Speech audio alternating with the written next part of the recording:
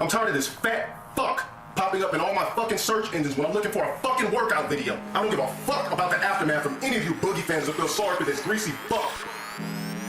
Who? Cheese drinking, ass smelling, Crisco bathing, lard gargling, calorie eating, blob, big bounce gorging, wine low, hungry hippo, yokozuna, whale slash free willy, you fat fucking disgusting fuck. Cheese drinking, ass smelling, flutter, Crisco bathing, lard gargling, calorie eating, blob, cheese drinking, ass smelling, Crisco bathing, lard gargling, calorie eating, blob. I know there's gonna be a lot of people out there calling me a bully. Well, guess what? I'm not. I just don't feel sorry for fat fucking people, especially fat fucks who sit there all day, gorge and eat, and make money for doing absolutely nothing.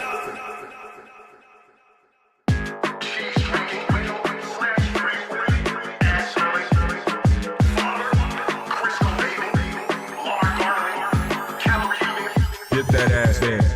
Cheese drinking,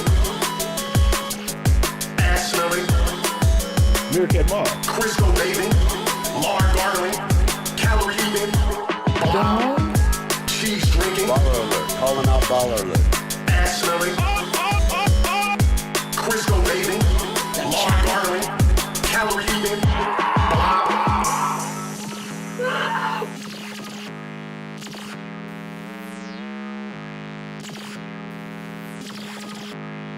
Meerkat Mall. I'm a strong believer that toilets are not meant to be pissed in. Whenever I have a bottle laying around, aim the slit right in the hole, and I get to urinate with no splashing. They try to symbolize, they my best galaxy. I don't use the toilet, babe. I piss in my gallon like every. They be like, no, why you pissing in a bottle? It's for sanitary, so I piss in a bottle. Piss in a bottle. Piss in a bottle. It's for sanitary, so I piss in a bottle. I don't use the toilet, babe. They my best galaxy. They be like, no, why you pissing in a bottle? Why you pissing in a bottle? They be like, no, why you pissing in a bottle? Piss in a bottle. They try to symbolize, they my best galaxy. I don't use the toilet, babe. I piss in my gallon like every. They be like, no, why you pissing in a bottle? It's for sanitary, so I piss in a bottle. Piss in a bottle. Piss in a bottle. It's for sanitary, so I piss in a bottle. They try to. All right, starting brief. I don't use the toilet, babe. I piss in a bottle. Brainless moron, a mouth drooler, coming on the stream to derail, and that's what I mean, it's not allowed. So please understand that, if you bring that stuff in here, you're gonna get my boot to your ass. Who? Bitch, I'm helpless, I'm a loser. Alcohol abuser, mouth drooler. Wish you found me sooner, I was cooler. Now I'm just a brain dead mouth drooler. Bitch, I'm helpless, I'm a loser. Alcohol abuser, mouth drooler. Wish you found me sooner, I was cooler. Now I'm just a brain dead mouth drooler. Booze on my wrist, drool on my lip. Come close, baby, yeah, wanna see it drip. They wanna see me clip, I wanna see a tip. Hateful slurs, yeah, I might just let it slip. Dance in my chat, trying to watch me react. Skulls cave in, but the wheelchair's fast. Wipe off the drool and I'm coming right back. Get the money quick, but I'm spending it faster. Saggy lips, got a case of saggy tits. They be swaying while I'm gaming, complaining about laggy shit. My bottle of gin, drink it while I come waddling in. It's time to begin, level 1, that's the level I'm in. They call me a pig, and that's because I probably am. Ain't got many friends, gotta make money for pulls and gin. So tip me a 10, animation trying to fit in by being a piece of shit to my dent. They say I'm a dent, I call him a mouth drooler. Got a couple screws loose in my medulla, oblongata or whatever, that's why I'm so stupid. And my biggest fans are Kuma, mouth drooler. Meerkat Mall. Alcohol abuser. Baller alert. Wish you found me sooner. I was cooler. Now I'm just a brain dead. Ladies and gentlemen, Yeah. Yeah. the chocolate stop. Yes. Meerkat Mall.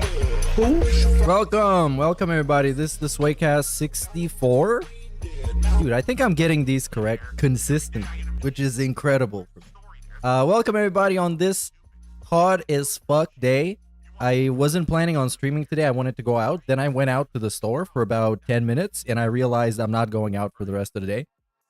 So I'm bumping up the AC right now. It's a full sun day and it's terrible. So how can we make this any more terrible but to watch some Dark Side Phil? So we're not just dying on the outside, we're dying on the inside. Anyways, welcome everybody. Let's get started. I have a couple of clips, ancient clips, and maybe a little bit more recent ones. I think some of them are from around 2021. So there's 5 videos here. Who knows how long this stream is gonna go? It might be like 8 hours. Who fucking knows? Hey, is it Tevin's birthday? Happy birthday to the biggest criminal, the biggest content thief on the internet, and wish him all the best. Hopefully he steals way more content than he has stolen so far. Infinite amounts of stolen content. That's what I wish him. So the first video we're going to watch is the FedEx Drama video. This one is called, I don't know if I can stream games and it's FedEx's fault, and why they owe my viewer a refund. So this video is basically directly aimed at FedEx, and he wants them to actually watch it, which I think he mentions in the video. Everyone, Phil Burnell here, also known as Darkside Phil on the internet. Yeah, before we start, big ups to Milliaway 009 for 14 months, dude. Baller alert. Big ups.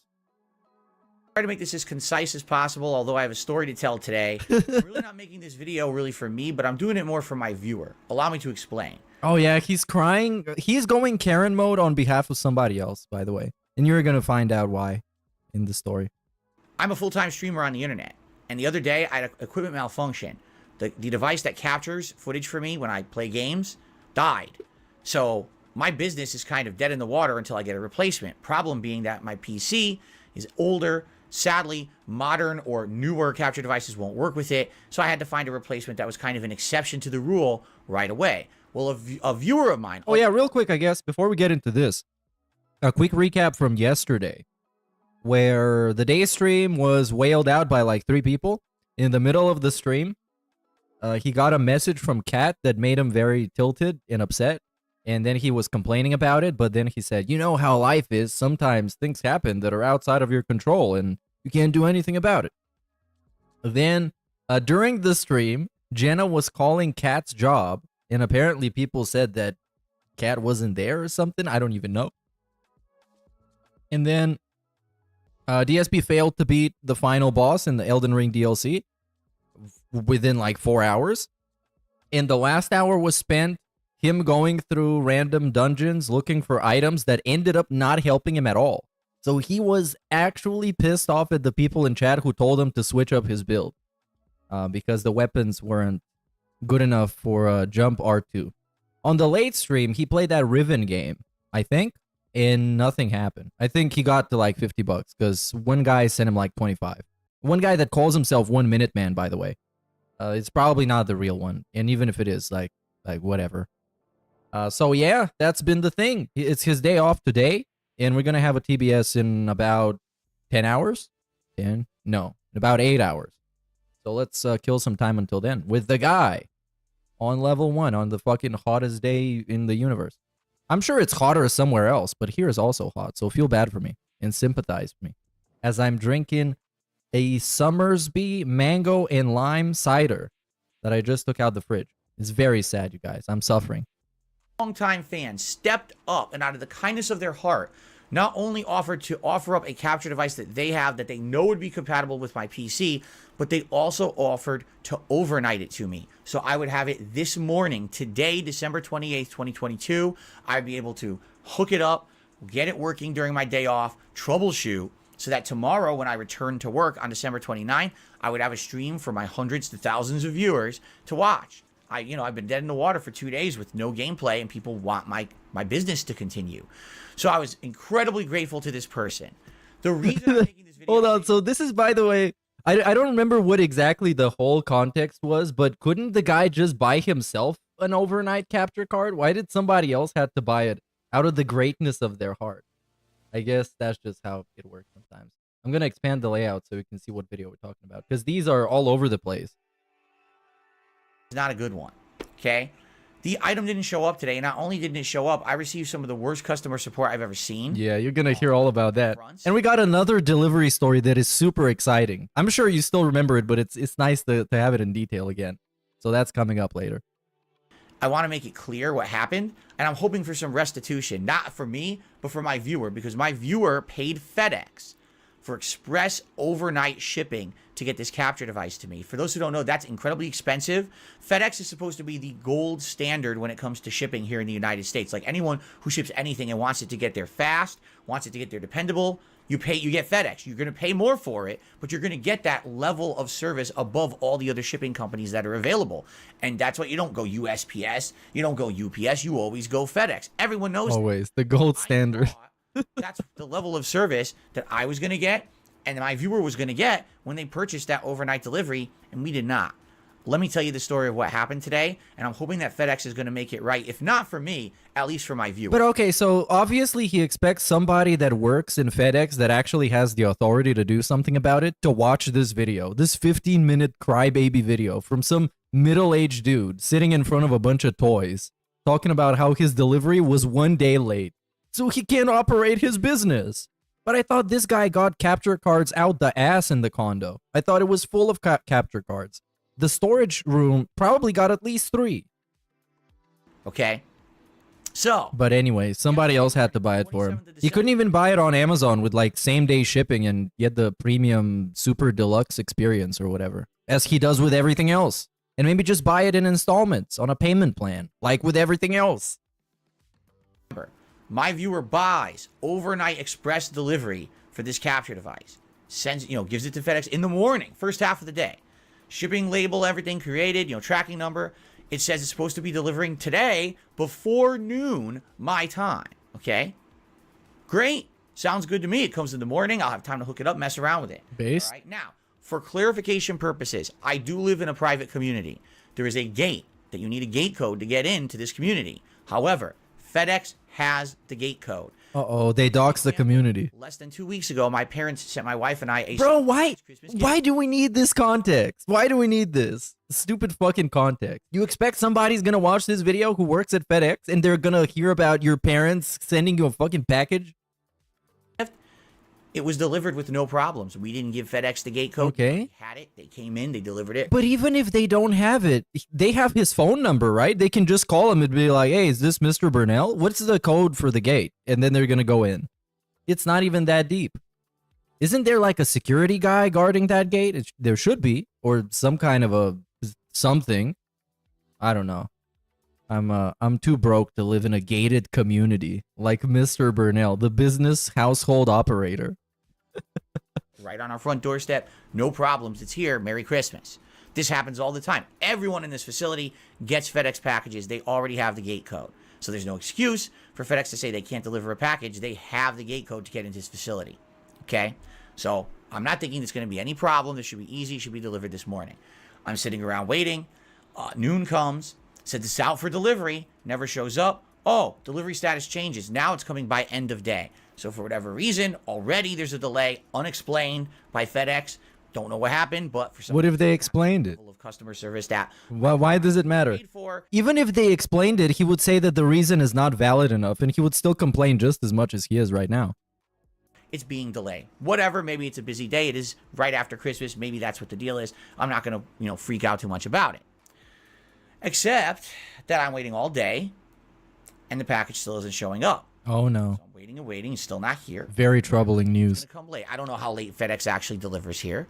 And all of a sudden, I receive a frantic email around 5:30 p.m. Pacific time, my time, from my fan, my viewer. They say, Phil, what happened? I paid for overnight so you could have this today. It says you weren't home to accept the package. Huh? It's delayed. I said, what? What? He went crazy, bro.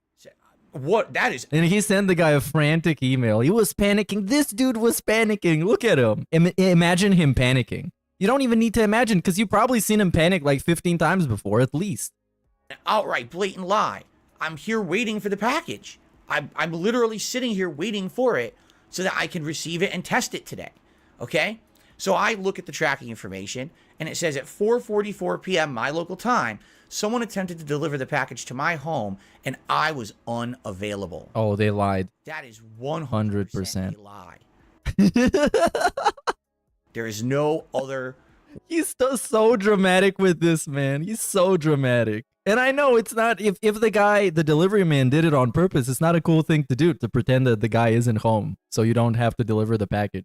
But then again, like, you watch this guy react in this so immature baby way of doing it. When you know he could have just went out to Best Buy and get a fucking capture card, or at least like a temporary capture card while the real one shows up. Could have streamed in like 720. Wait. If you guys like that I'm streaming in 720p, please consider supporting the stream. To describe it, or that is just a lie. If they had said, oh, went to the front gate and couldn't get in, that at least would have made some sense. Literally, they lied and said it's my fault that I didn't get the package. All right? I don't appreciate that. I don't appreciate being lied about. And right away, I think that employee has some answers or some questions to answer to their management of why they lied about the. Oh, this guy is getting put up against the wall, man. So I think one of he's getting fired. Happened. Situation number one: employee shows up. Oops, I don't have the ability. You know what's crazy?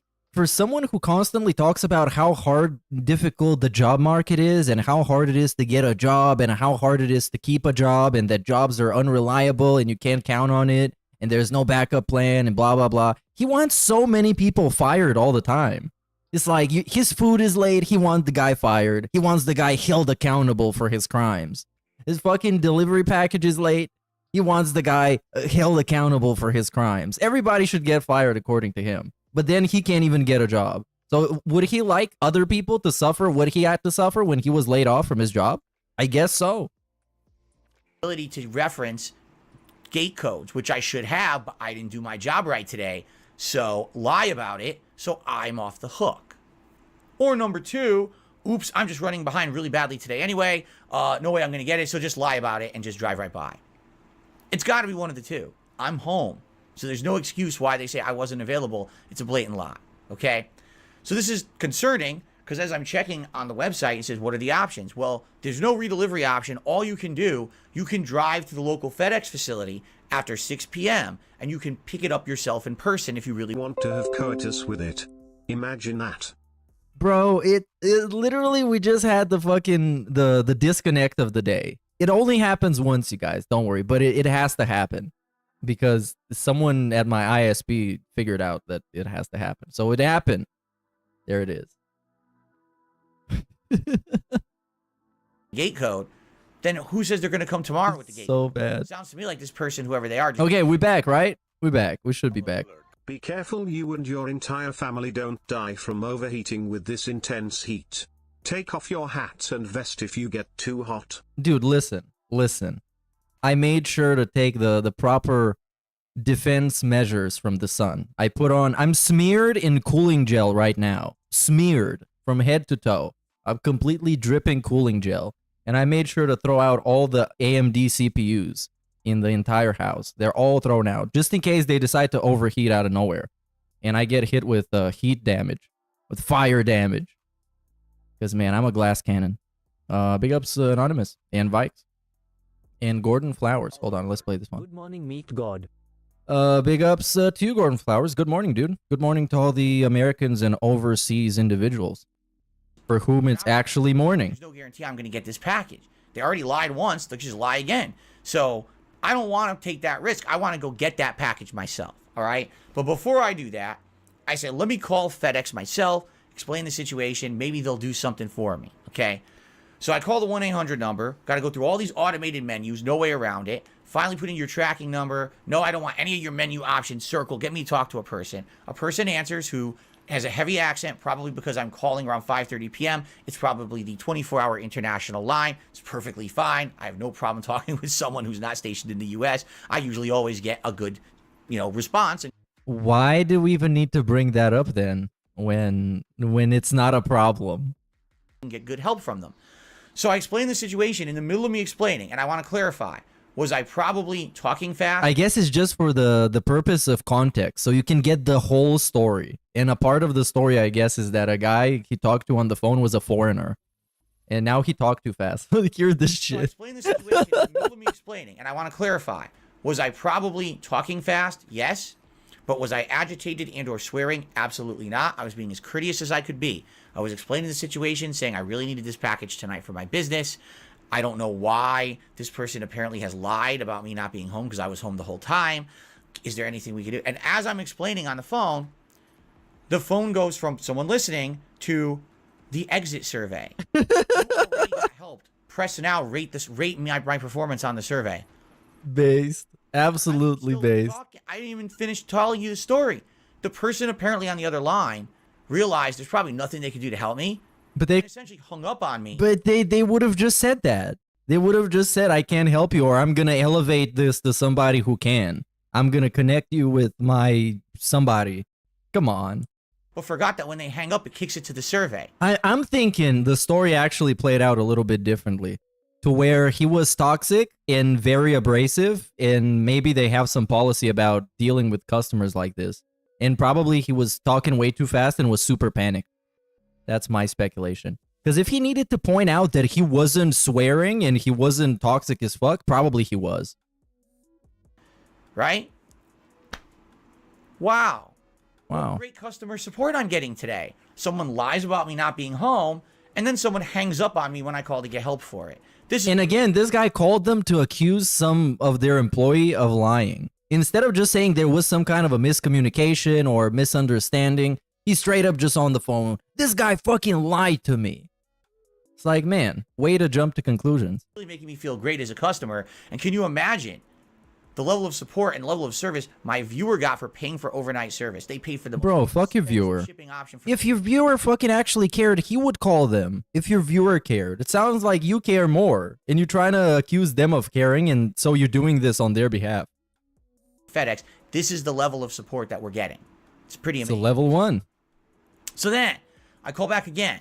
I go through all the menus again. I get a second person on the phone, and this time I say, listen, I want you to understand something. I'm not upset with you. I'm going to be talking fast and to explain the situation, but I really need help. Please don't hang up on me. Someone just did. Of course, the second... And of course, this guy is the worst guy to talk on the phone to, because you need to be taking actual notes. Because this guy is going to talk about what happened last week. Then he's going to talk about what happened yesterday. Then he's going to talk about the previous experience he's had from 3 months ago. And you wouldn't even be able to figure out what his actual problem is. Because when you talk to somebody on a support phone call, you need to get to the point and you need to explain it as simply as possible. Because otherwise, you just end up talking like a DSP. And nobody understands what's happening at all. Person is very apologetic. Oh, I'm so sorry. We'll do whatever we can to help you. Of course. So finally I get through the whole situation.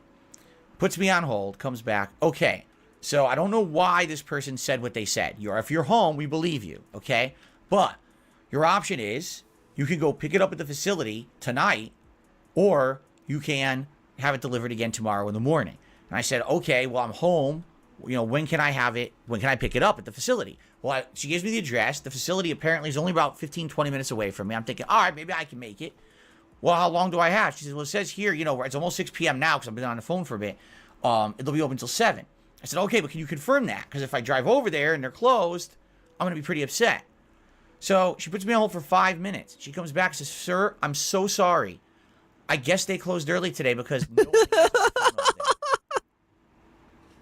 This is the best part. There's an employee that lied. They raw dogged him every step of the way. They gave him bad actual delivery experience. They gave him bad experience on the phone. And then he wasn't even able to go and pick it up himself, which is the thing he probably hates doing.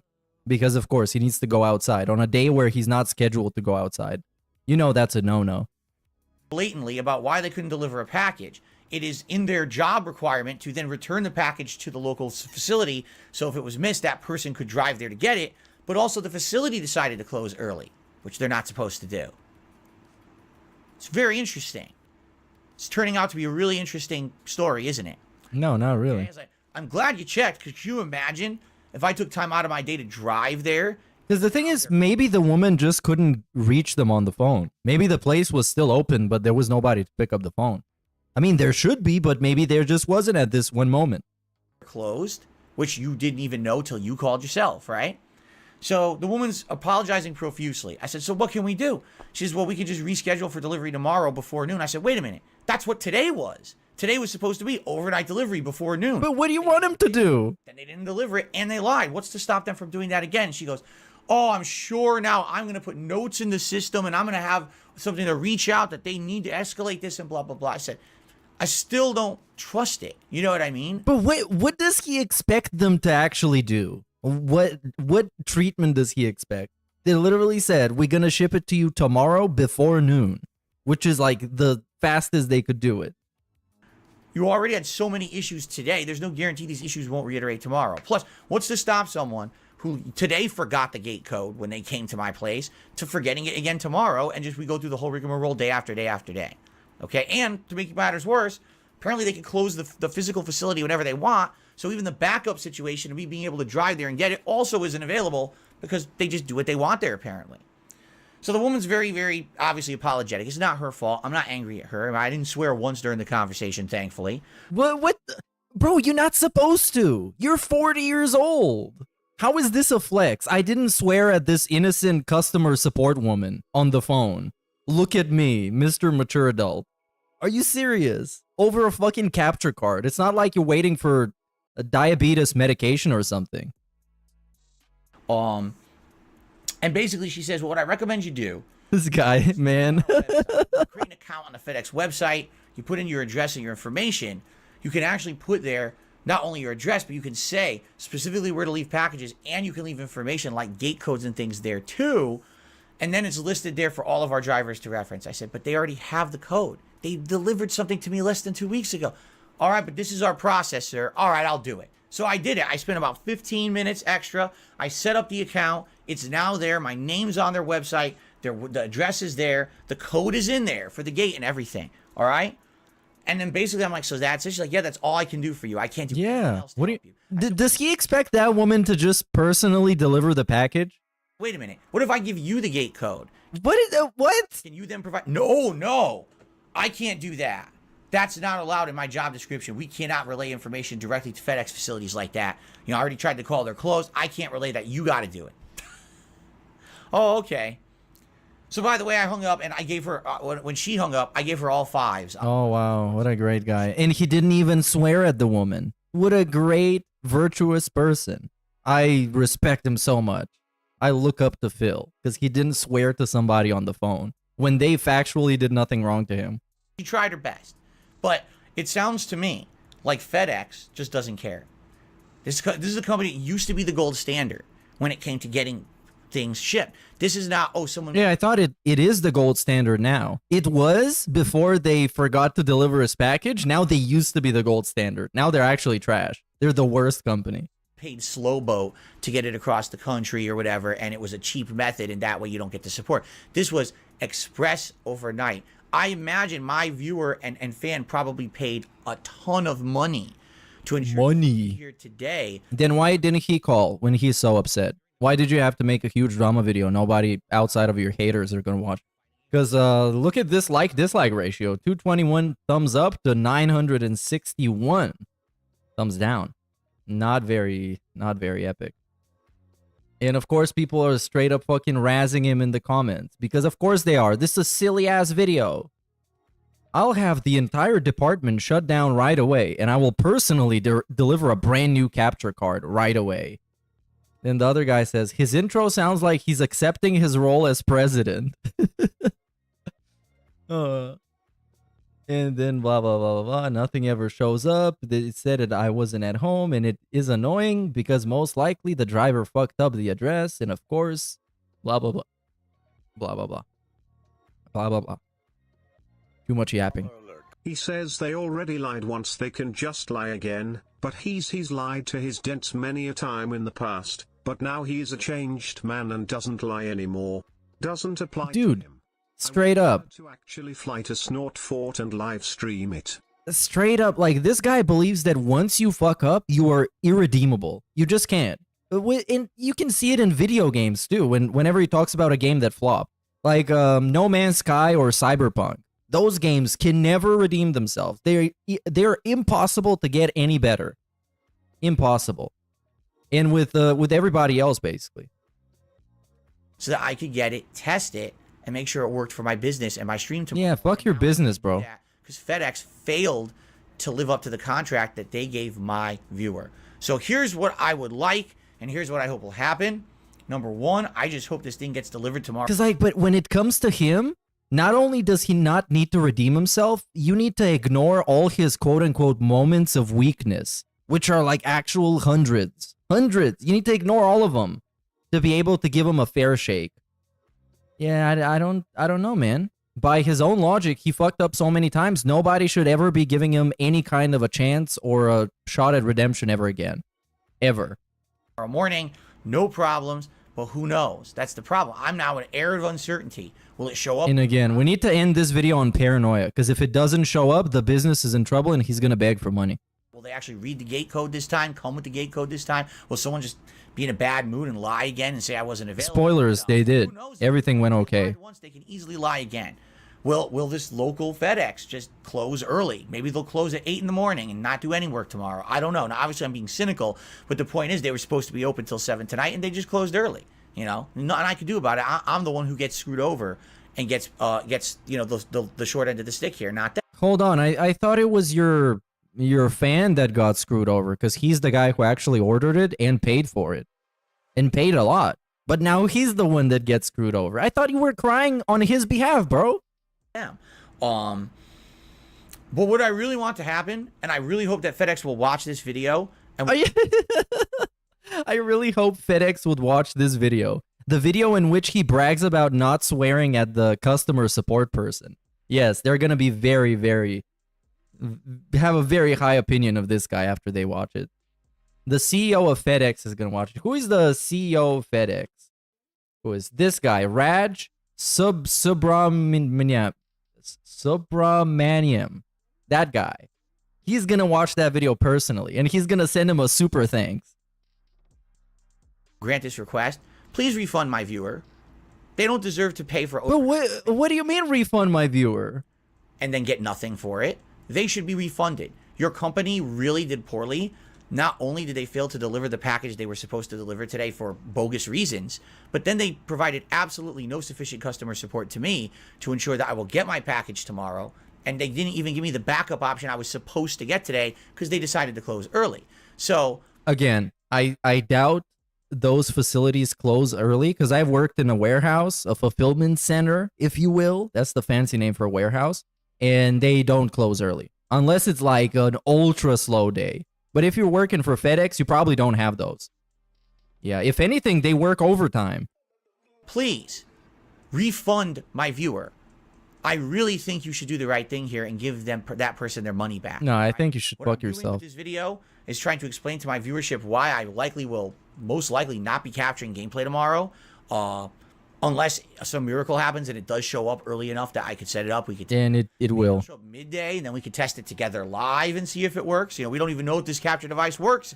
I would know if I got it today. And again, massive panic. I don't even know if I'm going to be alive tomorrow. I don't know if I'm alive tomorrow. If I wake up, I'm not going to stub my toe and break my toe. I don't know if I start eating my cereal, I'm not going to choke and die. I don't know if the package is going to come and I'm going to open it and they're going to give me the wrong package that's actually a bomb and I'm going to blow up. I don't know, man. I don't know. But so much panic. Now, so much wasted time, so much wasted potential for, you know, gameplay and work that I should be doing and I can't because FedEx dropped the ball on. Schizo posting. So yeah, that's one of the reasons I'm making this video, just to let everyone know what's going on, that I may not be doing gameplay again on Thursday, the 29th of December. But the other reason I'm making this video is I'm sending this to FedEx. I'm sending it to their Twitter account, and I hope they watch it. He's gonna send it to him on Twitter. Here, watch my 20-minute video, because I got a delayed package. I wonder how many thousands of people also got a delayed package. And I wonder how many nobody else made a video crying about it. They will refund my viewer his money. He deserves to get his full money back for not getting any kind of actual support or service out of what he paid for. Why didn't he ask for it? Is he a bitch? Is he a cuck? Is he a loser? Why are you asking about it? Are you his fucking dad? Chances are that guy was a grown-ass man. He can ask for his own refund. It's a complete and utter bad situation here all around from the company that, again, should be the gold standard of shipping, and today basically proved they're just no better than anyone else. Like, you notice the goalpost moving in the beginning? They are the gold standard. In the middle, they used to be the gold standard, and now they should be the gold standard. That's true, DSP. You know, that's true. what I expect, sadly, from like the lowest level of shipping from like USPS, where half the time you're wondering if your package will ever make it to the destination. That's, you know, that's basically what you're expecting. And, you know, to pay as much as this person did, kindness of their own heart, to do me a solid and to help me out during this holiday season, and to be treated like this is unacceptable. This company, FedEx, needs to do restitution here and give this person their money back. Okay? Yeah, sure. I hope they do. Anyway, let's see what happens, guys. So why his original capture card broke was because Jasper Kitty was sitting on it and it overheated or something. Who knows? And then it broke. So Jasper broke it. And then he bought like 5 other capture cards to have as backup whenever this one showed up. I don't even know what he was thinking about that. And then I think he returned them because he didn't need them. Or maybe he kept them. Who fucking knows? It's DSP, bro. I wouldn't be surprised at anything that he does. Nothing. Because he's just like the most irrational, random guy. Lurking. Big ups, who's that? Try Lightning for the sub, dude. Let me find the next video, because this one is finished. Pick up your package, the voices command, as if life's choices are all second-hand, yet they see not the soul, nor the wars he has fought, in the silent confines of battles they forgot. Hell yeah. Paranoid about literally everything. I'd actually KMS. Bro, this is not a way you should live life, being so paranoid and anxious about everything. Because as he says over and over and over and over again, some things are out of your control, and you can just control what you can control. But I guess not, brother. If you can't control stuff, you just complain about it until it's somebody else's problem, and then they fix it. You make it somebody else's problem immediately. So this video is my final answer to Keemstar. The final, by the way, the final solution to the Keemstar problem. And then also it says, I need the internet's help. So I wanted to figure out why exactly he needs the internet's help on this. Because I've watched this video 100%, but it was a year ago, so I completely forgot. Big ups Jay Ruiz for the membership, dude.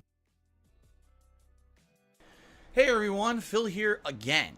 And I find myself in a situation where, once again, I have to make a video to explain a situation and to give an answer. Yes, the vintage black shirt.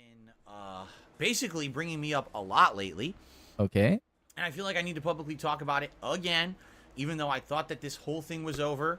I feel like it's best for me to actually bring it up publicly one more time, just to clear the air and let everyone know what's going on. The guy that constantly wants to run away from drama, he admits right at the start of this video that he thought the drama was over. But you know what? I'm gonna do this one more time, just to be sure. This time it's over for real, for real. And you know what he actually wanted to do? He wanted to have the last word.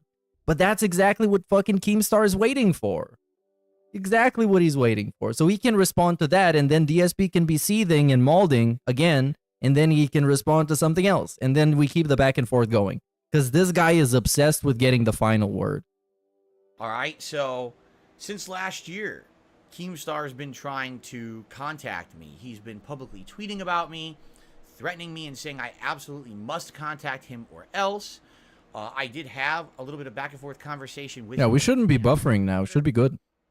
He even made a series of little cutesy mini videos about me, discussing me from time to time. Oh, very flattering videos, by the way. And after having some discussions with him in DMs, I said, hey, let's talk further via email. He refused. He wanted to actually talk to me on the phone. Now, I found that kind of forward. I was like, whoa, well. All right. Well, the thing is, I kind of had to give him my number because I'd been doxxed years ago. So if I didn't give him my number, he was going to have it anyway. I told him specific times to call, have conversations. He didn't call me at those times. He was calling me instead at other times that were very intrusive to my life and my work schedule. What? Very intrusive? Bro, this is the worst way to tell this story. And we already know what the actual story is and what Keemstar's response is. This is like the worst way you can address this. I specifically said, hey, I'll be open to It talk. was intrusive to my life. Instead, he kind of invaded my private life and tried to call at other times, which was really weird. Invade my private life. And at that point, I basically kind of ignored the situation, figured it would go away. It didn't. He continued to keep tweeting about me, talking about me, wanting to talk to me, wanting to get me, involved in my life. It was kind of disconcerting, to say the least. I think, at least in the last couple of months, I've pretty much made it abundantly clear. So this whole video is basically trying to mobilize the hate army, or at least the internet army, to go after Keemstar and defend Phil. That I really didn't want to talk to Keemstar. Yeah, there's nothing I can actually do if it's buffering. And it is probably a YouTube side thing, because my stuff looks fine on my end, because I'm looking at the stats, and the stats are good, dude. Getting 6 stars. Then he interjects himself into an interview that I'm having on Side Scrollers that has absolutely Interjects himself? nothing to do with him. It actually has a lot to do with him, because they were on the topic of the whole lolcow podcast in the 50K. And he's still following me around, essentially tweeting about me, Okay, you're a public figure, Phil. saying all this stuff. You tweet about other people too, But and bring him up on your podcast. He talked about Boogie like 2 days ago, and the other drama. what you guys don't know is that it's actually escalated a little further than that. All right, so basically, today I started receiving gifts. I got a bouquet of flowers showed up to my house. And by the way, it was a very beautiful bouquet of flowers from Keemstar. The thing is, I have allergies. But bro, like, this is so stupid, because he spent like 2 minutes framing himself as a victim of harassment straight up, and now he's just joking about it. And so when they showed up, I was like, oh, this is actually a really bad idea. My eyes started to tear up. He was pretending to be gang stalked, basically. Bad. Obviously he didn't do his research here. Keemstar is gang stalking me. He also did send some delicious gourmet chocolates, and let me tell you, Gourmet chocolates. I'm a chocoholic, and so when those showed up, I mean, regardless of the situation that I am trying to avoid the guy, I mean, the chocolates are here, so I ate them, and man, they were absolutely delicious. But still, not interested. But then finally, the thing that kind of, was kind of the big deal maker for me. He sent The big deal maker. That's a fantastic fantastic phrase. The big deal maker. That's something that makes the issue a big deal. Because before that, it wasn't a big deal. You weren't upset. You weren't rattled. You weren't felted. But now it is. enormous box of EL fudge cookies. And now we're just wasting everybody's time with like a bunch of unnecessary comedy shit. That those people that live in that hollow tree with Keemstar there and him, they're just experts at this. This is what they do. Those other Keebler elves and him, they're really good at making cookies. So I used to eat EL fudge when I was a kid, and I was like, man, I can't let these go to waste either. And I started picking out, and I realized, wait a minute, what am I doing here to myself, right? I thought I made it abundantly clear, but I guess I didn't. So now I have to make this video specifically to say publicly, directly to Keemstar, as well as the rest of the internet, I will not go out with you, Keemstar, all right? Why didn't you just DM him, bro? It's so easy to do. You just DM the guy. I have no interest in working with you. Doesn't matter the money. I just don't like you. I'm not going to work with you. There you go. That's it. That's what he should have done to begin with.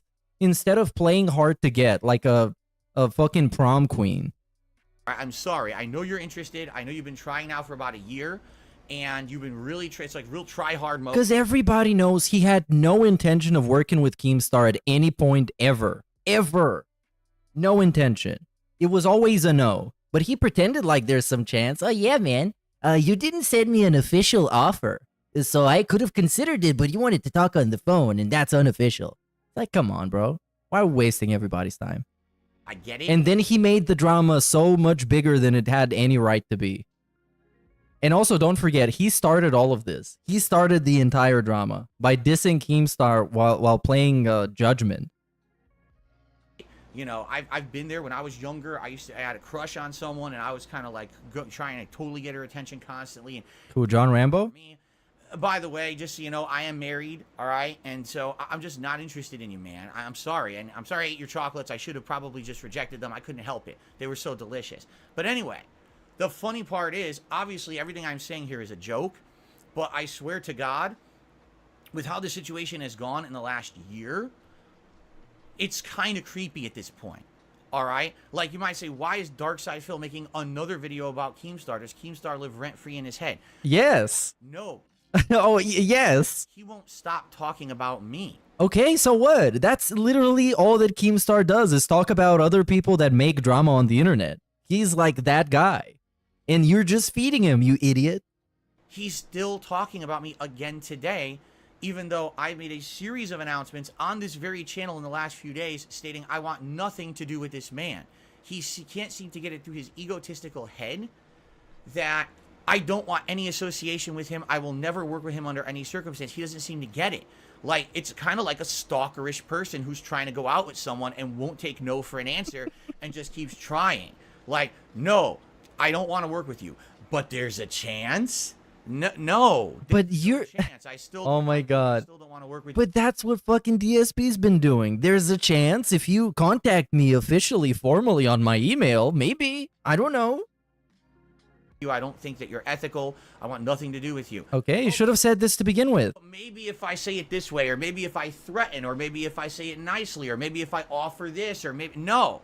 You know what I'm saying? So, to get everyone caught up here on what's going on, because I'll very, very briefly summarize it. That should have been the actual start of this video, not 5 minutes into the video. Keemstar wanted me to be on a podcast with Boogie and Wings of Redemption last year. He wanted to call it the Lol Cow Cast, and he wanted to offer us each $50,000 to be on this show. Okay?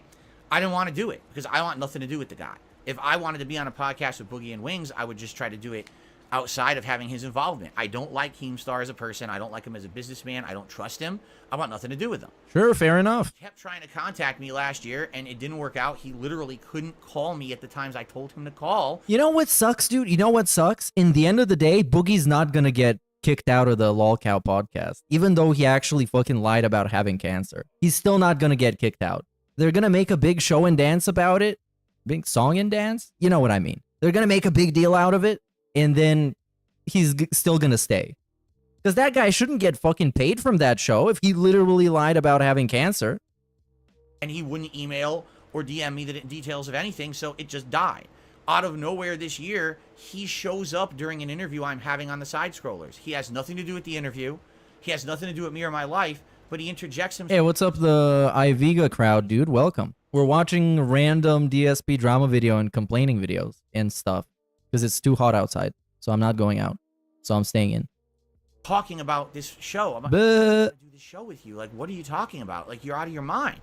What it is this guy seems to have it in his head that he is so important. He is so powerful and rich or whatever it may be that no one can ever say no to him. That there's got... And Phil is the first guy to ever say no to him. For some reason, if he makes an offer, someone has to accept it no matter what. That's not reality, but that's the reality that apparently he lives in. So... he's been stalking me, literally, for a year. He won't leave my name out of his mouth. He keeps constantly bringing stalking me, insulting me, but then he wants me on his show. Then he threatens me to be on it. Threats aren't going to get me on your show. I'm already not interested, and now you threaten me on top of it. It's not going to work, all right? Yeah, he's just trolling you, dude. He's just trolling you. Or maybe he's just being very persistent, which is also Keemstar. He does that. So the only reason this is coming up this week is because... recently, behind the scenes, I had some conversations with a third party who was representing Boogie and Wings saying, hey, they're interested in getting you on a podcast with them. Basically the show that Keem wanted to do. But we talked to Boogie's manager. And I said, I'd be interested. We were supposed to wait until Boogie and Wings had their boxing match. I guess it's in a week or two. And when they were done with that, we were supposed to have conversations about it and maybe get it going and see what would happen. But we literally didn't even have a conversation about it yet in person. It was just ideas through a third party. Okay? Well... what ended up happening was Boogie let slip that we had been talking about this because he was interviewed by the Side Scrollers, I guess, this past week. And when he let it slip, on the show that this was happening, I guess Keemstar became infuriated. Yeah, bro, because Boogie straight up said on the side scroller thing he did, he said that DSP wanted to basically steal the idea, and he wanted to steal Boogie and Wings from Keemstar and do his own little lolcow podcast with them. We would do Oh my podcast God. without him. And he went back to Boogie and Wings and basically said, well, now I'm going to offer them their money again. They're 50. Yeah, of I'm course. going to find a third host because Phil doesn't want to do it. So he makes a tweet about this Friday night on his Twitter. DSP has been kicked off the lolcow cast, and we're going to find a third member. Who should it be? Everyone give me your opinions. And I read, I'm like, I'm not on the podcast. I never was. I never talked to him about it. I never agreed to do it. How can you kick me off of a podcast I'm not on? Again, it's delusion. It's actual egotistical. Bro, it's trolling. Who won't leave you alone. It's literally trolling. And he's taking the bait and he's making these weird ass videos. Like he needs the fucking police protection or something from Keemstar. And is creating this weird narrative in their head when they get rejected. Because he knows that whenever Keemstar goes on Twitter and makes some like sensationalist tweet like this, like DSP's been kicked out, DSP's been eliminated, blah, blah, blah. He knows that DSP gonna respond. And he does. This is a 15-minute video specifically taking the bait. Okay? So, I publicly made a video here a couple nights ago telling you all what was going on, saying, hey, listen, the only thing that's happening from my understanding is I'm having a conversation with Boogie and Wings behind the scenes about a podcast with us.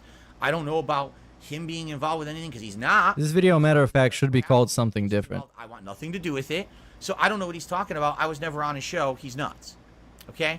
The next morning, I get told by a bunch of people, well, now what's happening is Keemstar's upset, and so he contacted Boogie and Wings, and he's trying to do the show without you, and he offered them the money again. So that whole podcast with you guys is off the table. And I'm like, well, I don't know. They said nothing to me. I did reach out to them. I tried to get an answer. I didn't initially get an answer. They ignored me. So I talked on my podcast the next day, I think this was like Saturday morning, and said, listen, here's the deal. I wish Boogie and Wings the best, but I'm done with this drama. I want nothing to do with it. I really I'm just... He's done with it this time for real. ...my life and not be involved in any of this stuff. I'm done with it. The answer is, if it has any involvement with Keemstar, I don't want involvement. I'm moving on. So good for them. If they want to do business with Keemstar and they make a lot of money and they find a third host and they make $1 million each, great for them. I don't care. He doesn't care. Completely leave me alone. I'm done. He doesn't care, but how many times did he sneak diss the Lolcow podcast talking about them falling off? Which they did. Before the fake cancer situation. They did. They were falling off crazy. Okay? And that's but still, this is supposed to be a guy who doesn't care about him and wishes them the best. where I left it Saturday morning. I think that's it. That's the end of it, right? I've said my piece. We're done. I get up this morning. Everyone's telling me, oh, did you know Keemstar tweeted about you again? I'm like, what? Mr. President, another tweet hit Twitter. Like, have I not made it abundantly, straightforwardly clear? Again, it's like the mindset. He's so fucking pissed off that another grown-ass man tweeted about him. Tweeted about him. A stalker that won't take no for an answer. He keeps talking about me. So now he made a tweet overnight saying, DSP now has 48 hours to publicly apologize to the Lolcow cast, and then he can be on the show again. And again, wild bait. Absolute bait. And he just took it. And he made a whole video about it. What are you talking about? Are you deaf or stupid or both? Okay? Wow. You know, I really feel at this point, and I wish I were joking. I'm starting to get scared. Really? I should contact someone about getting a restraining order against him. Really? But this guy's never been close to you in real life. You've never seen him. And chances are you never will. What are we talking about?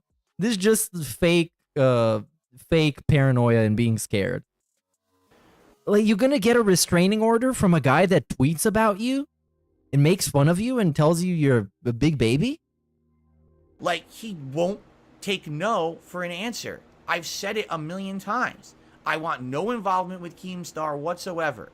All right? None. I don't want nothing to do with this man. I want him to leave me alone and stop mentioning him, stop considering me for a show or any projects. I want no business relationship whatsoever with Keemstar ever in my entire life. Done. And when I'm dead and buried, I don't want you... But just block him, bro. Either. Or when I'm burned and I'm cremated, I don't want you trying to get my ashes. All right? I want you away from me. I want nothing to do with you at all. I don't understand why this guy keeps bringing me up. Oh, dude, you know if DSP got cremated, Keemstar is gonna buy his ashes from Cat. Because, you know, Cat's gonna be broke as hell. Because he's gonna leave that woman with nothing. And she's gonna be in bad health. So she's gonna sell off DSP's ashes to Keemstar. And Keemstar is gonna put him behind him on the drama alert setup. It's DSP's ashes, bro. Don't get it. I'm at a loss. It's, again, the only thing that I can think of is that I'm the only person in his entire life who's actually told him no. Really? I don't want to do anything with him. And he can't handle that. He can't handle the fact that someone would say no. Or maybe he's just trolling you because you always take the bait, man. I don't know. Maybe it's just not that deep. Especially someone like me who he knows I could use money. It would help me. But I have morals. And some people say, oh, you can't swallow your pride. There's a difference between swallowing your pride or actually having an ethical code that tells you... Ethical code? ...with this person who does things you don't stand for. What is that? Making drama videos on the internet? You're doing that right now. Exploiting people's misery? You've done that to yourself many, many times and to other people. What are we talking about? Where did these morals come from? I don't like the way that he operates. I think he's... Making drama videos is a war crime. I even hear more stories. I keep hearing more stories. How dare you discuss public figures on the internet that very publicly make their drama everybody else's business? About how he just started a new show called the Keemstar Show, and apparently within a couple of months of the show running, one of the hosts wanted to quit, and he gave him a hard time, and now he's slandering that person. It's like, wow, here's a case. Maybe that guy trash. He just did a business relationship that fell apart, and now this guy's being destroyed by Keemstar because he has a business relationship with him. No, maybe that guy did something. Why are we assuming that that guy did nothing? That's very interesting. It's almost like there's an angle here trying to make Keemstar look bad. And, I mean, let me tell you something, brother. You don't need to try very hard to make Keemstar look bad, but this way of approaching it is kind of weird and confusing. And it feels like a reach. Considering this guy supposedly knows nothing about the issue, right? He knows nothing about what happened. He just heard about this show and heard about it failing. Would that be a good example of how I would want to go into business with someone? I'd be nuts, right? So, listen, again, Boogie and Wings can do absolutely whatever they want, and they can find a third host for the show. I don't care. I want nothing to do with a lol cow cast, and never did. Any show I was going to have involvement with wasn't going to be like that. Yeah, it would. It would be a serious show with serious topics. How can you have a serious show with serious topics hosted by 3 people who are fundamentally unserious? Boogie is not serious about anything. Wings is probably the least serious of all of them and has the least discipline and willpower and everything else. And DSP is not fucking serious about anything else but asking for money. We have some self-respect and treat each other with dignity, not call each other Right. Who's gonna watch that? Who's gonna support that? cows and act like assholes, okay? So, I hope now, after publicly making this video, and I certainly hope everyone will share this video. Share it with the whole fucking internet. Let them know. I, Phil Burnell, Darkside Phil, am making it known. First of all, I don't want to go out with Keemstar. I'm married and I have no interest in him whatsoever. And number 2, okay, funny man. Business relationship with him whatsoever. None. No relationship at all. Leave me alone. Why don't you, if you're such a big baller and big internet tough guy, why don't you just tell the guy yourself? Reply to his tweet. Like quote tweet him or something. DM him or something. Why are we making a video asking the internet to tell Keemstar this? Like a complete bitch. Don't mention me. Don't bother me. I'm going to stay here and make content for my audience, and I want nothing to do with you.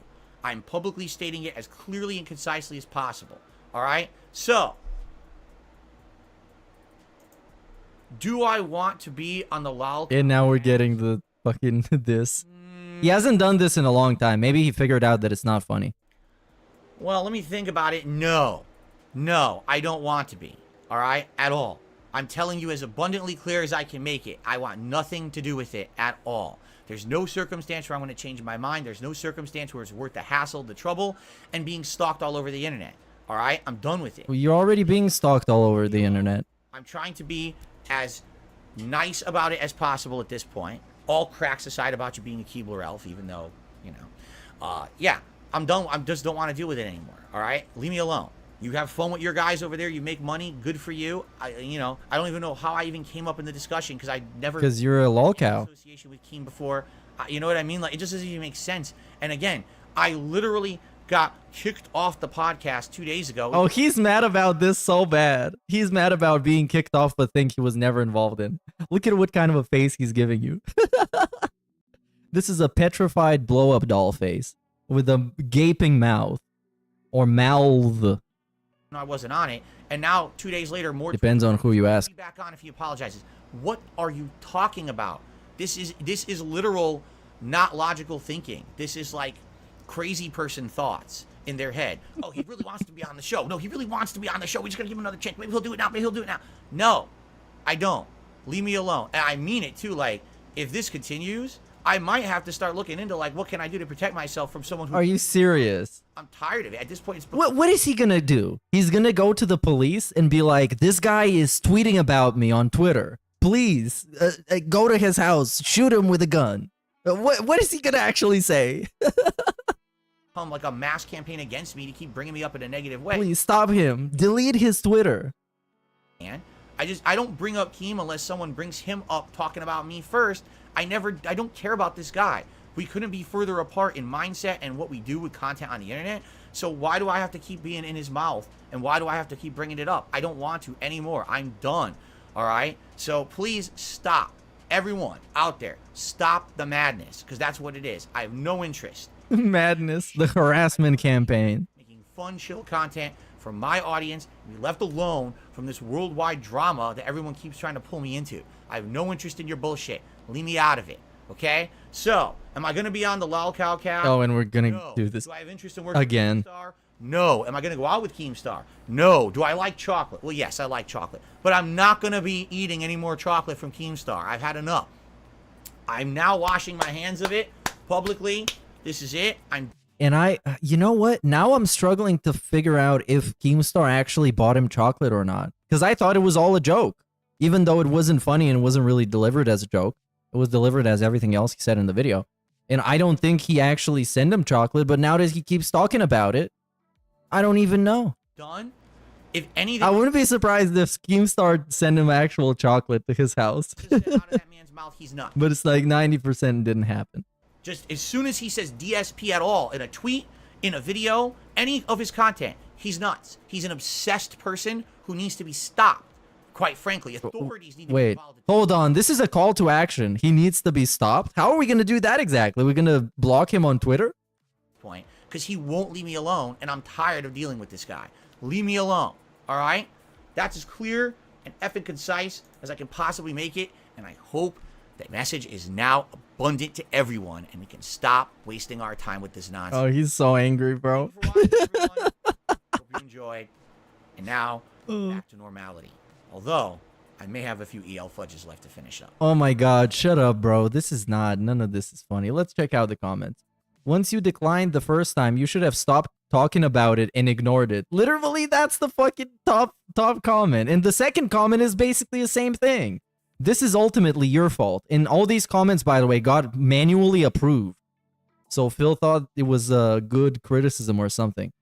You keep responding to him and talking about him. Just stop. Block all communication with him and stop worrying about what he says. You keep saying you want to clear the air, but all you're doing is feeding him by talking about him as well. Obviously. And then we got a conversation with the police. Cops, I need a restraining order. Against who? Keemstar. He's an internet guy. Well, the digital version of a restraining order is just the block button. Bleh. Oh, yeah. You know Keem loves it when you keep talking about him, right? Attention and drama is his livelihood. If you want to stop him, stop engaging with him. But you have talked about him every single day these past 3 days. Of course he's gonna keep going. Of course. And then even KG. Galleon, that guy, the horse lover. Man, stop getting baited. You know that podcast is never really gonna happen and Keem is just fucking with you.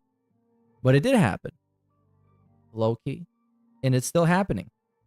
So I guess you gotta take the L, Mr. Burnell. Let's see what we got next. A man like this, panic right away. Bro, oh yeah, that was about the FedEx thing. The panic was like actually crazy. Over a package that got delayed by 1 day. He is too small-brained to understand that the reason they marked the package not home to receive is that it relieves them of refunding the customer. If it's not delivered due to a FedEx, the dent can get a refund. Sonic corn but true. Happy it happened to him. Yeah, it couldn't have happened to a nicer guy. 50k was in for me. Well, it's not just, he's not just giving you 50k. You still got to go through with your end of the bargain, which is, you know, being on the podcast and making yourself look like a clown, which is what happened. But I guess they're getting paid well. I guess they are, man. Big ups Forever Bald for 16 months, dude. Let's see what the next video is about. So it's this one. Oh, dude. What PPP said last night, Keem can't or wouldn't fire Boogie. The show is made purely for drama and they need fake Kasser man on the show. Yeah, that's what's gonna happen. Because right now, this dude, Keemstar knows that the show is not going well. He's borderline, like, almost pretending to quit for the 10th time or something. Because, I mean, let's be honest, the only fun episodes are whenever he's there and he tries to instigate some fake drama. And people start yelling at each other. Everything else is just, I mean, come on. It's just random clickbait and shit. But yeah, sadly, they're going to keep Boogie on. And they're going to find some weird excuse why. Because he's going to have some sort of a punishment that he's going to have to do. So this video is called, it's an actual meme title. And it has less than 100 likes and 560 dislikes. So you know it's going to be a banger. If you're enjoying my React event, I need some help right now. Thanks. And this is just 3.5 minutes long, so it's surprisingly short. Surprisingly. Phil stands accused, though the jury is flawed, for they see only weakness, not the wars he has cowered, they label, with tongues sharp as knives, yet fail to perceive the truth of his life. Bro, the jury is gonna roast his ass. Speaking of which, I think Young Thug might be staying in jail for a while, because they changed his, what was that called? The judge. And it's not looking good for him. It hasn't been looking good for him so far, but man, we might not see Young Thug again for a long time. Yeah, free sex. Hashtag free sex. If you don't know, he decided to rebrand himself, much like Snoop Dogg decided to become Snoop Lion, and then nobody bought it, so he went back to Snoop Dogg. Young Thug rebranded himself as Sex. That's just it. Literally just Sex. And then, obviously, you know what happened. Hey everyone, Phil here with a very quick video, only because I'm in a weird situation right now that normally would never happen like this. Ah, yes. Allow me to explain. Currently, I know a lot of you are catching up and or still watching the live React event where I reacted to the John Rambo and Howard video from 2015. Because of the nature of that project being meaningful and special to me, and the subject matter of that React actually being that those guys felt that I had monetized them over the years unfairly, I didn't monetize the entire project at all. Actually, it was monetized. It just had no ads on it. Because he was taking tips, super chats, memberships, gifted memberships, all that shit as the stream was going on. That was all monetized. And then I think there's still super thanks on the video or whatever. But it still stands. It was monetized. So this whole thing is bullshit. But let's see what he needs help with, because that's very interesting. The only times that I monetized anything that entire day when I did a 12-hour marathon was the pre-stream and a Feasting with the King video. Sadly, that didn't really do much. So effectively, that was kind of a dead day for me when it comes to business, which is fine. I was expecting that. But today, what I was hoping is that there would be a rallying on my streams of people to come and support, and it didn't happen. In fact, today was an abnormally slow day, even for a weekend, and I'm kind of in a hard spot now, and here's why. Bro, are we serious? Seriously getting a begging video? A black shirt begging video. It's not just a regular begging video. Is I need your help right now, black shirt begging video, vintage style. And this is not that even of a vintage video. This is from 2022. And we're getting it over 1 day of slow streams. 1 day. Because the previous day, he barely made anything because he didn't put ads on those videos, even though he got tips, super chats, and memberships during the stream. This is actual bullshit. Actual fraud. I don't know if it's actual fraud according to the law, but it's fraud to me. It's fraud in my heart. Number one, Tuesday's my day off. And on Tuesdays, when I have my day off, I use tips that I raised over the previous weekend to pay for things like groceries, and if I have one meal out with my wife or any errands we need to run and afford. And with the slow weekend, this is going to be a problem. Now, in addition to that, later on this week, there's a special situation because guess what? There's new games coming out this week. I have to buy 2 of them, The Quarry and Mario Strikers Battle League. In addition to all of that going on, there's 2 large bills coming up that I have to pay this week. So anything that I had saved up in excess is gone, and I don't have those funds, okay? So all that being said, yes, I'm appealing to you for a little bit of help if you could. Straight up begging. Over the next day, before my day off on Tuesday, that would be stupendous. It's insane, bro. It's insane. Sometimes I get completely desensitized to the begging and the actual audacity behind the begging, the actual gall, the balls he's got to just straight up come out there and be like, give me money now because I can't afford to have my day off. And then in the same breath, sometimes he would just be slamming other people who don't have to do that and never have to do that. If you want to help out with the cost of those games coming out later this week. Oh yeah, or just buy the game. Appreciate it if anyone out there wanted to buy some credits for the PlayStation Please Network buy me the game. or Xbox Live or the Nintendo Store, because Mario Strikers Battle League is exclusively on the Switch. You see? Any of that would help right now. And anything appreciated. If you are going to get those credits, by the way. Hold on. Are the comments disabled on this one? I would expect them to be disabled. Oh no, I've actually left a comment that probably didn't show up that says LMAO. And then the top comment is literally LOL. Literally. And then we got the Steel Toe Morning Show dropping him a $5 super thanks. And he didn't even like reply to it because he knows these people used to make fun of him. What do they used to do right now? Oh, they're actually live right now. What happened with this guy and his allegations of being an abuser and beating his wife? I guess it's all positive. We move on positively, dude. Look at the great show. You got a NWO t-shirt. It's the best. What I do is email me the digital code so I can redeem it and get the credits and for my consoles. But in particular, maybe you're someone who doesn't attend the streams and you're liking the content right now, you're appreciating the fact that I did that react and I didn't monetize it. What you can do is tip me by looking at the description of this video. You can just click on it. Bro, this guy is shameless. Shameless. If you like the fact that I didn't monetize that react, because the people in it explicitly told me that they're pissed off at me for monetizing them. If you like that, you can give me money so I can monetize it, still kind of, but not directly. Through way of semantics. Sound good? Tip if you want to help out right now. Okay? If not. So isn't that just the same thing as monetizing it? Who attends the live streams, hopefully I'll see you on stream tomorrow, and hopefully you can help out that way as well. All right, guys? Thanks so much. I'm not asking for anything crazy beyond your means or anything like that. I'm just saying right now it's a unique circumstance. Well, I mean, it kind of seems like you are, considering you made a dedicated video to beg for money. It kind of seems like you're asking for something crazy, because people don't usually make begging videos for like a day's worth of income or like $100, unless you're like actually dead broke. In which case, I mean, I thought you're a mature adult and a household operator, man. Come on, what happened? Big ups Nerd Brew for the membership, dude. Often do I do a marathon that's not monetized, and it put me in a bad way right now, and I would really appreciate any help to get out of it. Now, one final thing. I don't give a shit about what the trolls say, what the geeks on Reddit say. You can make up whatever you want. You can make fun of me, whatever you want. All right? I do what I love for a living.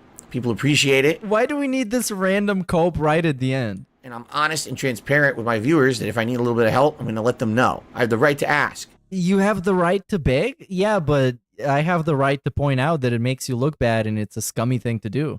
Especially that the beg is related to you not monetizing something else, even though you monetized it. You see, it's all like layers of scumbaggery. So I have the right to call it out. I do. And if you don't like that, tough shit. I don't care about you. You're not anyone important to me, so why would I give a crap? Okay, then why are you mentioning them in this heartfelt video to your own audience? Why do we even need to talk about them? Right? So go ahead and post this all over Reddit and everywhere you want. They will. Post it to // up your ass / beggars, losers, choosers. Whatever. Oh yeah, so this was in light of him being posted on the Reddit. What was it? What was the choosing beggars? I think that's what it was called. And it was one of those clips called like streamer begs his audience because they didn't hit the goal or something like that. I don't care. You're a bunch of immature idiots. Yeah, you definitely care. Trying to make fun of the video. Because the only reason you're talking about it because you care and it hurts you. all you do is bring me views. You help the channel every time you post it there. Right. I don't care. All right, guys. Well, if it helped the channel so much, then you wouldn't be fucking begging for chump change, you piece of shit. Wouldn't you? Ah, interesting. Thanks so much. It helps the channel so much, we need to make begging videos. Maybe he just made this video so he can have people from Reddit come over and watch it. Maybe that was the 4D chess. So he managed to cheese himself 4,000 views in 2 years. What an incredible plan. Absolutely worked. 100%. The confidence he has when telling his Karen customer service stories is insane. His behavior is so terrible, but he thinks people will be on his side. Yeah, I don't, and, well, they actually are. If you get a chance, watch Momology 101 or SNORTWAVE's Street Fighter 6 recap from a day ago. The pig was really squealing, more than usual. I might check it out when I run out of the clips that I already have bookmarked here to watch, which I don't know how long that's going to take, because I think some of them are long.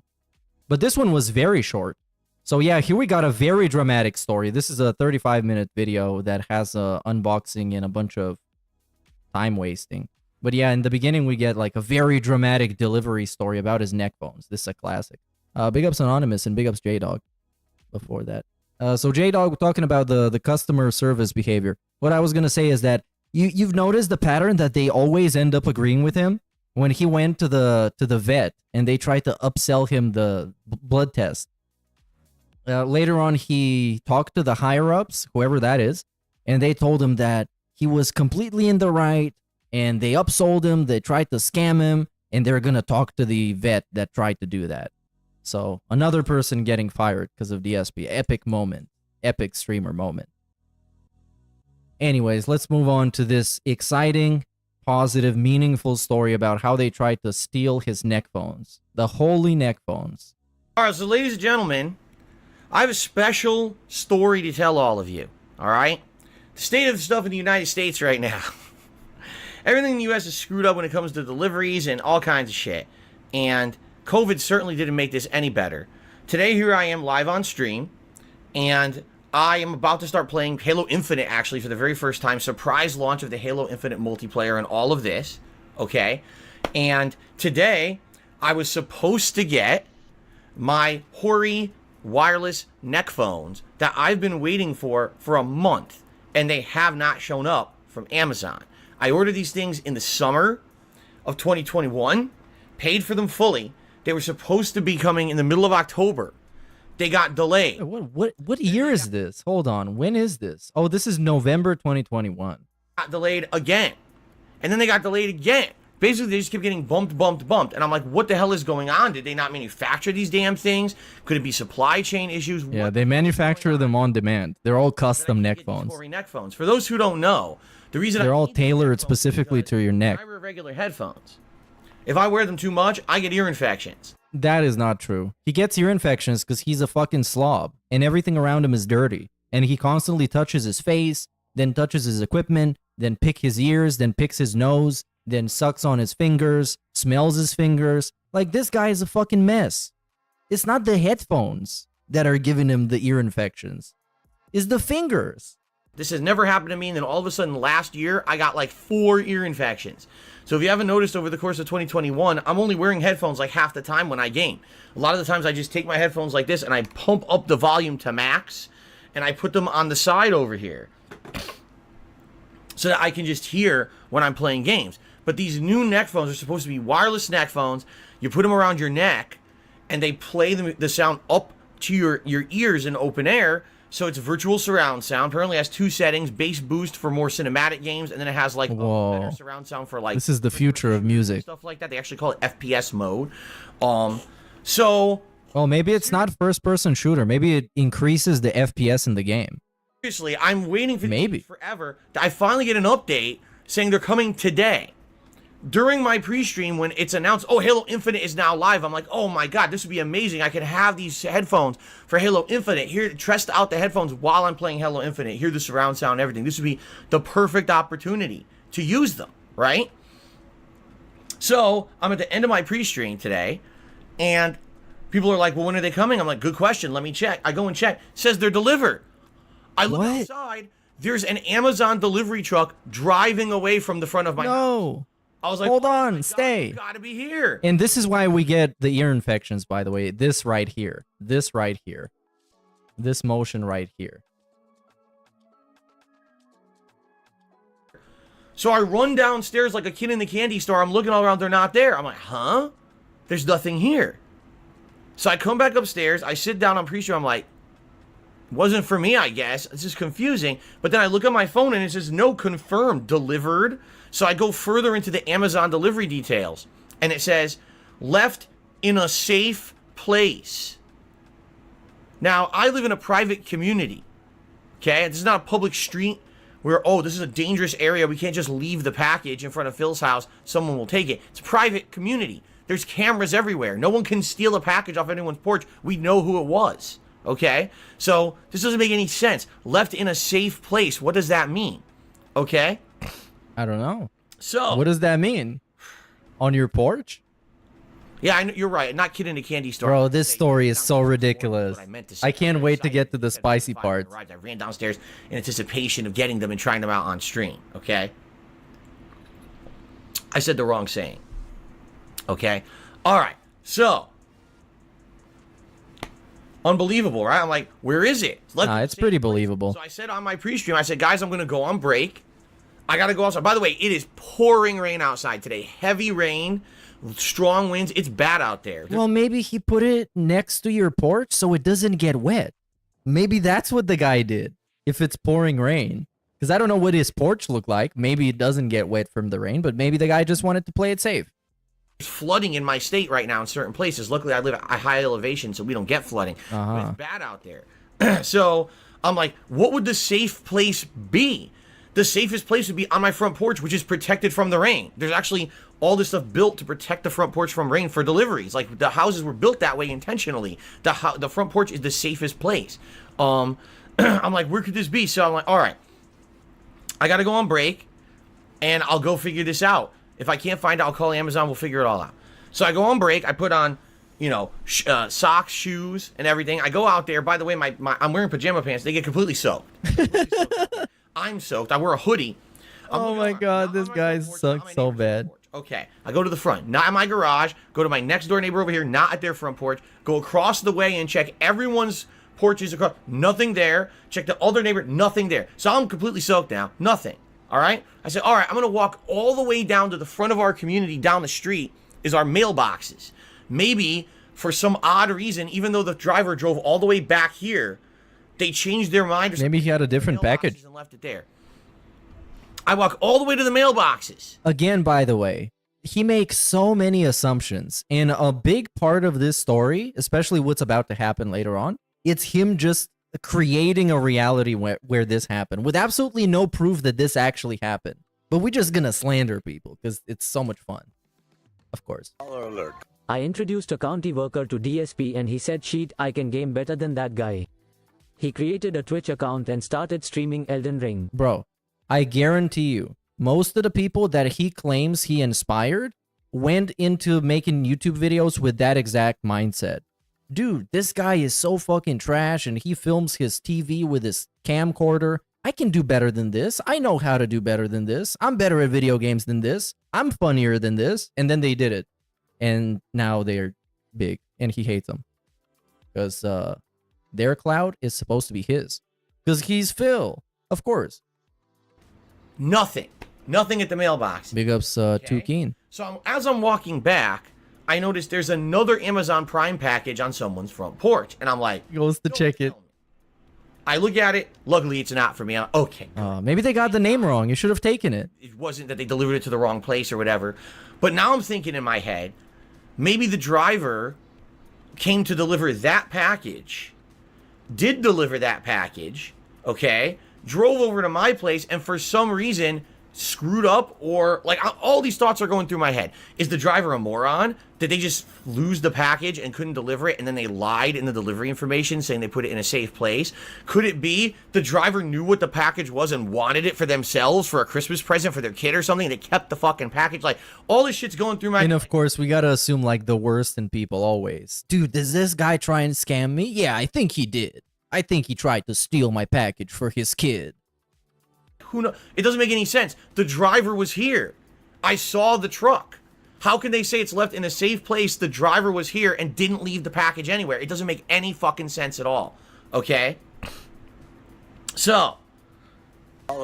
This fat regard making the most mundane everyday things sound like 9/11. It shows how little he going on in his life. Bro, everything. Like, remember the last Phil's day off? You probably don't, because nothing happened. But he tried to pretend like it was an actual story. And he talked about buying Indian food, and then it was a lot of it, and then he ate, and then it upset his stomach. This was all like a 10-minute story. Something you can tell everybody in like 30 seconds. It's ridiculous. It's ridiculous. Big ups Anime 109. So I come inside completely drenched. Now my pants are so wet, I have to take them off. My feet are soaked. My socks are wet. So yeah, that's what happens when you go outside in the rain. What do you expect was going to happen? I have to take everything off. It's so wet outside. Okay? So I call Amazon. All right? I talk to them. I say, listen, this is ridiculous. I've been waiting for you guys to deliver this since mid-October. I want this today. What is going on? And they said, okay, we're going to contact the driver. I want this. Meow. 10 minutes. They come back. We can't contact the driver. He's not answering. Oh, no. He's trying to run away. He got busted, you guys. He got busted. He just tried to steal a package for his poor child for Christmas. So the little kid can play Fortnite with a 3D audio headset. Neck set. Even better. And it wouldn't get any ear infections. That poor little child would never get ear infections. But Phil caught on to the case and, you know, all got debunked. So let me get this straight. The driver was supposed to deliver my package, claims they put the package in a safe place, the package isn't here, and they won't answer their phone. Oh, very suspicious. I wonder what could possibly be happening. He's a thief. Now, for those of you who don't know, Amazon delivery drivers are independent contractors. They are not considered necessarily trained delivery employees who are professionals. These are people who basically are, they just drive around delivering shit. And much like a DoorDash or Uber Eats driver, they're not necessarily like full-fledged employees in a lot of cases. A lot of cases they just... Bro, I mean, it's not like you need a degree to be delivering packages. So, like, what's wrong with getting a contractor to deliver packages? When they go through some kind of training, I'm sure. Grab the truck, they go out for the day, deliver packages, and that's it. You know, they're not actually 100% full-time employees of Amazon, especially around this time of year. They get a lot of people filling in the gaps for heavy deliveries. Just say they're foreigners. So, I'm literally thinking in my... They have a heavy accent. Things happened. Either this guy is a moron and lost the package, but doesn't want to take responsibility for it. How do you lose a package like that? Or this is literally someone who said, oh, this looks nice. This looks like a nice item. I want to keep it for myself, or I want to give it as a gift to my kids for Christmas. And they pocketed it and lied and said they delivered it. That's what I'm thinking, right? In my head. So the Amazon person on the phone says, well, there's nothing we can do immediately. Here's what we can do. Give you a refund or replace it. I said, replace it. I want the item. And you imagine how pissed off he was on the phone. He was actually screaming at those people over a fucking pair of neck phones. Neck phones. And he got like 10 pairs of headphones that he refuses to use. Refuses. I want the item like right now. I want it right now. Okay, we see it is in stock. We can ship it today, but we don't have information on when you'll get it yet. What we'll do is we'll process all this over the course of today, and we'll call you later today to get it to you as soon as possible. And I'm like, well, will I get it today? Oh, we don't know. Maybe, maybe not. Likely it'll be later on in the week, but maybe if there's we can rush it out, we can. All right. Do whatever you can. They say they're going to call me back later today at some point. And I told them, I said, I'm working. You just have to leave a voicemail with the details. Leave me a voicemail with the details. But what if he was just lying and he actually received the package? And he just still called them on the phone and said he didn't receive them and call him a bunch of mouth rulers. Would they still refund his money? I don't know. I don't use Amazon. Details, okay? I checked the... Just what I wanted to steal. A pair of neck phones. Yes, the guy somehow figured out that was neck phones, and then he got reminded, man, my little boy, Sammy, my son Sammy, he wanted more than anything to get a pair of hoary neck phones for Christmas. And I can't afford it, man. So I need to do this. I need to do this for my family.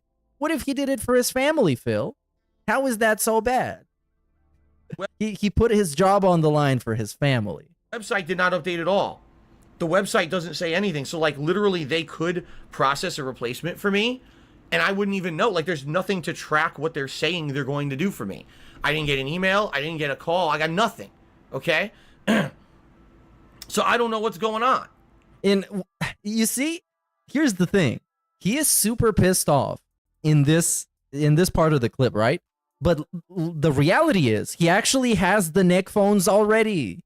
He has them. So there's no reason for him to be mad anymore because the issue got fixed and he's still mad. He's mad that it happened to begin with. He can't just get over it. I don't know what the hell's going on. Am I going to get these headphones or not? I don't know. So I'm very upset. All right. I'm so upset. My bowels start to move. I got to take a raging shit. Oh my so God. I go to the bathroom and I just insane like pile driving levels. Okay. I'm surprised the bowl didn't crack. I was so upset. It was like a heat shit. You ever had a heat shit before? I had a shit. It like just patoom, patoom, patoom. Okay, yeah, we got it. Went running. Jasper was outside of the room and he ran away. Yeah. All right, bro. Okay. We got it. That was a great bit. I'm sure 3 people said LOL in chat. And if he needs to be fake laughing like this, then it's at least 3 people said LOL. It's the funniest shit to happen on a DSP stream since he masturbated. So finally I finished the hate shit. Okay? I flushed and washed. Don't worry. I flushed and washed. Okay? I leave the bathroom and I'm like, now I had to take all my clothes off. I'm like soaking wet. Except for my shirt because I had a hoodie on, but my pants, my socks, everything's wet. I take all my clothes off. All right, I gotta, basically, I throw them in the laundry room. All right, go upstairs. I gotta get back to stream. And I look at my front porch, and there's the package. Okay, well. It wasn't there. The guy, here's what happened. The guy got called out by Amazon. Basically what they did, Here's what happened, by the way. All of this is fan fiction. All of this is fan fiction. He knows none of this for a fact. He just made it up. Listen to this bullshit. Have called him, kept calling him, saying, where are you? Where's the package? It says it's delivered. And the guy basically shot himself saying, oh, fuck, I'm about to lose my job because I tried to keep Phil's headphones. And he came back and delivered the headphones. So if I didn't do any of that, I would have never got them. I would have been completely screwed, scammed out of the headphones. And no, they weren't there the whole time. I told you, I thoroughly went through my entire neighborhood. They weren't there. This guy. I doubt this part. Because I don't know how the delivery itself would work, but assuming that it's raining outside, the guy probably just wanted to put the package somewhere where it's guaranteed it's not going to get wet. So he just did it. And then he came back and he put it right on his porch. So even a mouth drooler can find it. Literally tried to rip me off. It's the only thing I can think of. It's literally the only thing I can think of. I went through the whole... It wasn't even like these got delivered to the wrong house. I went through the whole neighborhood. It wasn't on anyone's porch. The guy came back when I was taking my hate shit and delivered it because he realized he was about to lose his job. That's fan fiction.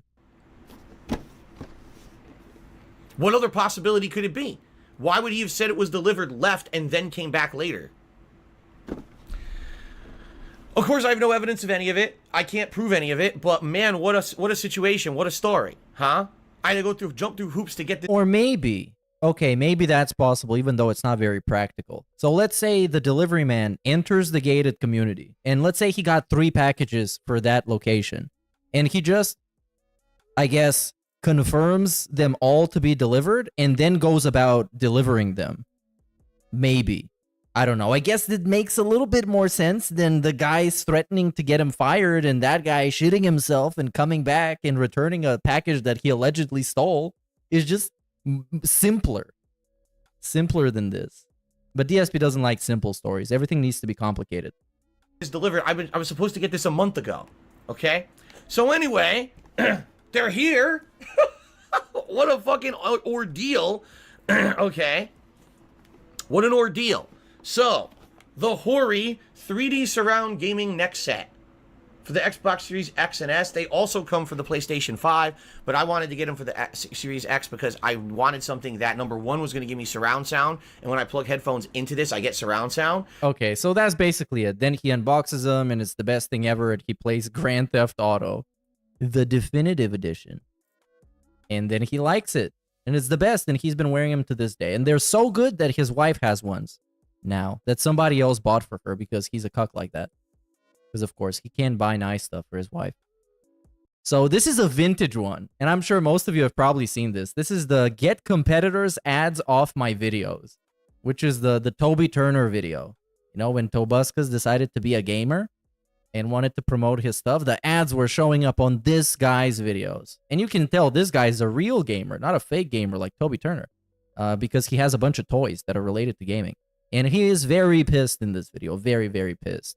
Very pissed. As someone who works at Upsville, slander of delivery drivers is absolutely unacceptable. Someone who works at UPS. It's not just the slander of delivery drivers. It's everybody that works some kind of a service that he looks down on. He aggressively looks down on these people. And every time they fuck up, which is like a minor fuck up in, you know, in the grand scheme of things, he's fucking super toxic. Actually super toxic. OMG, the Amazon kid story, hahaha, yeah. Every child wants a pair of neck phones. Yeah. He's such a BH. He just made it up, man. He just made it up straight up out of thin air because it made sense to him. Because everybody lies to him. Everybody mistreats him. Everybody hates him. So obviously that guy did as well. And the world revolves around him because of course it does. Look at how big his head is. It got its own gravitational pull. Other pulls as well. Bleh. Big ups Mo Sislak for the 20, dude. Massive win. Let me play you a sound clip. You're gonna get this one. This is the best. Talk about my wife, please. Please. Do you think his neighbors know he's an odd duck? I think, well, the neighbors that live right immediately next to him, probably, because they get to hear him yell about trolls and tell people to eat shit out of his ass. And that's all they hear. You know, they don't hear the people talking back to him. They probably don't have much context about what's going on. So completely out of context, this sounds insane. And they've probably met him a couple of times. Or more than that. And they know something about him. They know he's like a YouTuber. So yeah, big ups Redbird. What's going on, everyone? Darkside Phil here, and I am pissed off, okay? Openly admitting I'm angry about something, I'm upset, something that's going on YouTube, and it's something that's been going on for quite a long time. He low-key seems drunk as well. He's kind of slurring his words. And I've held my tongue because I know that as soon as I start talking about something like this, people are going to misconstrue it. People are going to think that I'm directly attacking something or someone, when really that's not my intention, but I'm an extremely honest person. You know that I speak my mind. This is something that I've never really directly mentioned before, but I have to mention it because today was like the last straw. I woke up, I walked over to my computer, I looked at my YouTube channel, and I... The waddling is crazy. Like this, to the point where I thought that blood was going to start fucking running out of me. So angry, okay? Oh, this is the old school gatekeeping video. Old school as hell. So that being said, now guys, disclaimer, this video is not intended to be a direct attack on anyone. But it literally is. Personal opinion, and therefore take it as you will. You know, you don't have to take this as fact or anything like that. But here's the deal. Here's what I'm upset about. All right. What? As you know, what kind of a disclaimer was this? You can take it any way you want, but don't. You can take it as fact or don't take it as fact. I don't know. I make my living off of YouTube, and I feel I work pretty damn hard at what I do. Not only just playing new games, doing improv commentary, traveling around the country, and taking cool video footage when I go to share with you guys. Basically doing original and interesting things to try to keep you entertained, okay? That's what I... Oh my god, this is a video essay. We start with the introduction. Based off of the amount of views that I get on my videos, because I have a partnership with Machinima, which is one of the largest companies on YouTube. They actually pay me on a per-view basis for my videos. The reason they do that is because there are advertisements on my videos. And the advertisements are actually under Machinima's umbrella. So Machinima makes their ad revenue off of the ads. I get paid based off of views, okay? So that's the deal. And as you know, my primary focus on YouTube is gaming. Now, I've done other things over the years. I've done DSP Tries It. I've done Poorly Cooking with the King. All cool ideas and things that I thought at the time might have turned into something bigger. Unfortunately, I've eventually found out, no, this isn't something that I really want to focus on. A lot of people always ask me to bring back stuff like Cooking with the King, and I'm like, that's really not my forte. All right, bro, can we get to the actual point? Under the Google AdSense program. Oh my god, so much lore. Pay me for videos that were gaming related. They wouldn't let me put ads on videos that had video game footage. So I was trying to branch out, and I said, hey, I know how to cook some basic stuff. This could be cool things for gamers to cook really quickly. And so I made this series, but then I realized I had nothing else that I knew how to make. And I didn't want to be phony. I didn't want to go out there and start looking up recipes and cooking stuff that really I didn't know how to cook. I felt the series had run its course, and eventually I killed it, okay? So now, I primarily focus on gaming. That's my forte. That's what I'm good at. That's what I'm entertaining at, and that's what I make videos on. Okay. Oh, dude, I know what I'm gonna watch next. I'm gonna watch the Ex Mortis DSP Iceberg. Because I've watched it before, but it was like 2 years ago, probably. Yeah, when it came out. Because it came out 2 years ago. So that's gonna be a lot of fun. I'm gonna do the DSP Iceberg. Well, I have mentioned this and talked about this, but never really directly addressed it before. But there are people on YouTube. Okay, finally we get to the topic. YouTubers. We're talking people who, they make the money. They make way more money than I do. Okay. But you also make the money. And how'd you buy all these toys? Some of them have done it. Some of them abuse the YouTube on credit? system. Actually, maybe. They categorize their videos incorrectly. They know how to make a fucking stupid thumbnail with a big face on it and fucking bright text so that... Yeah, way to go discrediting everybody's skills. Because it actually takes skills to make a thumbnail with the face like that and it's something like that. Or at least it takes paying somebody to do it for you. In which case, it's still some effort that you gotta do. And you care. But DSP, especially nowadays, he just got other people making his thumbnails for free because he pretends he's too broke to pay them. You know, I guess statistics prove that when you make a stupid custom thumbnail like that, that people will click on your video. And they do everything they can to game the system to get onto the main page of YouTube and get extra views. And because of that, their channels blow up. Okay. That's one category. There are other people who actually legitimately got big on YouTube, meaning they put out entertaining content, and they mastered what they did, and they ended up getting kind of like semi-mainstream coverage through different channels, and they became big YouTubers, and they make big money, and they're probably, to be completely honest, they're probably set for life with the amount of money that they made off of YouTube. Very interesting. Very interesting. We straight up just talk about everybody's money. Talk about my money, please. And we do the hand gesture of money while making this face. He's never changed, man. He's always been the same pocket watcher. I'm not one of those, by the way. Of course, he's not set for life because he didn't want to evolve or change in any way. He just wanted to shit out as many trash videos as possible because it was working back then. So he never thought about what he was going to do when it stopped working. People who make giant sums off of YouTube. And the thing that really anyways, me is when you have someone who you know they're already making giant sums of money, and you really know that they could just focus in on what they're doing and become better at it, but instead of that, they take the easy way out. They decide they're going to branch off into something that's really easy for them because it's popular, it's hip at the time. Hey, wait, is he talking about DSP Reacts? He can't be, because this video came out in like 2012. Actually, 2012. Huh? They know that it's the thing that all the kids are watching. And is he talking about re-uploading your own old videos and reacting to them? Probably not. That can't be him. It can't be. In particular, what I'm addressing is people who already have existing YouTube channels for things like daily vlogs, you know, their particular video series that are popular, and then they decide one day, oh, gee, I think I'm just going to make a gaming channel over here, and, you know, I'm going to play video games. And it really annoys me because there are people out there like me, like my primary living is off of this, off of doing this, and no, I never gamed the system. I've always stayed true to who I am and what I am. I pride myself on that. That I don't cheat, that I don't... Well, I don't... Bro, I don't cheat. Don't make me find the clip of him talking to the quartering and straight up admitting with a shit-eating grin on his face that he found a way to cheese the algorithm. He straight up admits that.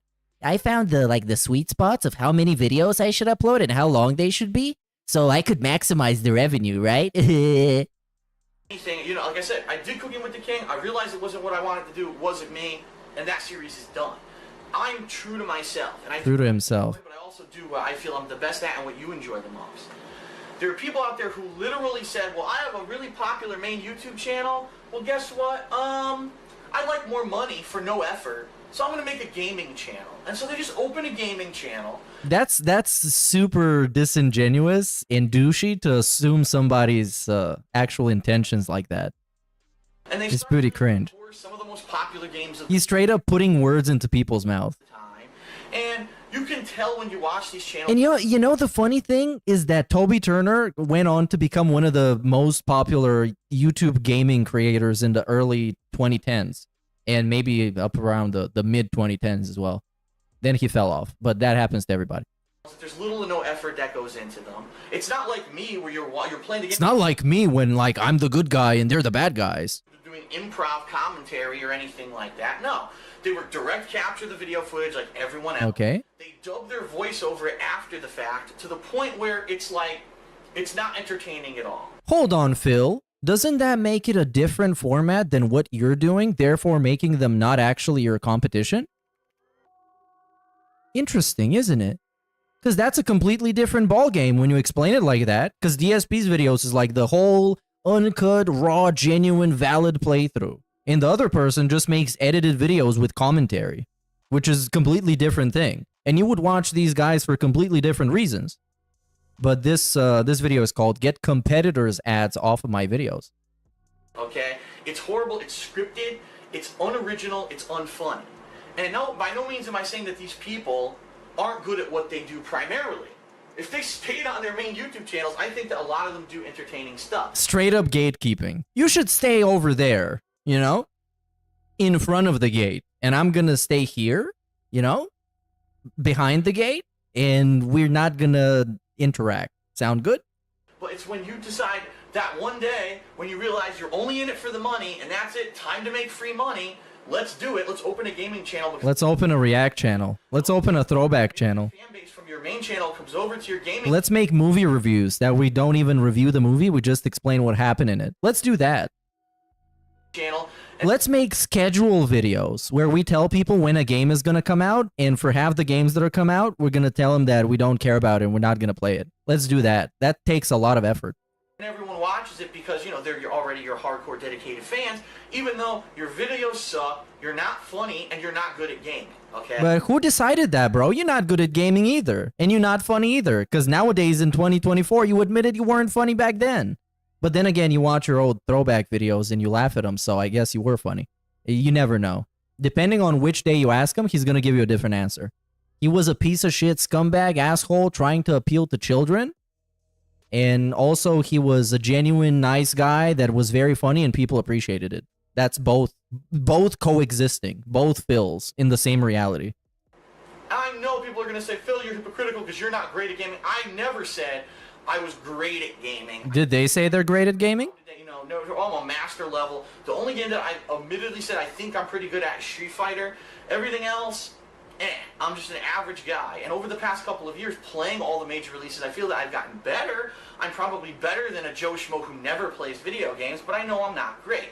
I'm better than a guy who never plays video games. I mean, you fucking better be if that's going to be your actual job and you're partnered to a network about gaming. You better be better than a guy who never plays video games. However, I think I find ways to become very entertaining in my playthroughs, and the feedback that I receive says that. But what if Toby Turner received a bunch of feedback telling him he's awesome in video games and he should make a channel specifically for video games because people like him? And what if more people said that than there were the people who told DSP he's meaningful and he's the best? What if that was the case? Which I'm pretty sure is the case. So now, let me warn you everyone, I'm going to take a sip. Okay, we're about to get toxic. Address a certain person because this is the situation that I find myself in. I'm very upset about it. I know some people are going to flip out. Don't take it the wrong way. I'm not trying to directly attack anyone, but I have to state my honest feelings on this particular person. I don't want to directly attack someone, but I'm actually going to do that. And keep in mind, the The reason I'm not doing this video because of this particular person, but because there's a situation that I'm going to reveal at, you know, near the end of why I'm upset, okay?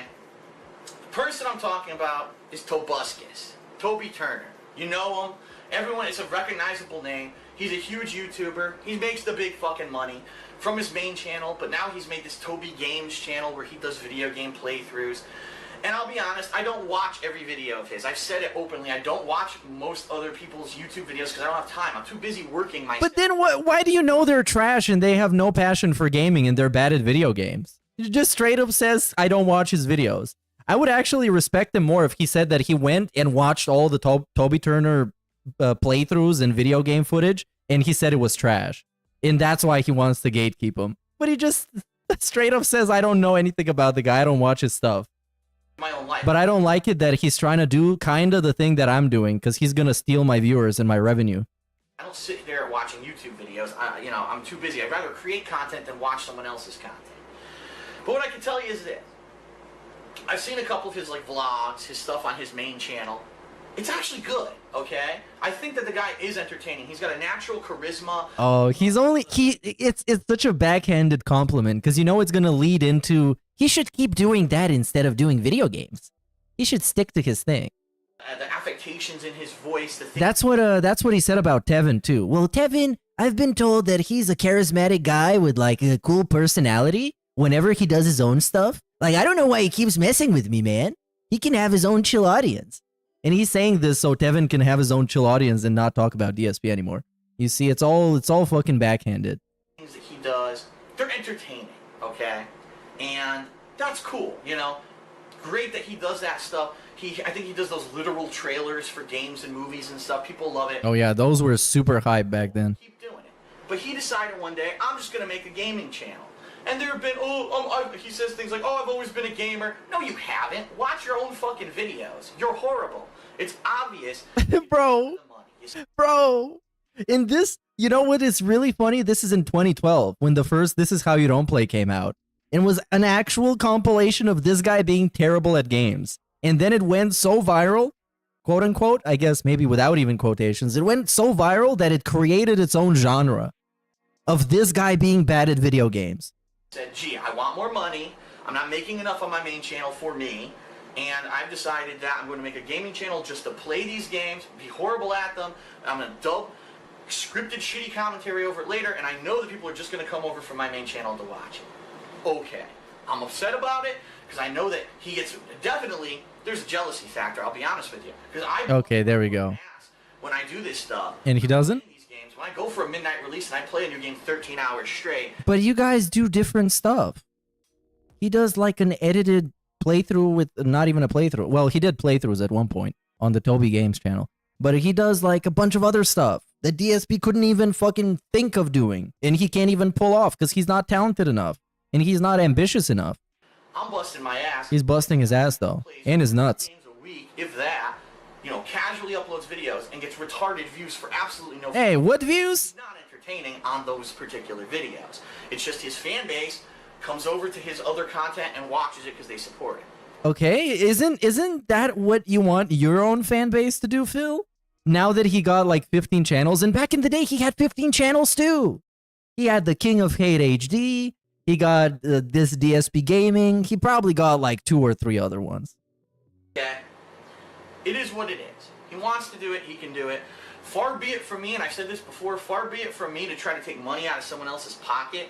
Just because I don't agree with what he's doing, just because I don't find it entertaining, doesn't mean... Okay, let's actually go on a very brief field trip to the Toby Games channel. And I'm going to sort them by old. So it's this one. It got 6 million. Oh, that's an interesting number. 6 million subs. Most popular video is probably the Happy Wheels video, because, oh my god, that game was so hot. Oh no, it was a song parody. And then it was Happy Wheels 12 years ago. Because that game was mega hype. Was so many YouTubers got big from playing it. It's a fun game. In Slenderman, of course. So this is the Halo Reach videos. This is from 13 years ago. This is before DSP cried about him. It's September 26, 2010. So dude, it's not even like... Hold on. I thought DSP started crying because Toby Turner made a gaming channel in 2012, right? When this video was released. but he made a gaming channel and put up a bunch of stuff on it in 2010. All of this. Look at this. All this Halo, StarCraft gameplay, Fallout gameplay. And this is actual, like, the DSP way of delivery. Actual 10-minute videos and uploading like 5 of them a day. Or maybe even more. Assassin's Creed, he was playing the same games. Like, actual competition. And DSP didn't mind him up until the ads started showing up. And I'm sure by that point... Oh, I need to scroll through all of these, right? I'm pretty sure at that point, Toby was just big enough to where it wasn't even DSP's competition. And also... Again, audience. Good quality microphone. Immediately, right off the bat, you can hear it. Good quality visuals. This is a 720-60, which was pretty crazy for 2010. Actual 720 footage. Well, this guy was filming with a camcorder, drunk in the middle of the night. I mean, come on. Actually, come on. Then what do we got from... Yeah, from 12 years ago, we also have this Minecraft Adventure Time video. We got this one, Minecraft Enderman video. Those videos got millions of views. Again, Minecraft. We got Happy Wheels 11 years ago. So this guy, by the time DSP was pissed off at him, he was already so big that it wasn't even, like, comparable to DSP. DSP was just like a complete scrub. Other people might not find it entertaining, okay? That being said... Nice shout out. Like that when particular people like him try to jump out of their comfort zone and do other things, they fail. They suck. But bro, he's been doing that for 2 years before you started crying about it. That's why I don't understand. If you know you're good at one thing... I just found this out because I thought that this guy immediately cried when Toby Turner made a gaming channel to try and gatekeep him or something. And that's not even a thing. Oh my god. Jump over to something else just for the sake of making free money. Wouldn't you want to focus on the thing you know you're good at and become even better and become a master in that field? So if he's great at these literal trailers, he's great at vlogs, he's great at that, why not focus to be the #1 guy on YouTube who does that kind of stuff instead of worrying about going and playing video games, which, by the way, there's thousands of people who are already doing it, and all you're doing is trying to cash in and make a free buck, okay? Okay, like you? Case in point, two particular cases that I want to bring up, because one just recently happened, and one is... Do we have any evidence? Video, okay? I don't know. I don't think so. At E3, Ubisoft, whatever you want to call them, every year they've been hiring... like. Well, it's Ubisoft, unless you're Angry Joe. Then it's Ubisoft. And this year, they hired 2 people. I believe it was... I forget, I apologize, I forget the girl's name who they hired, but she's a voice actor in Archer. She's been an actor on TV. She's a female comedian, okay? And she was like the I don't know. press conference. She was great. The figurehead, by the way. Toby Turner to be the guy backstage. Oh no. Oh no. He's mad that this guy got called to some fucking industry event. The E3, the big one. Acting like an asshole. Oh no. He's self-deprecating. Complete, utter flop. Not one person at E3 laughed at anything he did. People thought he was a joke. People were like, who the fuck is this guy and why is he here? Yeah, it's almost all of that shit in E3 back in the day was cringe as hell. It was actually cringe. We want to hear about the games and have a good time. We don't want to see this guy try to be a stand-up comedian because he's not. That's but what does that have to do with DSP's complaints about Toby Turner's ads playing on this video? This sounds just like a personal attack out of nowhere. This is what I have a problem with this guy, because I don't like him. He took the paycheck, he went in, he did it, and he failed miserably. Collectively, everyone agrees he failed miserably. He's not funny. If you even watch the press conference on YouTube, there's... Okay, let's actually do that. Oh man, this is Toby, why isn't anyone laughing? Maybe that's true, maybe that's true. Let's find out. So E3, Toby Turner. Tobuscus E3, okay. So is this 2013? And this from Tobuscus channel itself, so it should have only the highlights. But there's also 38 videos of him at E3, so yeah. But this one is E3 2013, so this cannot be it. It's probably this one, it's 2010. Or it's 2011, he was in all of them. He was in all of them, bro. Why is this dude still crying about this guy? Like I said, Tobuscus was so big, making video game stuff in like 2010, 2011. The DSP was like not even existing compared to him. Where do we... Oh, it's this one. This is the dance video, I guess. Does it have a lot of... Toby Turner here with I'm sorry. Okay, once again. Toby Turner here with... Jeez! No, not a lot of slander in this one, to be honest. It's all like positive videos, but it's because it's his channel. But they're like choreographed. I can try.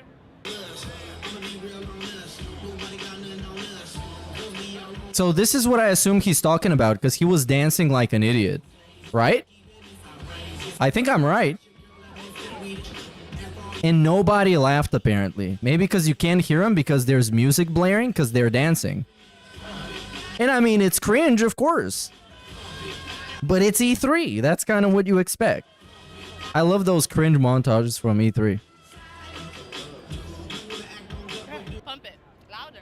Pump it louder. Okay, so this is, I guess, what he was talking about. But let's get a recap again, because maybe I missed it. Everyone agrees to be a stand-up comedian because he's not. That's dead. People thought he was a joke. He acts like he's a goof. And she was like the figurehead for the press conference. She was Right. Get to the point. Toby Turner to be the guy backstage. He's acting like an asshole. He acts like he's a goofball. He's self-deprecating. Complete, utter flop. Not one person at E3. Okay, anyways, let's go back to the real topic. Press conference on YouTube. There's comments on the videos like, "Oh man, this is Toby. Why isn't anyone laughing?" Like, because he's not funny. He's not funny in that atmosphere. He's a master of doing great stuff on his main YouTube channel in that style. That's what he should stick to. Okay. Now, the reason I bring that up is now the direct reason I'm making this video and why I'm so fucking upset. Okay? It's a dog-eat-dog world. We're all over. It's a dog-eat-dog world. It's a doggy-style world. It's a raw dog world. Channel. As you know, this is my livelihood. It's a bad economic climate. If this Dog. doesn't work out, I honestly don't know what on earth I'm going to do for a job, especially considering my dad just recently got What an epic moment. He straight up slanders somebody infinitely more successful than him, who even started doing what he's doing later than him. And then immediately the fucking broke boy mentality. I don't even know what I'm gonna do if I lose this. I don't even know. And you expect me to side with this guy? To be on this guy's side? He doesn't even know what he's gonna do. He got no clue. It's a bad economic He just wants to upload videos and complain about the economy and other people that might steal his money climate. by being better than he is. I don't know what on earth I'm going to do for a job, especially considering I was laid off from my job. My dad just recently got laid off from his job, which he worked at for 35 years, and there's no one hiring in any job sector Rip Dave. we had training in. Like, I'd be fucked. I really would. I would be completely fucked if this thing didn't work out. So I have to worry about things from a business perspective, okay? And so I know that there are people like Toby Turner out there who are doing it for the money and who are just, you know, not really gamers, but it's okay. And he's taken up, honestly, he's taken up my viewer base. I know it. I know it. Watch his stuff, people watch my stuff. He gets more views than I did. Fine. Okay. But it's not fine. This is why this whole video exists, because it's not fine. And you can't swallow it or use that to get motivated to be better and put out better stuff and steal his viewers. You know, your competition's business. No, it's better to make a complaining video about it and seethe and cope and mold. But here's where I have a fucking problem. And here we go. Last year, EA Games decided to hire Toby to do a internet advertising EA snorts. their football. It's in the nose. And the one particular one that I'm going to address, because I saw this one, was Madden 12 last year, okay? They hired him to go to some staged, you know, launch party where there were kids playing the game and there were football players there, to go around and basically make an ass of himself, to interview the players and say funny things to them, to interview the gamers and say funny things to them, to make jokes, blah, blah, blah. Okay. Wasn't funny. I'm sorry. It wasn't funny. If you watch the ad back, you're like, why is he doing this? Because he actually openly admits in these advertisements, and I'm not kidding you, he does this, he's not good at video games, he's definitely not good at Madden, he doesn't know a lot about football, and he's not a fan of football. That's literally you, though. Then why are you seething about it? So, let's hire a guy who has no fucking knowledge whatsoever about our product simply because he has an internet viewership on YouTube. That's Well, yeah, they want the exposure. They want his fan base to see that. It's a business relationship. They're not going to get some football guy. Well, they could have got some football YouTuber. that would actually work better because they know about football. But I guess it was more important for them to get a personality that most people would know, instead of getting somebody who is good at the subject matter. That's literally what EA did. Because he just needed to promote the game, not be an expert and do some expert analysis, I would say. Any research, they didn't realize that this guy, outside of the stuff he does on his main channel, that no one looks to him as like a guide or a guide? A guru of gaming. No one looks at him like that. And They should have got Phil. joke when it comes to gaming. Yet they hired him to do this ad campaign. Fine, I'm okay with it. But why? Okay, why is he bringing it up and shitting on the guy if he's okay with it? Then just don't mention it. This is a rant about all the things you got a problem with, not all the things you don't have a problem with and you're okay with. You want to hire anyone? You can hire Joe Schmo off the street. You can hire fucking. Stuck to something. And again, quality content. Advertise your fucking thing. I don't care what you do. Dude, remember when they got Snoop Dogg to play Battlefield and he got like he died like 50 times and was high all the time? That's iconic. I need to play this. Hold on. Snoop Dogg. It was Battlefield, right? Battlefield 1. And he was just like flying around with planes and crashing them. Actually the GOAT. And there was a time when he was streaming on Twitch and forgot to turn off his stream for like 3 days or something. And then one day came back and was like, oh shit, this is on? And then he turned it off. And I think once either him or somebody else was streaming, but he was muted the whole time. So the whole stream was muted and the guy was just sitting there chilling. Infinitely better streamer than DSP. Just based on these two highlights alone. Snoop Dogg, he's waiting to see if anyone's going to charge up on this trench here, trying to work with his teammates. Well, look at him trying to work with his teammates. He's trying to work that joint. That's what he's trying to work. Look at all these players. They're all just looking out, going, right, well, I've got to really concentrate here. I've got to make sure that I'm in. That you can see Stone Mountain there just behind. He's making sure that, yeah, see? Snoop Dogg, he's waiting to see if anyone's going to charge up on this trench here. Look at all these players. He's tactically positioning himself. Right, well, I've got to really concentrate here. I've got to make sure that I'm in. That you can see Stone Mountain there just behind. He's making sure that, yeah, see, he's telling his players what to do. Yep, you see? Wait, what was the KD? We need to find this. We got the Game Theorist. We got Too Angry Gamer. We got Jack Frags. Zac Efron was there apparently. Tyrese Gibson, Jamie Foxx, and all of them are actually bad at the game, by the way, if you notice. And where's Snoop Doggy Dogg, bro? Where's Snoop Lion? The Snoopster. I can't see him. Oh yeah, you had C-Nanners. You got who else? A bunch of other people. Legends. Online, man. Oh, yeah, and there's, I guess there's more footage of that. And Jamie Foxx, Snoop Dogg, Zac Efron, Terry Crews was there, epic style. So Twitch stream. Top 20 funniest Snoop Dogg Twitch moments, dude. Oh yeah, this is my favorite one. But we don't have to watch the moist critical commentary. We can tell what's happening. It's here when he left the stream on mute. Then he just randomly comes back. Bitch, if I have to, you know why. Oh, the camera's on. Am I still streaming?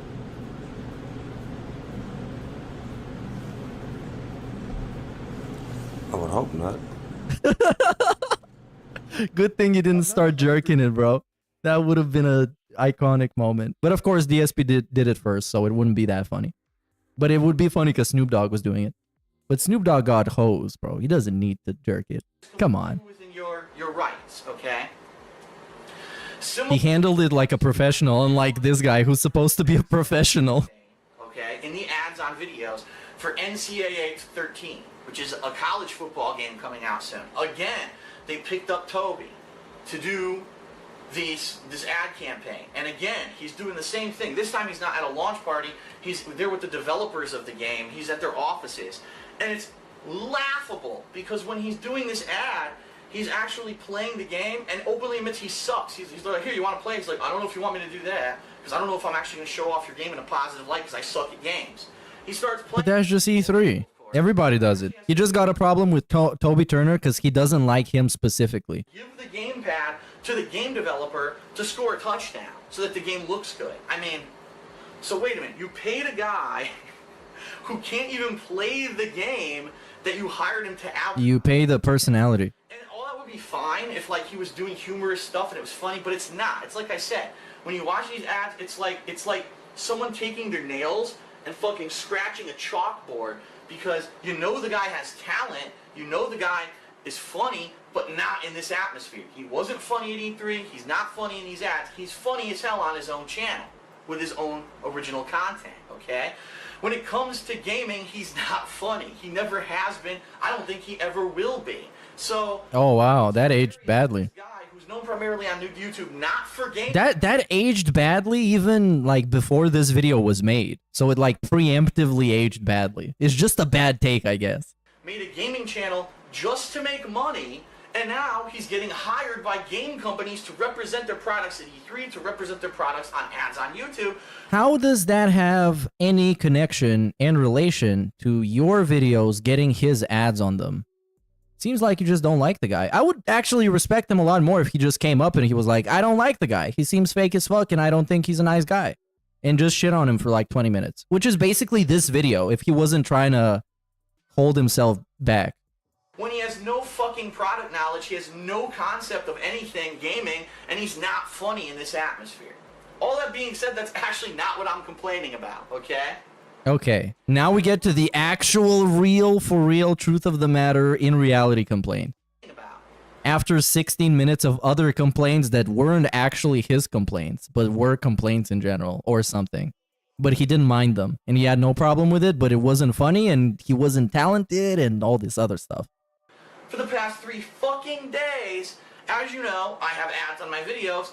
He's been on my videos, okay? And here's why I'm upset. I'm not But doesn't that mean Phil makes money off of Tobuscus? Because that's what it seems like it means to me. Why wasn't DSP running his ads on Tobuscus videos? upset that he's advertising the game. That's fine. Why not? It's even a gaming related ad. I understand why it's on my video. But at the end of the fucking ads, there's a link to his channel. Whoa! That's fucking a completely unfair business practice. YouTube should know better than to allow ads on their website that promote competing channels on your own fucking channel. And by the way, I have no ability whatsoever to disable certain ads that have to do with certain subjects. So for example, a lot of people have said to me, Phil, I've seen political ads on your videos. You're not about politics. Why do I see those?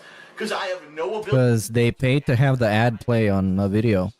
And it happened to be his. You know, all these weird products and things that people see on the ads. Now, most people just ignore them. Most people, they have an ad blocker. They're doing whatever. They're not watching them anyway.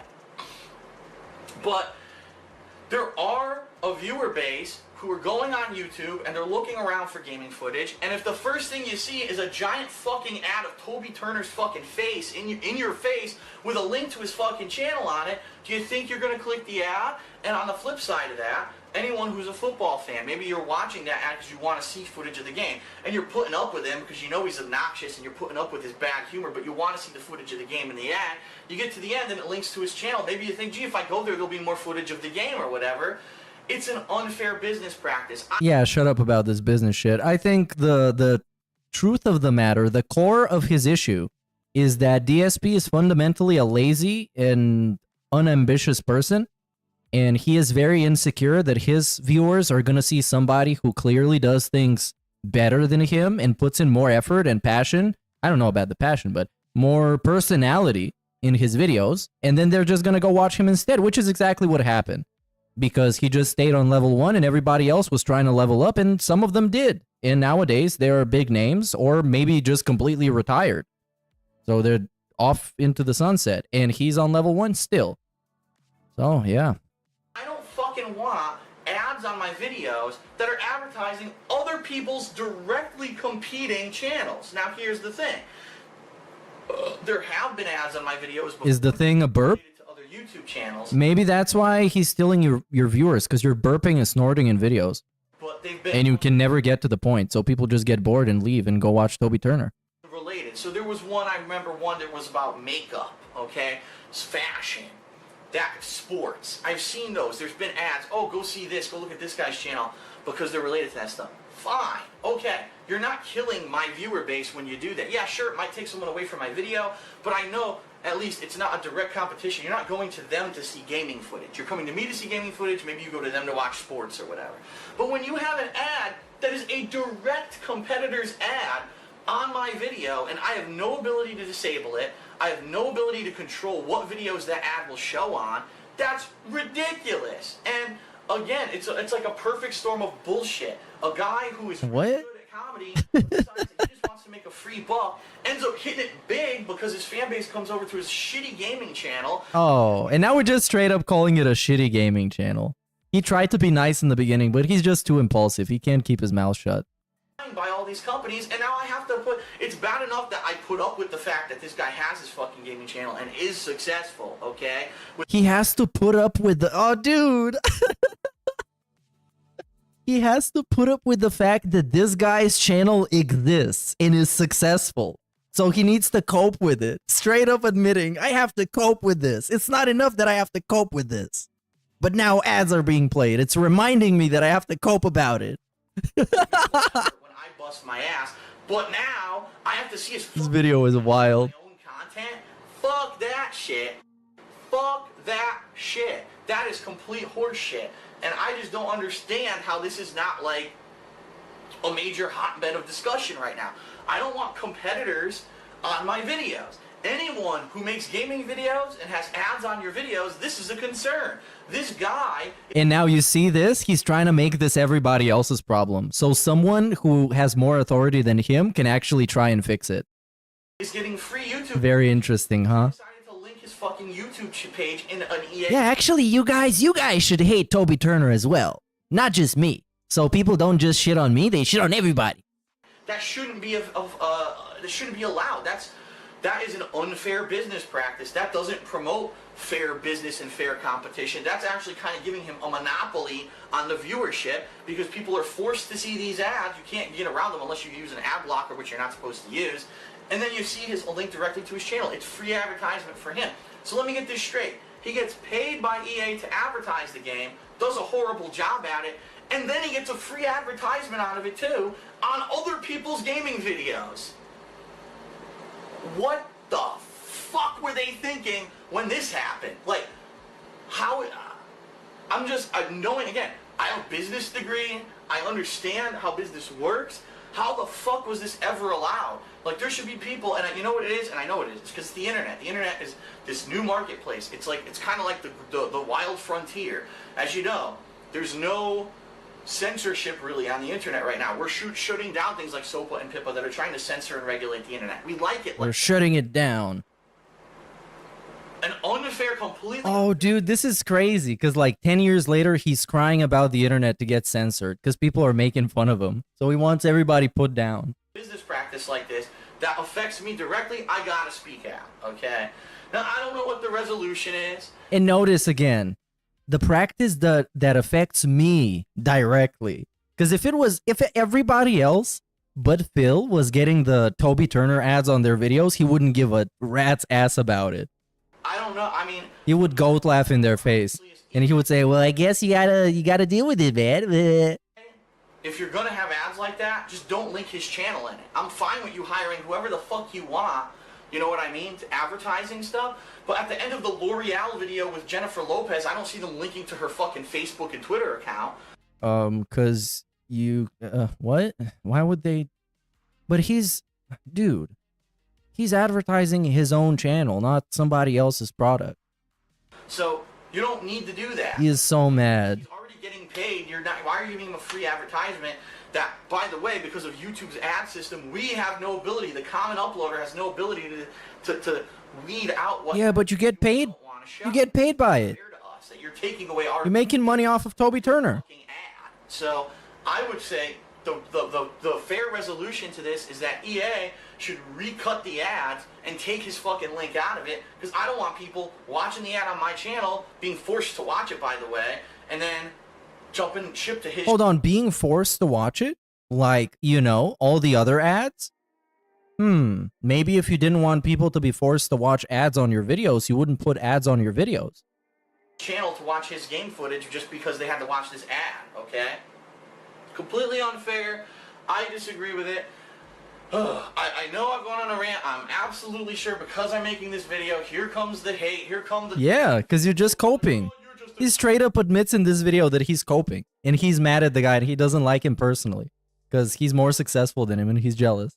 Jealous asshole. I understand it's not what it's about. I would have never said a word about this, despite the fact that if I like his stuff or not. I would have never fucking said a word about it if this didn't directly affect me and the content that I'm seeing on my channel. When I see that shit, that pisses me off because it's my business, it's my life, it's my livelihood, and I shouldn't have to be forced to freely advertise other people on my channel because the ad system is limited. I don't think that YouTube should implement a system where we have to pick and choose every ad. I think that would take way too long. In fact, I'm sure there's new ads loaded daily, and that would have like so much...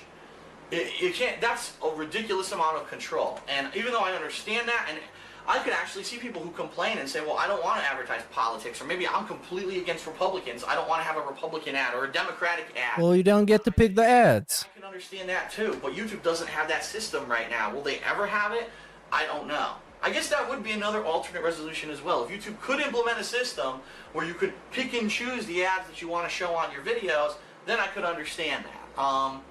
But no, I'm completely against the fact that this guy is getting free advertisement on gaming channels, because by the way that Google ads work, hold on, I'm probably running out of time. But just to let What a professional. work is that they actually check your viewing history on the internet, and they cater ads to you. So Yeah, whatever. trying to entertain people, trying to put out original content. And we come down to him being amazing. For something he puts in minimal effort for. But what do you mean free advertising? He paid for those ads to be played on the video. It's not just playing randomly, right? It's an ad. Never really dedicated himself to, fails at miserably, and we have to have a link to his fucking channel. This video is actually insane. Because I remember I've watched it at some point, but I always forget how insane this fucking video is. Then there's another rant called Capcom Screws Customers, No Resident Evil 6 Demo Gameplay. Okay, this is a gaming thing. We don't care about that. Jesus Christ. On our channel. Insane. That's where I fucking draw the line in the sand, and I say, bullshit, that needs to fucking go away. That is absolutely ridiculous. And it didn't go away. I bet nothing happened. But there's a video called DSP versus Tobuscus, and I believe there might be some more context. Shout out to Mr. Brock Hines. So what do we got here in the beginning? This is a different video? No, this is the same video. Yeah, what do we got here? Oh yeah, this is a debunk video basically. So he's going through that video and debunking everybody. Who is this guy? Took the paycheck, he went in, he did it, and he failed miserably. All this video is about is to try to boost his views, and the fact that he's absolutely just fucking purely jealous of Toby. This became evident back at E3. That's when he first started going on this little fucking tirade about Toby. But watch that video. Look at John's face. Look. Hold on, we got a random tweet here. Phil's going on about how Toby's not funny and blah blah blah. Oh, because I'm blocked. I can't see Like this. literally, you can just tell he's Okay, so this is a tweet somebody can look up. Who's not banned or blocked, I guess. Can I change my... I can't. Never mind. And somebody replied to it, your videos hurt everyone's IQ, and got 5 likes. So that's epic. fucking uncomfortable. He's like, dude, what the fuck? Dude, just like move on. Get over this. Like you can just tell he's uncomfortable. Because Phil's just like... Then they introduced, of all the people that they could have got for this fucking thing. Oh man, look at this chonker. His face was just so bloated back then. And now it's bloated in a different way, but it's still bloated. When he started on YouTube, he was making what were called literal trailers. But he's not a gamer, okay? What happened? How do you know though? Who is a gamer? Isn't a gamer somebody who plays video games and likes to play video games? Off of his literal... Or it's someone who has passion for video games and also has played video games their entire life. How do we even determine? and he used to do like vlogs and stuff that got popular. He said, well, I see that everyone else on YouTube is gaming and making money off of it, so why can't I do that too? So he made a game channel. Bro, that's what you did. Horrendous. Anyone who actually likes games doesn't watch this channel. Okay. He's the worst gamer like on YouTube. And all he does is play the games and suck at them. He barely ever rarely beats a game. Okay. And he's horrible. And everything is scripted as well. Like, you know, when we play a game, we're doing it off the cuff. Okay, maybe it's just a different genre of content. He actually scripts comedy. And you know Rambo knows that this discussion is a bad idea. Because you're just shitting on somebody who is way bigger than you. And who doesn't care about you objectively. Based off of what he's already recorded. And then dubs comedy lines over. He's horrible. He's horrible. I can understand, okay, he's funny, popular for one thing. But his relationship to video games, it was a pure cash-in. Okay? Only reason he did. And of course, the page is popular because he already had a huge following on one page. They spill over to his other stuff. Of course, I'm talking about Tobuscus. You know? Toby Turner or whatever his name is. I don't know anything about it. Everyone knows this guy. It knows that he's fucking horrible. Okay? They bring him into this... Oh my god, this slander. This shit talking. And you see Rambo's face? Whatever his name is. I don't know. Oh man. Guy, it knows that he's fucking horrible. Wait, did Rambo say he doesn't know who that guy is? That's actually the correct answer in this case. Because now DSP is the only guy who looks like an asshole, and Rambo is just the guy waiting for him to shut up. Okay? They bring him into this conference for... And look at this face. Oh my god. Oh my god. Rambo knows he's cooked. He's cooked by extension. Guilt by association. Ubisoft, crickets. Every time he speaks... His humor doesn't translate well into this kind of format. Apparently no one even knew who the fuck he was, because no one even, like, even when I said, it's Tobuscus, everyone was like, huh? Who? What? And every time he made a joke, crickets, even, you know what? It wasn't even crickets, it was dead silent. Even the crickets were speechless. They fucking were quiet. Would it be better if DSP was there? And they were trying to do back and forth with Aisha, and he'd be like obnoxious and fucking constantly interrupt her, and she was just getting pissed and like, I can't do comedy with this guy, he's horrible. Right. So he basically ruined the conference for a lot of people. For me, he didn't ruin it, but it's like, do research before you fucking hire someone. If you did research, you would have found out no one likes this fucking guy in the gaming community. It's only people that like him for his YouTube vlogs and his fucking literal trailers. Yeah, he's the voice of the gaming community. He hates this guy. He hates the fact that he makes money off of games when he's horrible at them and puts no effort into it. Oh. Bro, this is such a bad fucking video. It makes him look so bad and just salty and coping. So... And with his little notebook. With his little notebook of hatred. It's an actual notebook where he just wrote down a bunch of bullet points about stuff that he hated. Between all the nonsense where he keeps interrupting, and it's horrendous and it ruins the comedy. Look at this guy. He's not funny. Oh, he's so insufferable, man. Hear it. Oh yeah, so this is some examples of good jokes. Let's see what we got here from Mr. Funny. This is Mr. Comedy, by the way. Oh no, why don't you tell me what you think of my cock? Here, I'll take it out. Yeah. This banger from behind right now. Right over the sink. Now shit on him. Shit on his chest. Piss in his mouth. Please piss on me. It is my last request. Bro, this guy is freaky as hell. He's freaky as hell. You know what? Maybe that's why he doesn't have sex. Because he's too freaky. Nobody can match his freak. Because listen to these fucking jokes. We're talking about scat. We're talking about golden showers. We're talking about raw dogging. Which, I mean, that's not too freaky. That's pretty cool. But, come on. Maybe nobody could ever match his freak. Maybe Panda Lee was just like, oh, man, I'm not doing any of that shit. And maybe Cat was just the same. While you're on the communications with Otacon, I want him to hear it. Now I'm nothing more than... Oh, you're pissing in my mouth, thanks. Shitting on her face. Yeah! Fuck her! Kiss her. You gotta get that shit. This video is gonna get age restricted, man. Watch it while we're live. Oh, why don't you taste my wild beast then? Here, look at this picture. It's me fucking the Colonel. Oh my god. Look at it hard. How many fingers do you want me to put in there? Oh, yes. It went deeper than that. Oh, I went deeper than that. Yeah, this is the great. Okay, I'm done. Actually, I'm not done. I want to see how it keeps going. Yes. Yes. Yes. Yes. Yes! Yes!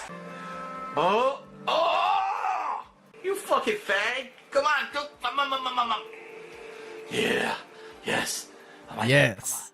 Right there on my ear. Pull my fucking ear. Come on. Rip off my phone. Bro, he's so horny. Shove that up my ass. This is the horniest guy ever. I'm not surprised he jerked off, bro. This guy is a freak. Dark freak Phil. Dark side freak. All that being Actually insane. Okay, now we're skipping the rest of this because I watched it. And we got, what do we have here? directly competing channels. Oh yeah, and we got the Social Blade fact checking. And it's not looking good, bro.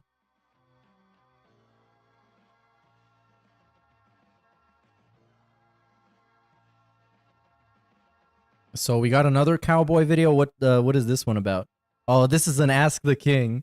Vintage. How business works. Notch 4x3. idea at all about business or marketing. The reason that people are playing Minecraft is because it is free. Guess what, Notch? You're a fucking idiot. They're going to pay for a game they've been playing for a year, and there's nothing new. And yeah, I mean, the rest is history. We don't even need to debunk that. I understand. It's just factually based. So we skip this. What do we got here?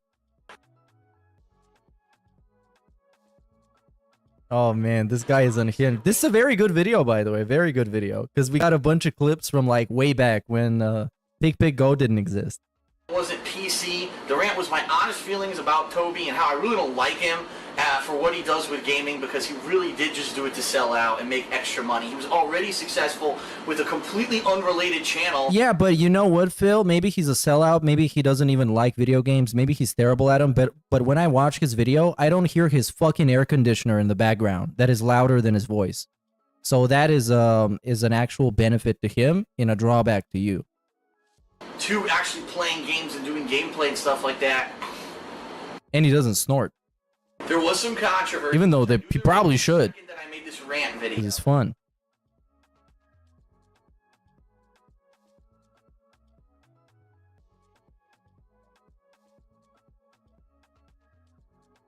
Furious because I started getting ads on my videos for Tobuscus.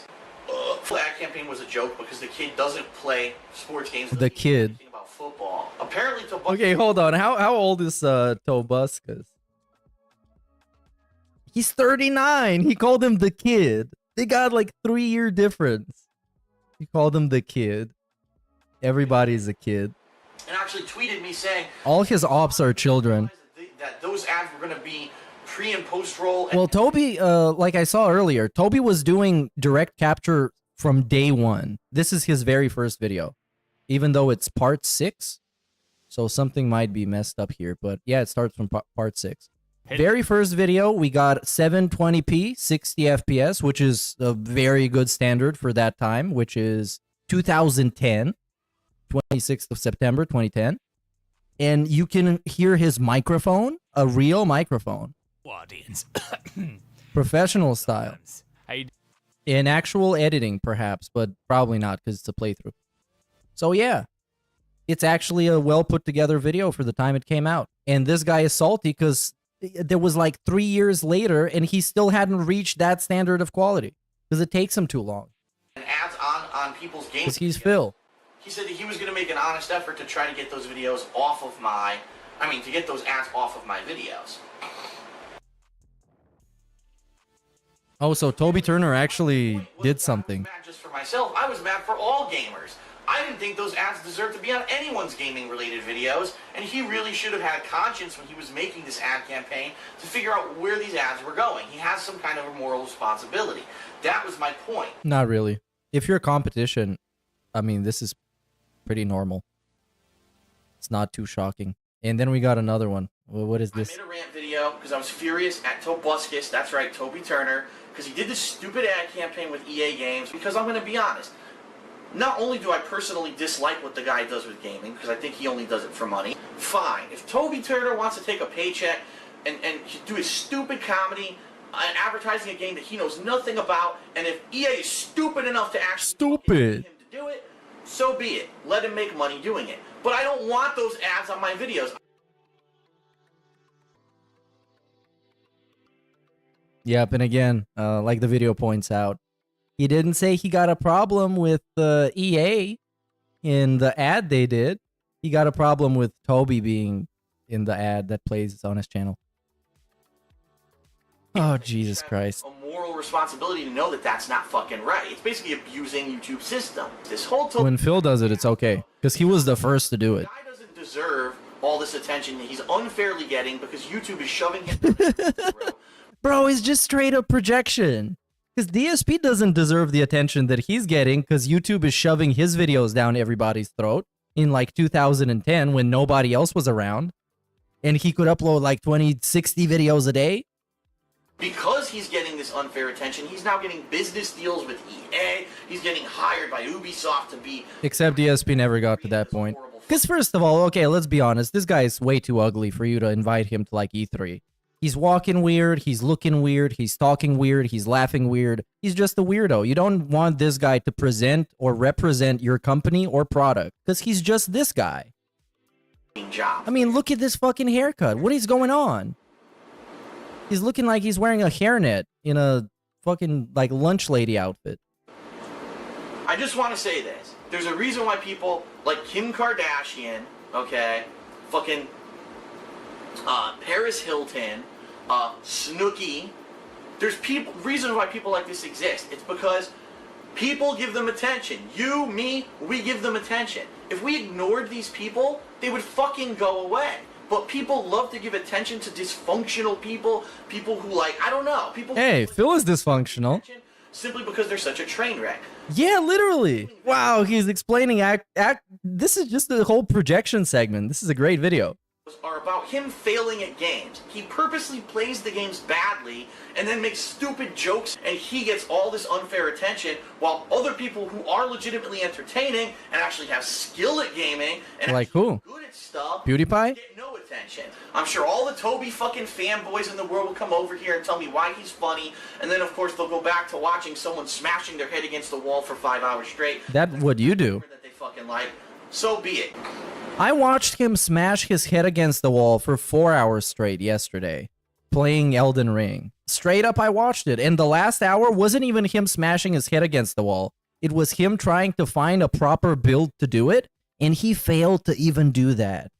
He failed, because people misled him, and they gave him the wrong items to pick up, and he went and wasted all his time looking for the items. Bro. I don't think that, number one, he should be advertising a game that he knows nothing about. Number two, Oh, we're still talking about this. he's not an authority on games. Why is he advertising it? Number four, that he's not funny. I mean, I could go on all day with reasons why he shouldn't be advertising for Madden 13, and that EA is a bunch of fucking idiots for hiring. It's an immoral business practice. But he just said, dude, he just said in the previous video he had nothing against that, and now it's a terrible business practice and EA is immoral. He should be ashamed of himself for doing it, and I know, it's disgusting. If anyone, I mean, let's face it, people should be up in arms and trying to rip his fucking channel apart and saying, listen, buddy, you're an asshole. We hate you. We don't want to see your fucking goofy-looking face. Oh, I look like an asshole. Who is he speaking on behalf of, though? No, you're not. You're an asshole. There's nothing I can... Because now it's like gamers should say that. It kind of sounds like you want to say that, but you're too much of a coward to say that because people are going to shit on you. But so it ends up being this. Rip my fucking hair out of my head, but I guess we all gotta swallow it, and we gotta put up with Toby fucking Turner, cocksucking motherfucker. I'm sorry, I hate him. He's not funny. He's doing it. There we go. We actually got to the point. I hate him. He's not funny, and he's doing it for the money. Fucking sellout, and that's the kind of person I despise. Complete sellout. That's the kind of person you don't want to support. Okay, someone who's completely doing it for the money. And it's just an asshole who has no quality to him. I said it before I went on vacation. This is how Paris Hilton, this is how, you know, Snooki and the Situation, the people from Jersey Shore, this is how Kim Kardashian, this is how these people are rich. Because people give them attention, and then all of a sudden, because people give them attention, companies pay them money to advertise things. Next thing you know, they're filthy rich. So that's what's happening with him. People should be rallying against this kind of generic bullshit and saying we don't want him to be successful. We want people with talent. People should be saying this, by the way. Jackass who gets He's the voice of the people. because of the way that YouTube works, and because for some fucking reason his generic bullshit stuff that's not funny somehow appeals to some kind of a fucking base. I don't understand it. She actually was the host Whoa, here we got actual decent audio from Mr. Professional Man. And it took him way until 2013 to actually pull this off. Because, you know, it takes a lot of effort. And we get the same shirt that he's been wearing up until like a year ago. Which, again, great character growth and development. The same shirt, but it's way more filled up in here. You can see the breastage. Conference, and so a lot of people were wondering, does this mean that Tobuscus is back? Because Toby Turner was there last year as the comic relief. He did a horrible job and basically ruined the whole press conference. This year, Ubisoft said, fuck that, we don't want that dickhead back, and so he was not at the Ubisoft press conference. Thank God he didn't fucking ruin it for us. And the good news was, no Toby Turner. He didn't ruin it. Oh my god, he hates that guy so much. Then you got a guy. Dude, he should watch one of those downfall documentaries on him, because I'm sure there's quite a few of them. He should do an extended react. Oh, why did I decide to watch the Toby Turner? Well, for those of you who don't know, back in 2012. Like Toby Turner. And fill in the blanks. Known for gaming. He did parodies of game trailers, and he also did vlogs and celebrity gossip and shit like that. He was popular for that. And then one day he decided to make a gaming channel. And because he already had an established fan base and that channel was being promoted by... All right, bro. We got it. Because it's just like the same story over and over again. Now let's play some shoutouts. Do you think Ket is mildly regarded or maybe even acoustic? Yes. A sane woman would look at Pigroach and think to herself that this man-child is who they want to marry. Yeah, for sure. She could have just seen him as meal ticket. It could be both, but I think she got something going on. According to Jenna, who is not the most reliable narrator, they both got Asperger's type thing. So yeah, that's a thing. Big ups Anonymous. In the chat are reacting to a streamer who is complaining to customer service about a missing Neckphone and is Joyful, the customer service representative. Also did see Drake's house flooded. Oh yeah, the Drake's house got flooded. That's the thing. Somehow that's Kendrick Lamar's fault because something, I guess. But yeah, the AI summary of the chat is always great. Is always great. Alert. Cool things for gamers to eat. Nowadays he'll tell you he was cooking poorly on purpose for the bit as a laugh. Yeah, bro, the whole cooking poorly, the whole poorly part of poorly cooking with the king is just a deflection of criticism. So you can't say this guy is really bad at cooking because that's the gimmick, right? That's supposed to be the angle here. That he is bad at cooking, and the whole show is about him being bad at cooking. But you listen to him back in the day explaining what the show is about, and it's like what you just said. Cool things for gamers to eat. So yeah, very, very nice. Very consistent as well. Big up Slime Privilege. What up use? I watch Meerkat Manor so I friend K. It time chill. Big ups Jade. Shout out Meerkat Manor. Oh, dude. Sorry, Meerkat, for linking Jenna to your stream yesterday. Oh, that's all right. It was just the wrong stream. Would get back together, so I just couldn't help myself. I don't know if that was the real Jenna in chat yesterday, but I had to time her out because she was constantly talking about her diaper stuff, and I don't want that in my chat. It's not gonna happen. I don't want to look up that kind of stuff. Used to go to E3 all the time, also. Oh yeah, Mini-Me. That was a channel from back in the day, dude. I might have watched a couple of their videos. Big ups, yes. Coming a guy who actively hates sports, bans anyone talking about sports in his chat, had a Super Bowl party and only to milk it for money. And you know what happened in that? He didn't even play the game. He simulated the game on his own sports-based event. He couldn't even play it. Oh, man. That was the greatest. He's afraid. Fear has controlled his life so long. Well, because being scared is very easy. Because you don't have to do anything. You just have to let things unravel by themselves, and all you can do is be scared. Which is very cool. What's Carl from ATHF regarded cousin doing now? Well, now nothing much. Yesterday he was stuck on the final Elden Ring boss, and it was kind of funny to watch. He died like 65 times. How many times did he die, actually? I think I still have the counter. 71 in total. And I think the last one was because he fell off a ledge. So he didn't actually die on the boss. But yeah. Big ups, Jay. Do you think Jenna would be better than Kat for Phil? She could talk about having a full diaper and Phil could talk about scat the entire time. Bro, if my suspicions are correct from what we saw in this video and he's a huge freak, maybe they're soulmates when you think about it.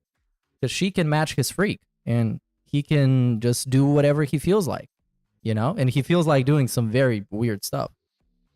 So yeah, big ups Anonymous for $1. Basically, anyone more successful than him is a sellout. Pretty much. The prestige lol. Pretty much. But he also was a sellout at some point because he was reviewing bean bags, he was reviewing loot crates, and pretending that all the junk you get inside is fantastic.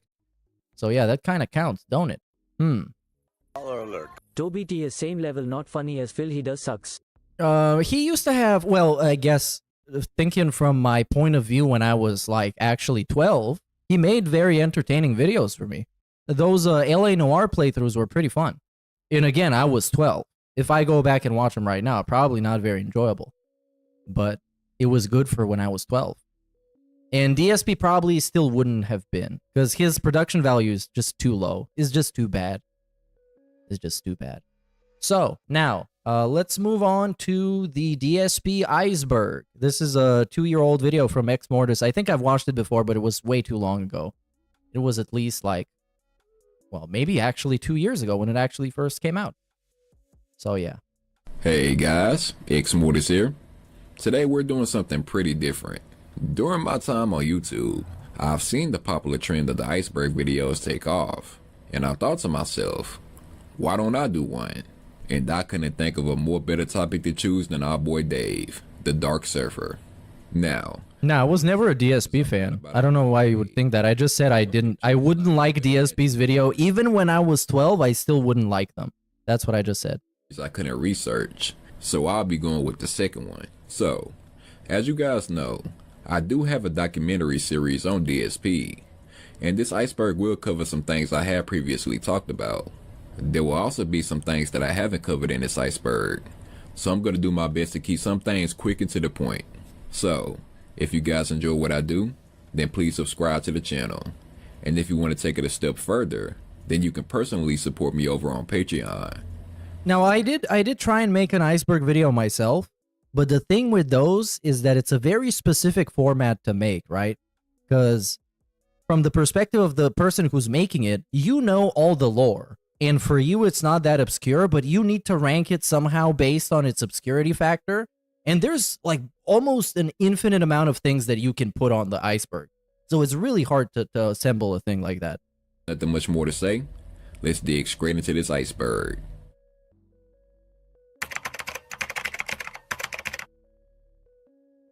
Bills are a common topic Phil brings up when he's trying to guilt trip his audience into giving him more money during streams. But I don't want to hear people now saying, oh, Phil's... Hey, we got a bunch of bills. And it's very funny that this is the first thing that you should know about this guy. The very first item on the iceberg is bills. Imagine how prominent they must be in his content. Today, and he's saying that he still needs help. Fuck you. No, really, again, fuck you. Because you know what I'm asking for. Help now. Money. Yeah. For the games coming up now. To pay my bills coming up. Now. Not things in December. Things now. You're not helping by coming on this stream and being a dickhead to me and acting like I'm being ungrateful because someone's doing a super chat. No, I'm very grateful. The super chats help, but they don't help me now.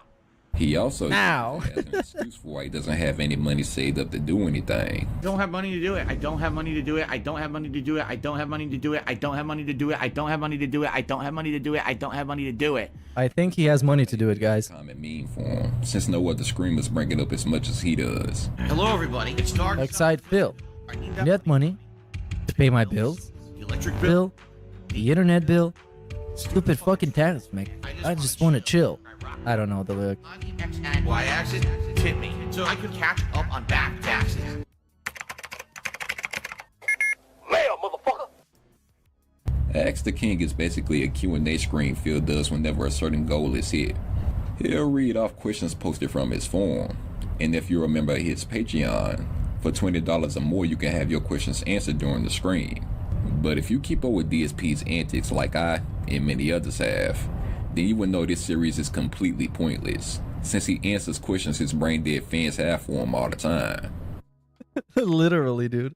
But I remember at some point the gimmick became that he's gonna give you a detailed response, which more often than not is actually the worst outcome, because his detailed response includes a bunch of context nobody cares for or asks for or is relevant. Oh man, this old school layout of the pre-stream podcast. Look at this and how fucking blurry he looked and how bad the background is. It's not much better now, but at least it's a little bit less pixelated. Just a little bit. And it's a common detractor meme that started due to Phil openly admitted during his early days on YouTube. He used to drink heavily. I absolutely love my life today compared to how it used to be. Seriously. All those years back then, you'd be like, it's a whirlwind of crap. It was me. And by the way, I've told you guys about my past, how I used to drink way too much. I would be drinking constantly, all the time, because I was so stressed out. I was, honestly, when I started with this whole thing, I was depressed many years ago, a decade ago. I thought he was always depressed. Basically, liquor was the way to kind of get through that. It was, I hate my life. I hate who I am. Sounds very healthy. It all away and just keep pumping out fucking YouTube videos. Now, while DSP has since claimed that he doesn't drink as much as he used to, recent leaks prove that a good amount of his spending still goes on alcohol. Another type of this meme has been called gin tweets, where DSP... Oh yeah, the gin tweets. So what is this tweet? What the fuck is this? And of course, if you notice, his avatar is epic. This is one of my favorite DSP Twitter avatars because it's just so weird. It's just kind of like a smile, but not a smile, but also like a face of suffering. The face of pain. So, how much of a loser must you be to actively follow me and rejoice when I hold a stream that doesn't do well tips-wise? This happened today with Dying Light 2, which did well overall. Oh, is that why it got canceled? Yeah, it got super canceled. It got sent to the Shadow Realm and it's never coming back. These same people cried/raged when I had a great Street Fighter stream. Get a life, thanks. I mean, come on, who raged though? I don't know. Maybe they did in 2022. Up till like 3. Because back then, I don't know. It was kind of the same shit, actually. Him tweeting about random nonsense and making horrible takes. It's highly speculated that he's drunk off his ass while he's doing this. Oh my god, he's drinking gin. Project 7, hell yeah, baby, this is it. Series Phil started back in 2010. He discontinued the series the same year because Phil can never commit to anything. Then he met Howard through John Rambo, and he got his friends from Respect the Pack to help revive the series. Once the project was canceled again in 2012, DSP set a goal on his Patreon for over $1,000 to bring back the series one more time. Once the goal was hit, DSP pocketed the money like the writer scammer he was, and told his fans that he would be too busy playing up-and-coming games to focus on Project 7. Years later, he changed the goalpost and said that the Patreon goal was for a trailer instead of an actual reboot. Yeah, that's like the biggest DSP scam of all time. The whole Patreon Project 7 scam. It is so pathetic and is so slimy and greasy and disgusting. Phil stole... And it's so fucking dishonest. And of course here, this is during the debunk stream. He's gonna debunk that. Because somebody phrased it as Phil stole fan donations. And then it's not, well, first of all, it's a Patreon pledge. And then, stole? I never stole them. They were given to me for hitting the monthly goal. Said that the Patreon goal was for a trailer instead of an actual reboot.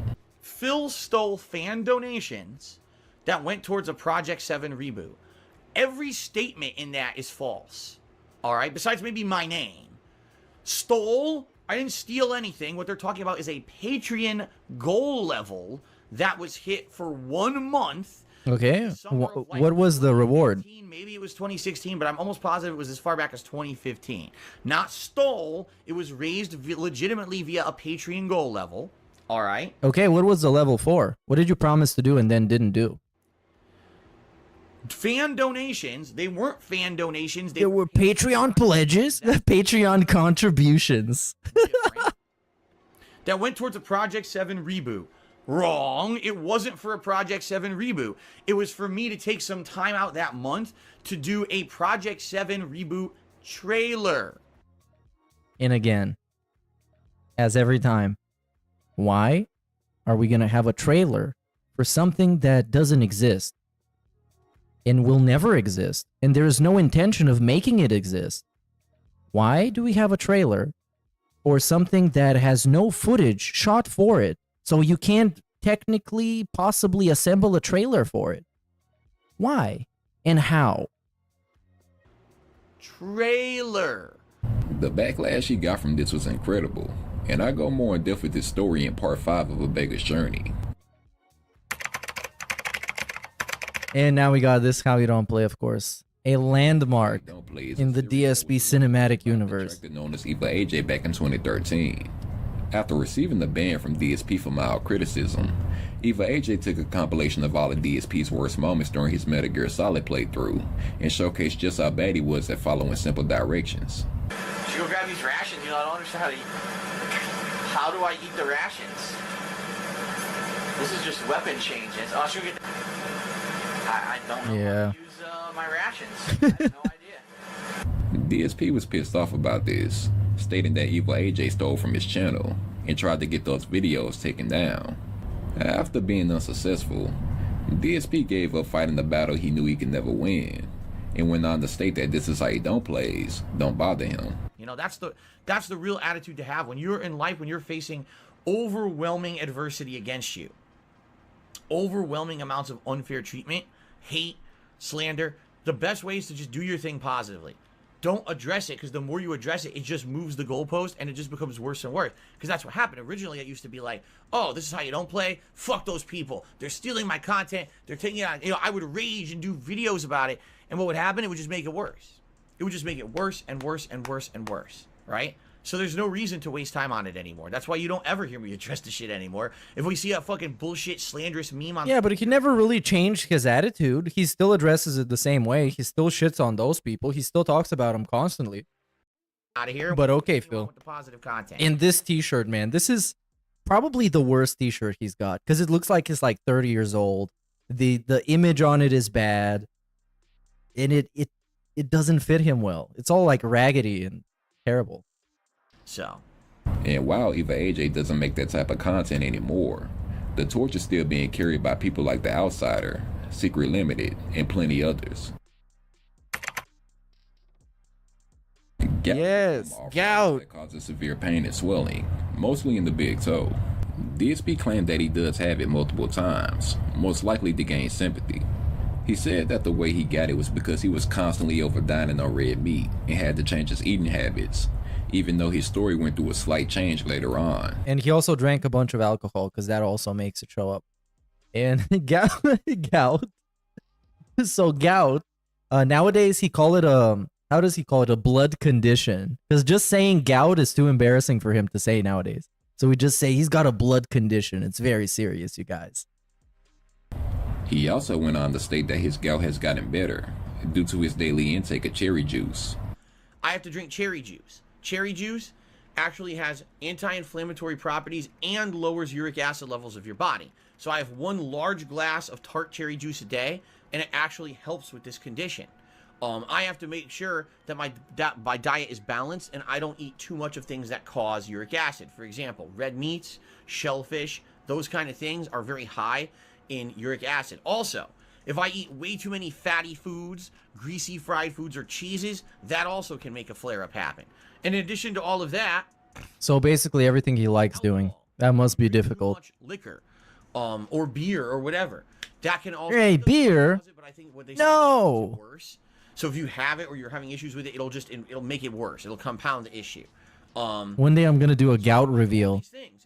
And reveal that watching so much DSP and drinking so much beer while watching DSP actually gave me gout. It's going to be the best day ever. It's going to be the gout stream. I knew I had this condition. I never did. I was a guy who would go out and eat a giant steak. I'm going to take shots of cherry juice for contributions. You know, I actually, when I lived in Connecticut, I would go get the prime rib and shit. This ginormous... If you guys like that I'm trying to change my lifestyle, please support the stream. That was me. DSP seemed very sensitive about his gout, since every time it got made fun of, he had a reaction to it. And due to his constant bitching about it, it became a well-known meme for detractors to this day. Of course, and it's also like it's a weird thing to have in general. It's gout. Hate was a nickname DSP was given. It's gout. It even sounds funny. Gout. Gout. Gout, gout, gout. In the FGC. While DSP Fall gout. The reason he calls himself this was because of his mindset to overcome the haters. Look, another one, fall gout. Others it's just funny, and it's funny the way he says it too. During tournaments. DSP, stop recording. No one gives a shit. Play. You can't.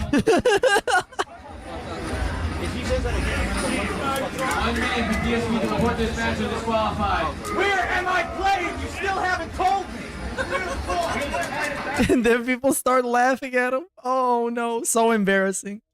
So embarrassing. Treat you like you're a rookie. DSP did still cling on to this name during his early days on YouTube, even making series like Ask the King, Cooking with the King, and Feasting with the King. He even went as far as to call his fan base the Hate Army. We think that as long as we can send the fans over there to explain, I think it's going to be good. So I'm calling upon the Hate Army. I rarely do this, but I need you guys definitely to help us out with this endeavor. We want the trailer to do well. We want the series to do well on Machinima, and it's going to take your help. So please, Sunday, 6 p.m. Mobilize the Hate Army. Shout out to Hate. Head on over there, Machinima Respawn. Check out the trailer, okay? He even made merch about it. And take a good hard look at this. Oh yeah, the Hate Army 86. Oh, speaking of which, I made a merch store today because I saw that YouTube has the ability to do that stuff. But I forgot what the link was. Hold on. What was actually the link? Huh? Oh yeah, here it is. Fourthwall.com. This is the best website for merch. And right now I have some super bare bones stuff, but they're pretty cheap, so you can get it if you want. Is it gonna even open? Oh yes, it will. Wow, this is the best website. This is the godlike website. Look at this. You can get a Baller Alert generic ass t-shirt, but the actual logo is cool. Look at this, dude. For $16.78, I make nothing out of this, you guys. These are not monetized at all, and you can even get the cat size, the 4XL. Crazy, crazy. I'm probably gonna make some actual designs in the future, but that's all I could do today. Anyways, or you can get the Hate Army 86 shirt. That's also great. Wow. Good thing that number says 86 instead of 88. Currently, DSP has come to renounce the Hate Army, because it's not really hard to find a racial undertone if you look hard enough. Barrel Shroud re-upped his membership for 7 months. Says, do you need the Hate Army to mobilize? There is no Hate Army, Barrel Shroud. If you say that again, I'm going to be very upset with you. There's no Hate Army. No Hate Army. What happened? When did it disband? Did they lose a battle? What happens when the body produces more mucus than it normally does, and instead of coming out of your nose, it runs down the back of your throat. This is another medical condition DSP claims to have, and uses it as an excuse to snort right into the microphone. I have chronic postnasal drip. It causes me to have all kinds of inflammatory issues with my nostrils, as well as gunk in my throat constantly, on and off. Some days I wake up and I'm good and I have nothing, and sometimes I wake up and I feel like shit. And it could be because I have a cat, it could be because of allergies, I don't know what it is. But this, oh my god, this is like, this guy rocks, man. Like, honestly, he always finds a way to nerf himself. So having a cat gives him post-nasal drip, or at least makes it worse. And what does he do? He has a cat. Of course he does. Of course.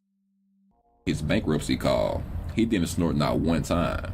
So maybe he's just using this condition as a way for him to be as disgusting as he wants on screen. You guys need to hear me talk to do a valid gameplay stream. Wow. DSP tries it. DSP Tries It was another series film made where he would mostly review fast food.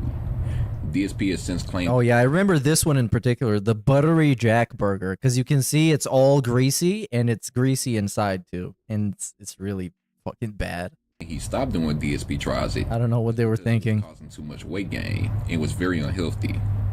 Even though recently, whenever he hits a membership's goal, he'll stuff his face with whatever fast food he decided to buy that day and review it under the new title, Feasting with the King. Well, that, I guess that's not supposed to be really fast food. That's restaurant food.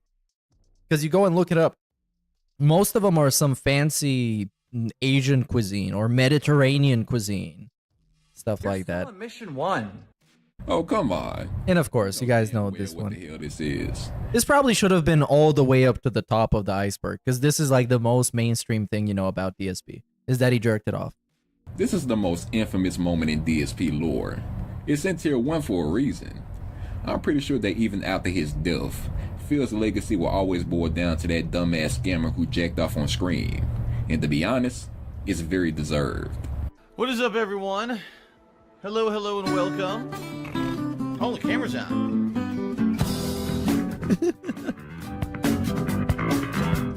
The look he makes when he gets busted, no pun intended, is the best. It's just such an actual, like, you see the soul come out of a person. He realizes he's finished and it's over and he got busted.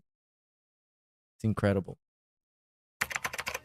Back taxes, yes. Back taxes the same way he does with bills. It's a way for him to squeeze as much money out of his pay pigs as possible.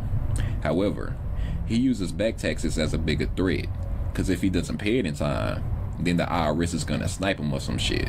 The best example of this can be found in part 9 of A Beggar's Journey, where he told his fans that he needed them to give him $16K in order to pay off back taxes, because his mysterious tax guy had been fucking him over this entire time.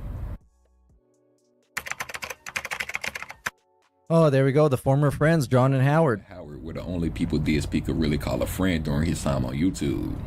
But due to his constant lying and greed, it didn't take long for his obsession with monetary gain to cause a rift in their friendship. This mainly started during the filming of Project 7, and a bunch of other shit that was building up over time. In the end, John and Howard put out an hour and 30-minute long podcast airing out their frustrations with DSP. Ever since that one-off podcast, DSP has never gotten into contact with either one of them and labeled them as traitors for not discussing their issues with. Yo, look at the foot. The foot goes crazy. Now you can see what's happening underneath the desk when he's doing a pre-stream. Look at his foot go crazy in a second. Almost there. We're about to start playing the kick drums. Yeah, hell yeah. The timing, the tempo, impeccable. No, I agree. See, Ornites is right. He says they made a move cutting you out of anything to do with them because it was bad for them. I actually agree. That's actually what I think happened. I think what they saw was that since I moved from Connecticut to Washington, now keep in mind this was years ago, things was much different now, but they saw back then, right? They saw the negativity and shit that was happening to me, and they were like, oh fuck, we don't want to get swatted. We don't want to get fucking DDoS. Really? We don't want to get doxxed constantly. We don't want to be part of all this negative shit that's happening to Phil. And let's face it, we're not doing anything with him anymore anyway. We want to be safe, so we're going to wash our hands of him and make this video. No, I don't think so. The end of it. And I think that's what it was. I think they would have just remained silent and still not get trolled at all. If anything, making that video made him get shit on by a bunch of DSP's fans, because he used to have fans back then. Much like other businesses who don't want to associate with me, that they would be cleaner and safer if they just basically said, let's end it like this by doing this video, rather than talking to me about it, right? And then me publicly saying to everyone, well, I had a conversation with Rambo and Howard, and they decided that they don't want to be friends anymore, because that's just going to cause more drama. Instead, do it that way, and boom, then it just cuts the cord. Boom. And now, of course, I look like the villain. He is the villain. Because I already look like the villain. So they did what they did. You know, they did what they did. It sucks. DSP hasn't made any new friends since John and Howard. And with the way things are going now. Not that you know of. Maybe he has many, many friends. Many friends. Yeah. Okay, yeah, Colored Pencils did another super chat. He says, do you find it hard to find friends since you moved? I don't have time for friends since I moved. Just being honest, I just don't have time. I work 6 days a week full time. 6 days a week full time. Outside of that, I maintain a... Who makes your schedule? I don't have time outside. I don't have... As I've explained to you guys. Okay? Oh, yeah, he got Brian for a week. Well, that was something. My life today. Oh, this is an epic segment, actually. This is a great speech. My life today is the best I've ever had. Is the best I've ever had. And I mean that. Like, every day I feel like is the best day of my life. I'm not exaggerating. Every day. All right, here we got the Blip TV Isaac Heimler saga. Content ID. DSP took his shitty gameplay content to another video sharing website known as Blip TV. Big ups Chris Domingo for 12 months, dude. A new home to those who felt Thank you. being treated unfairly by YouTube's policy, like Doug Walker from Channel Awesome. But during the playthrough of Dead Space 2, he made some pretty controversial jokes about being the last remaining Nazi, Isaac Heimler. This is what happens when you let the Jews do whatever they want. You let the Jews overrun space, and now look at this. Their greed has had the artifact turn everyone into necromorphs.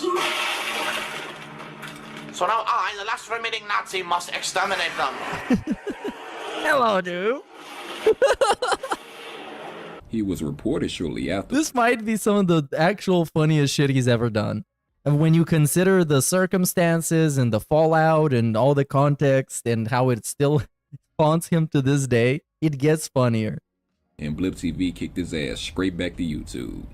Phil is far from the only 28. Oh yeah, dude, this is even better. And this is what actually makes it funny when he reads out those emails. Well, this guy is so fucking jealous. That has found themselves laid off from their jobs and in financial straits, but instead of sucking up his pride and taking a crappy job and moving back in with his parents, he's decided to panhandle his fan base. The relationship that DSP has... Look at the head, by the way, flat. ...based on money, and I fail to see how such a situation can end any way but badly. Save your pennies for your personal rainy days ahead and force Phil to be accountable for himself. This, you could have left this comment in the year of 2024, and it still would be fucking accurate. It still would be accurate. It aged legendarily. Holy shit. And this is his response. This guy fucking is so jealous of my popularity and the fact that for 4 or 5 months now, yeah, I've been able to turn this into a business per se and been able to support myself, that he is fucking reporting me falsely to websites to try to get me banned and fuck me over, so I have to stop doing this for a living. Wow, you are a shithead. Epic. Retrospective streams. Now we have a whole channel for them. An actual channel. If DSP hits a certain goal, then he'll do a retrospective screen. And no, he's not revisiting a game he played in his past. Instead, he just sits there and watches his old boring videos his friends request him to. These streams are as boring as DSP can get, since he doesn't add any kind of value to his reactions. He just states the obvious and laugh at his own jokes from the past. Well, he does add context. Then we got the nail biting. Yeah, nail biting is epic. Thing DSP does whenever there's a black person on screen. DSP never really explained why he does this, and overall, it's just really strange behavior. Every other Thursday it's like this.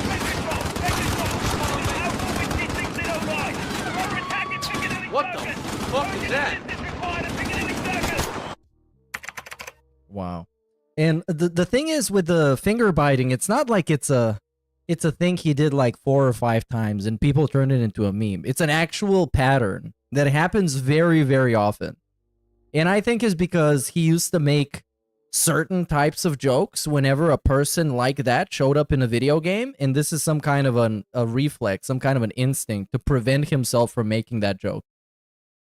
By quite literally shutting his mouth with his hand. I honestly feel like this should have been in tier 1. This is a pretty common thing to know with just a little research about DSP. In 2005, DSP attended EVO to play Street Fighter II Turbo. Now, the port that was played was the inferior PlayStation port that had a whole bunch of issues that made a lot of pro players upset that it was chosen for a high-level tournament. This caused a boycott, and a lot of good players didn't attend the tournament as a result of this. DSP was able to seize the opportunity and said himself that he practiced this port as much as he possibly could, and he only got 4th place. Now, a top 8 finish at EVO isn't bad, but the way DSP treated it was what left a bad taste in people's mouths. He went on to claim that since he beat all the American players in that tournament, that he was the #1 ranked Street Fighter II player in America.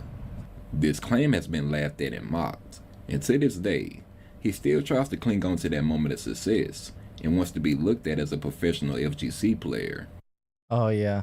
Thank God we didn't get like a clip of him talking about it, because he talks about it like unironically he won. Like he was #1, even though he wasn't. And that's his claim to fame, being 4th place. Which, I mean, come on. Doing my research, house tours are just that. DSP doing a tour of his house. The worst setup ever. Know with this, but it did show that DSP does waste his money on a lot of useless shit. Oh hell yeah. That's why it's so interesting. You can just go through every room and see what he used to have and how absolutely unnecessary it was. During a Hey Live video, DSP told the story of how when he was younger, there was a Wolverine figure he saw and wanted his parents to give him for his up and coming birthday. When his parents failed to give him the figure, he threw a massive fit. I went to a comic book store one day with my parents, and the Wolverine figure was there, and it was expensive. It was like maybe, I think, 20, 25 bucks, when really the other figures only cost like 7, 8 bucks, so this one was worth 3 to 4 times more than a normal figure because of its rarity. And I turned to my mother and father, and I said, guys, listen. Guys, I want that. If you like the way that I was behaving today, please support me and buy me this figure. Figure for my birthday. So, please, what I would ask you, I've never asked you to do this before. We know how rare that figure is. We know we've been to stores endlessly and we've never seen it in the flesh. It's finally here in front of our faces. Please buy the figure now. Hide it from me for whatever, for months until my birthday, and give it to me on my birthday. This will ensure that I will get this action figure because we know how rare it is. I imagine this as if he was on Shark Tank. Now, guys, okay? This idea I have is revolutionary. You haven't seen anything like it, right? So, here's the bottom line.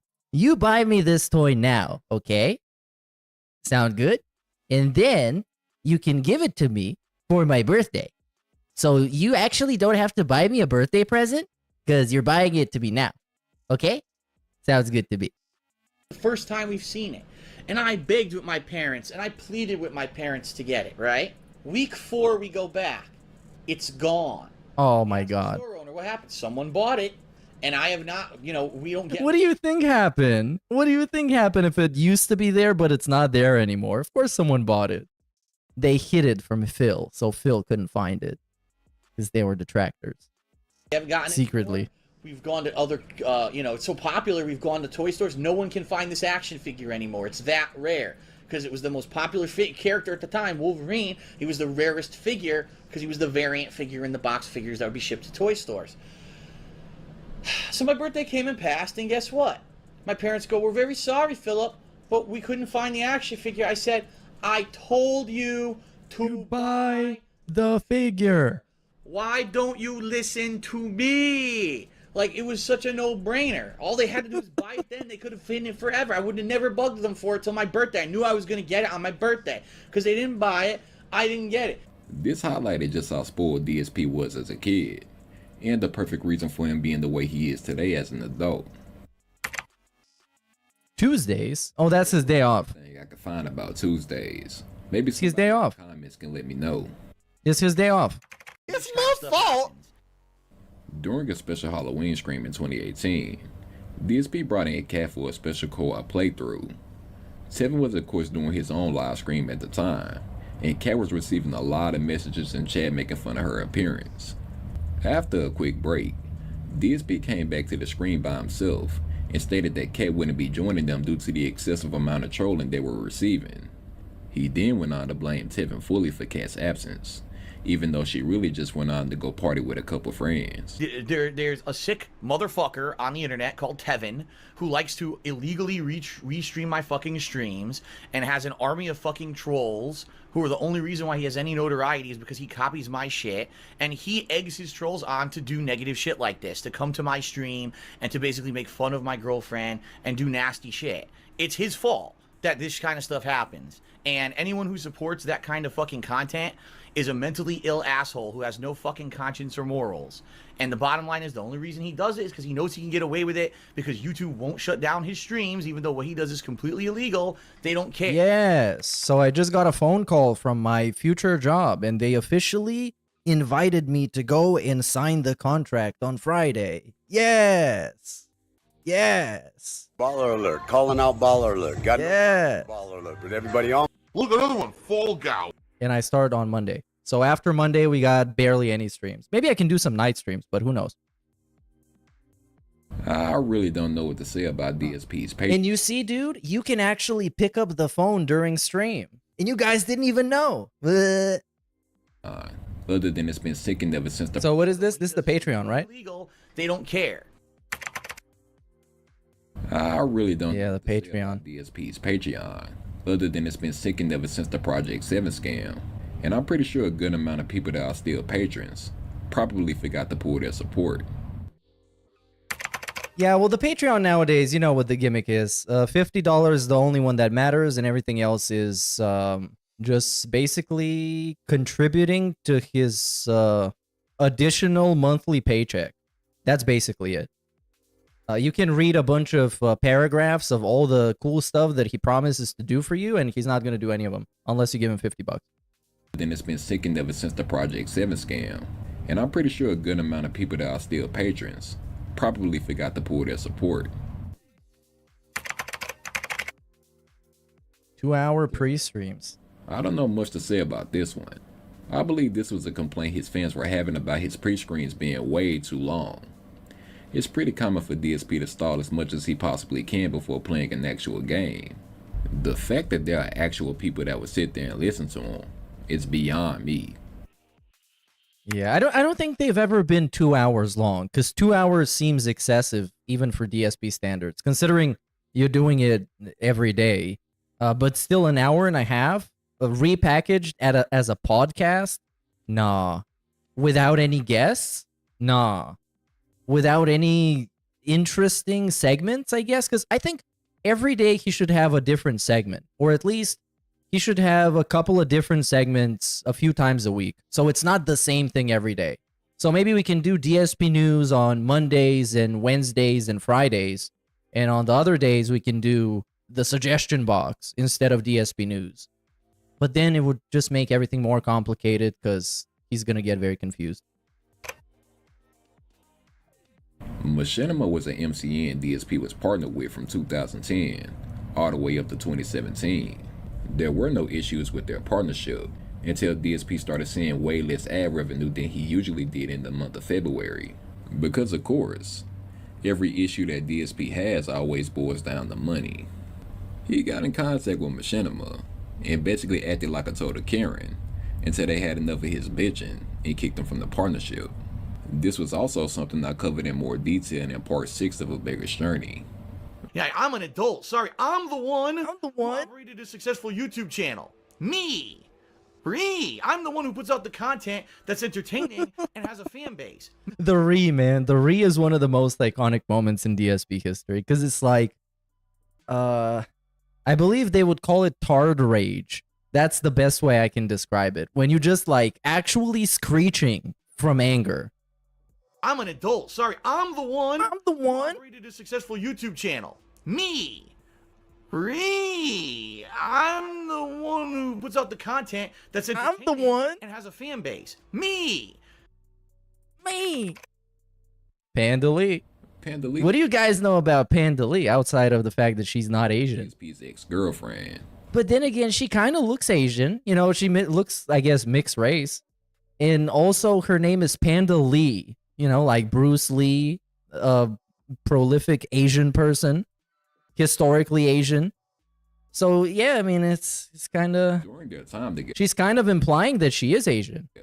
She was hated by detractors and DSP's own fan base due to how annoying she was in his videos. They didn't like the fact that DSP had her involved in pretty much anything he did. Due to her constant trolling, she turned a lot of former DSP fans into detractors. And it was coming to the point where DSP didn't want to deal with her himself. You could see their relationship falling apart on screen. And in 2017, they had officially broken up. I have a whole video dedicated to Panda and Phil's relationship in part 4 of A Beggar's Journey. DMCA strikes. We don't even know about which ones we're talking about. Because there's been so many. Gone through many, and I mean many DMCA strikes. And if I talk about every single one of them, this video will be way longer than it needs to be. Kat is currently DSP's wife. Personally, she's a... Hold on, these few frames in the beginning are so funny. Because it's like she's trying not to laugh, but it looks like he's saying something funny, but like ironically funny. Just look at her face in the first couple of seconds. Currently DSP. Looking at the camera, we got a little bit of a smile, then we pulled it back. We retracted the smile. Personally, she's a very strange case. It's clear that she probably has a mental disorder. Her sister is an escort, and her mother is fucking insane herself. She was also a fan of DSP's content even before they got in contact. Yeah, that's actually the biggest red flag.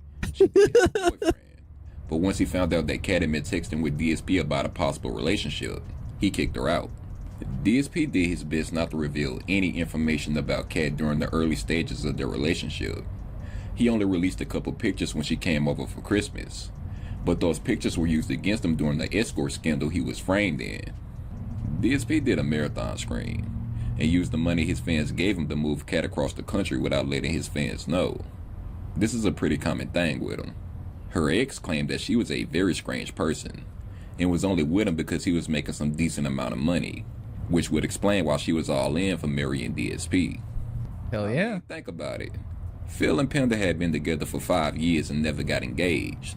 Well, they kinda did in the end. When it was according to him, it was a band-aid on a broken relationship. So he was really desperate to hold her, to keep her in the snort fort, but it didn't work.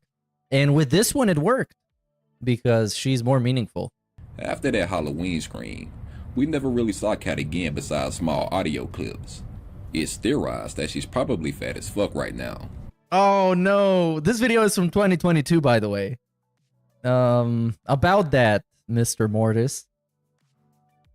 I'm afraid you're correct, buddy.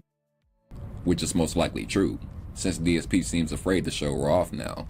There seems to be no love in their relationship, since DSP only seems to this hug. She can cook and clean for him. Cat, you need to get out now. That place is toxic. Viewer's choice, man. Here we go. DSP would do when he's doing a marathon or about to select an old game to play through. DSP will often rig these, because if there's a game he can't brute force his way through, he'll just claim that the trolls voted for that game to win and pick whatever game he wanted to play anyway.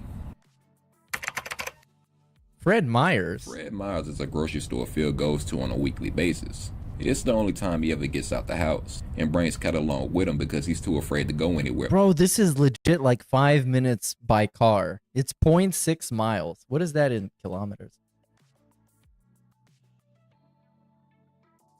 It's actually less than a kilometer. You can just walk there. But of course, if you buy a bunch of groceries, how are you going to come back? You need a horse. Himself. Luckily, he got one. Italian sauce. Who doesn't know about the Italian sauce? Oh my god, this looks so disgusting, man. I couldn't be bothered to look up the exact ingredients. It looks like something that some witch would make in The Witcher 3. Like, you go and pick up a quest to kill some witch, and then you go to her house, and that's what she's making. Because it really doesn't matter. You're not gonna make it, I'm not gonna make it, because I'm pretty sure it tastes like ass anyway. Someone actually made it. Oh yeah, this guy. I was gonna pull up this video, but this guy made it. He followed the authentic Italian recipe. Well,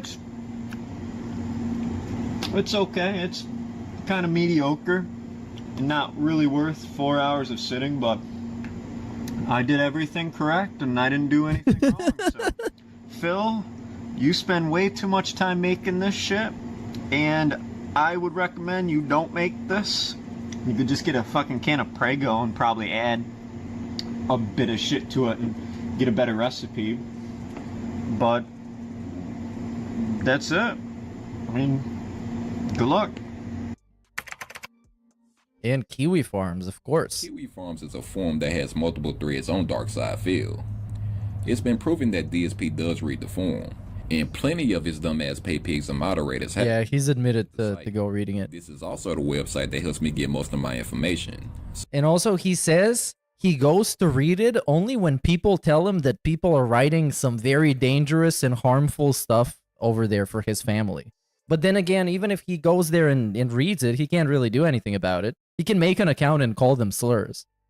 Imagine that. Imagine the DSP Kiwi Farm sock account. If that comes up, that would be the best. So big ups to Kiwi Farms. You got a great thing going on, though. This is something I haven't covered yet, but in January of 2020, DSP wanted to file for bankruptcy. Yeah, there's a Kiwi Farms thread for Derek. He had a lot of debt. It's spicy. I can't show it. Or else I'm not allowed to show it legally. His parents. And as usual, he blamed the trolls for the reason he had to do this in the first place. My concern is having this go through the bankruptcy, so my debts can be, what did they call it? Now, I don't know if it's exonerated, whatever the word is. Whatever, removed. And I can work on getting caught up with taxes. Eradicated. So right now, I need to get caught up with taxes. I'm behind 2 years on taxes. And I need to start paying my taxes when I'm supposed to be paying them, so I'm not in trouble with the feds. With the feds. That's on pace. Then save money. Oh yeah, this is the swatting incident. One day I should watch that actual video. I think I've watched it before, but I've watched most of them anyways. And it's been like years ago. When during his Batman, I was a different person back then. Phil was told to come outside by police. Because I had a different microphone. And they did a search, but they didn't find much. Just a whole bunch of gamer shit. It's a gamer shit. Hell yeah, it's a lot of gamer shit. Whole lot of gamer shit. The swatting was handled pretty well, and DSP even tweeted out how much of a failure it was. But then, he turned around the next day and said that the reason he was swatted was because of all the negative videos that was made about him. But the bottom line is... Yeah, I guess, I don't know what his intention was initially. I guess to no-sell it so people wouldn't do it again. But then he realized even if people tried to do it again, the police would know that they're faking, so they wouldn't even be a threat to him. So he was like, you know what? I'm going to cut the biggest promo of my life. And that's what he did. It's actually what he did. That video is like probably around 2 hours long. Today, I was threatened physically with murder. And I am not going to put up with this shit anymore. And I'm not going to allow any of these fucking people to think that it is okay to make this negative shit about me, because this is what happens, right? Shame on you if you've ever made a "this is how you don't play" about me. If you ever decided to follow me, make a clone account on Twitter, do this childish shit on YouTube, if you thought it was funny to dox me, if you thought it was the DDoS attacks were funny, you almost got me killed. Imagine this, bro. Imagine telling a bunch of people, if you ever made a video about me being bad at Street Fighter, if you ever made a Twitter account and made a bunch of gout jokes and said fall gout on Twitter, you tried to get me killed. That's an attempted murder, by the way. You should get put in jail with Tevin. Because Tevin was actually the mastermind. You guys don't know about this, but actually it was all Tevin's fault. You! Oh, no, it was actually me, I guess. And you. Yes, you! Yes. You're responsible. And if you are a human and you have morality in you, you should understand that. You contributed to it. Because no one fucking thought of me in a negative light until that shit fucking started. What shit? That this is how you don't play? Well, wait. So people didn't hate him personally as a person until somebody made a montage about him being bad at video games? Is that what I'm supposed to believe here? And people started making fun of him on Twitter? I don't get it. But I want to slow down this you. You're responsible. Funny to dox me. If you thought it was the DDoS attacks were funny, you almost got me killed. You. Yes. You. You're responsible. People understood it was off-color jokes. It was just Phil trying to be funny. And, you know, I've told you, I'm an imperfect human. I'm certainly not perfect. There have been times when I made mistakes. That doesn't mean that people should fucking die. So, fuck you. Actual iconic video, man. Iconic. The Friday the 13th. Oh, and this is another one. The incident while DSP another classic. And gave birth to this great moment. Do you know there's like a guy in our group right now who's like streaming this whole thing? He's sort of like semi-famous. Semi-famous. Like said Phil, he was the guy that got caught for masturbating in front of children. Yeah, that's in front of children. He was caught masturbating. I think he's like 35 years old. Oh my god. Yeah, he was masturbating in front of children. That's on right. YouTube live stream. Hilarious. He's like he's a pervert or something. I think he's a That's right, I'm a huge pervert, guys. That's all I do. I just masturbate constantly in front of children. You're absolutely right. That's what I'm known for. You got exposed for doing that. I got completely exposed. Absolutely. Yeah, you did. You didn't even know the camera was on. You know every inch of my dick and balls. Are you the guy? Right? You know every inch of my dick and balls. It's the guy. I'm watching his Twitch. Is that? It's one of the best sound clips. It's the guy. I'm watching his Twitch. And I think as a result of specifically this one clip, he's been running away from everybody in voice chat ever since. Because what if it happens again? What if somebody accused him of being a public masturbator in front of children? Oh, man. 3K Lemon PC, that was great. The unboxing of this PC itself was great. Because, like, everything is bad in this video. Everything is bad. The way the PC was put on the floor, the way he's sitting, the way he was bending over, the way he opened it, the way he broke it, the way he was trying to test it later and it didn't work out. Everything bad. 2014. DSP was having issues with his previous PC that was built by 2 of his fans. He threw it away and bought a $3,000 gaming PC that was built by Cyberpower. During his unboxing, you can even hear him take shots at the people who made his previous computer. So this is going to be interesting because I've never ordered from these guys before. If you remember the PC that I ordered 3 years ago, the one that I've used for 3 years, unfortunately I had some amateurs assemble it for me as a favor to them, basically. A favor to them. Summer internship, and that one always had problems because it was done incorrectly. This time I went to professionals, so if anything goes wrong with this PC, I can basically go to them and say, no, you guys have to fix it because it's under warranty, okay? This is how you do ship a PC. He opens it up with some Call of Duty combat knife. PC that you just built. Caveman experience. The Grug experience. Uh-oh. It's supposed to come off like that? I don't Yep. think so. That's, it's built to overheat. That's how it overheats, dude. Leave it alone. It's an AMD processor. We're gonna have to look at this together because the top is loose. God damn, look at Why do we have to look at this together? Wait, what can I do about this? What can I even see? Oh my god. No, stop pulling it like that, bro. How the fuck does this come out? No. This is insane. Now we break everything. We're showing off the bald spot. Oh, look at the brute forcing.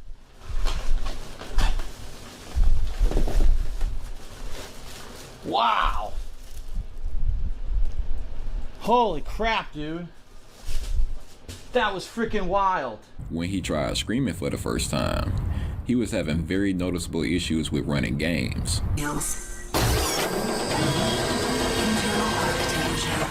Yeah, well, but here's the thing, though. The first Rage, because this is Rage 1, the first Rage was very badly optimized, and it ran like this on a lot of configurations. So this is a very bad game to benchmark. Oh, it's chopping up. The game is chopping up. Oh, there we go. It had, like, huge pop-up difficulties, had huge lag spikes. Dude, the game is choppy. The game looks choppy. It's the actual game. This is not my capture or streaming. The game is choppy. What the hell? The game's choppy as fuck on my new PC. Great. Look at the pop-in. Did you see the pop-in? Yeah, that pop-in is, it's supposed to be like that. It's a design choice. People are saying turn off VSync. Oh, there you go. Look. It freaking maxed it out. It went to 100%, so I cannot play a PC game on 1080p. Well, it looks like he updated his driver. At the same time, it doesn't work. Here I am walking around in the game with my CPU usage 100%, ladies and gentlemen. Yay. Have you tried splitting the load? This is why people I don't think he's tried that. on PC. Look at this. $3,000 computer. Maxes out the CPU. Yeah. $3,000. The lean-in manual. This is a tradition. Whenever DSP goes to ban somebody in chat, he always leans in. Most likely because he got terrible vision. I think it's because his whole setup is really clunky, and he needs to do unnecessary motion to achieve stuff.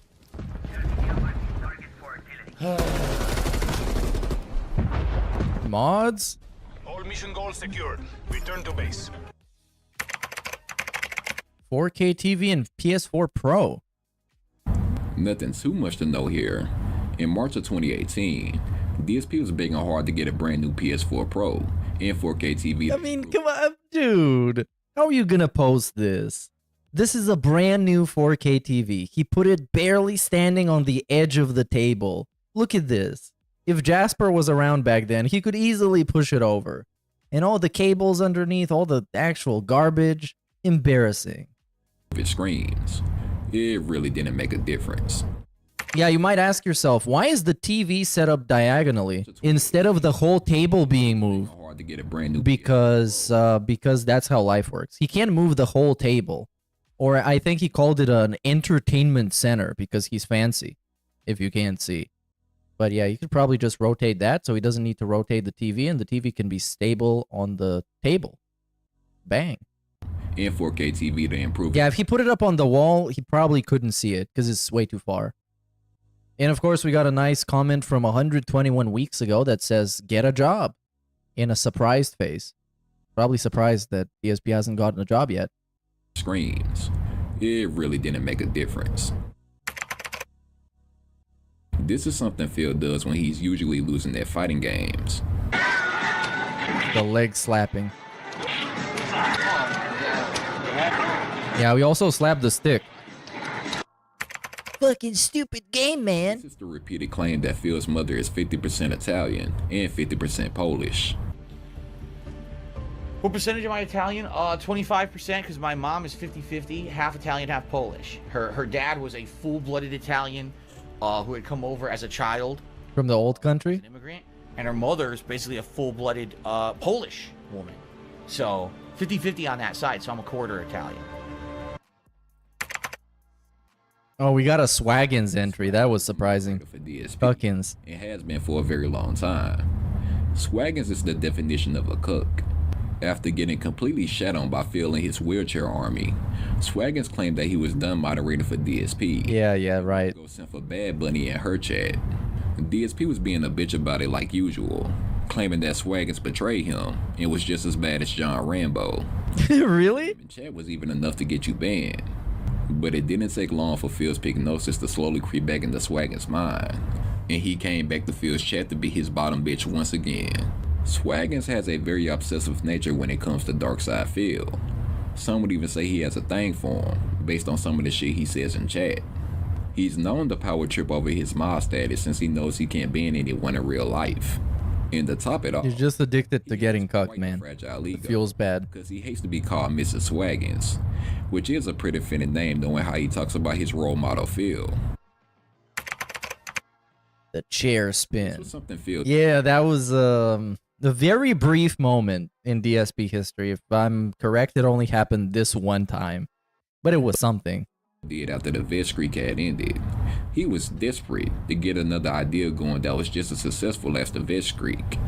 He said it was Cat's idea. Yeah, it's Cat's idea, definitely. But that was most likely just him trying to shift the blame. Now, my wife had a crazy suggestion. All right, I know people are immediately gonna jump on this, but jump on this and what? Say it's stupid? Then why were you even bringing it up? Especially saying that your wife said it. It almost makes her look stupid. Not even almost. It straight up just makes her look stupid. You guys are not gonna believe what my bitch wife proposed. Listen to this shit. Because it's fucking stupid and embarrassing. But my wife said, if you hit a tier 2 tip skull, here's what you should do. You guys ready for this? This is her 100%. This was her suggestion. But why would you say this like that? All right, you ready?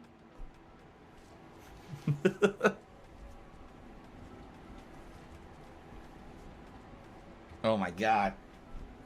Oh my god. All right, so hold on. Whoa.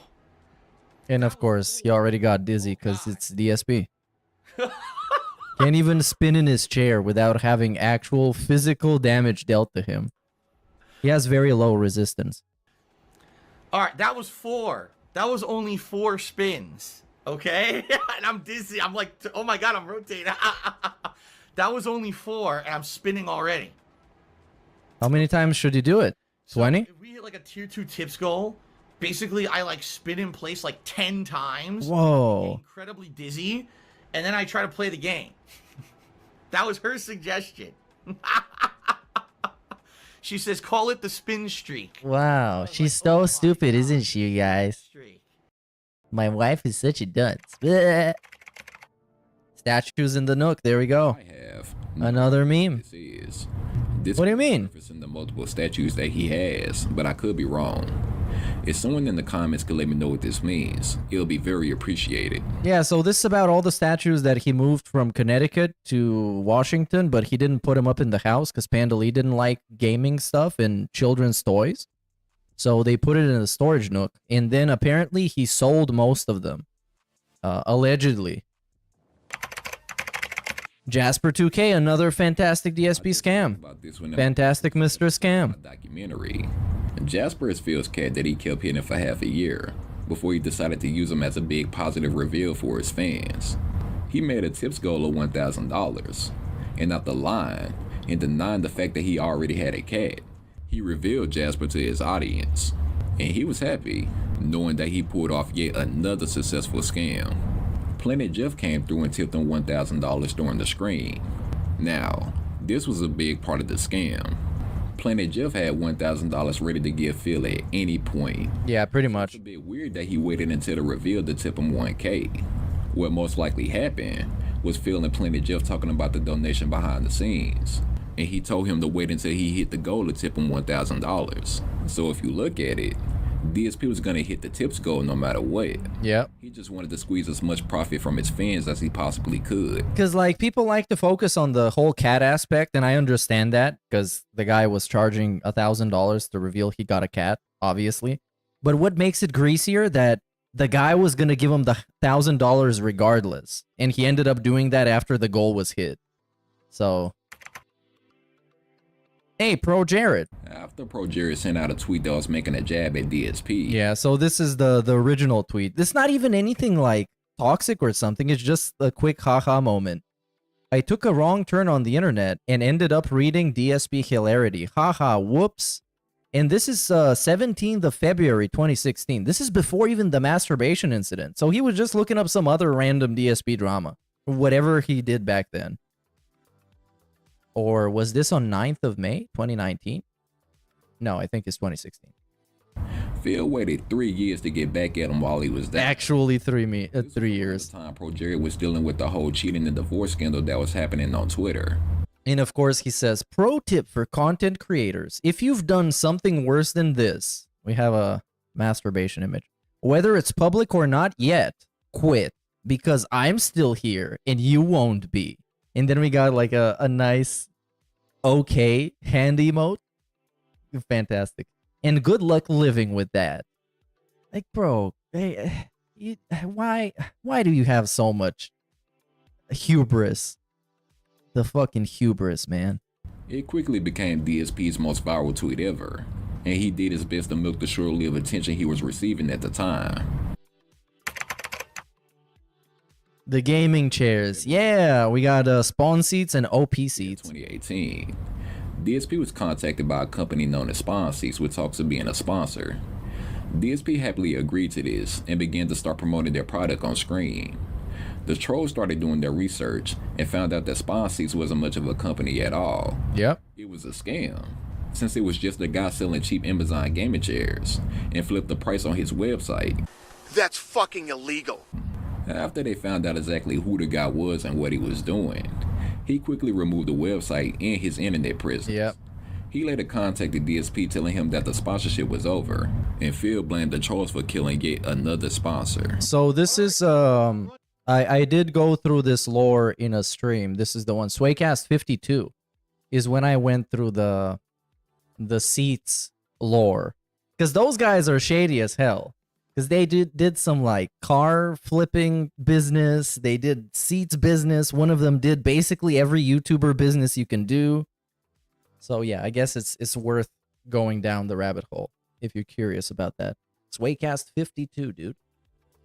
Running full speed, I'll make an announcement, folks. Sadly, and this is bad news, of course, but people in the stream chat are all talking about it, so I'll let you know.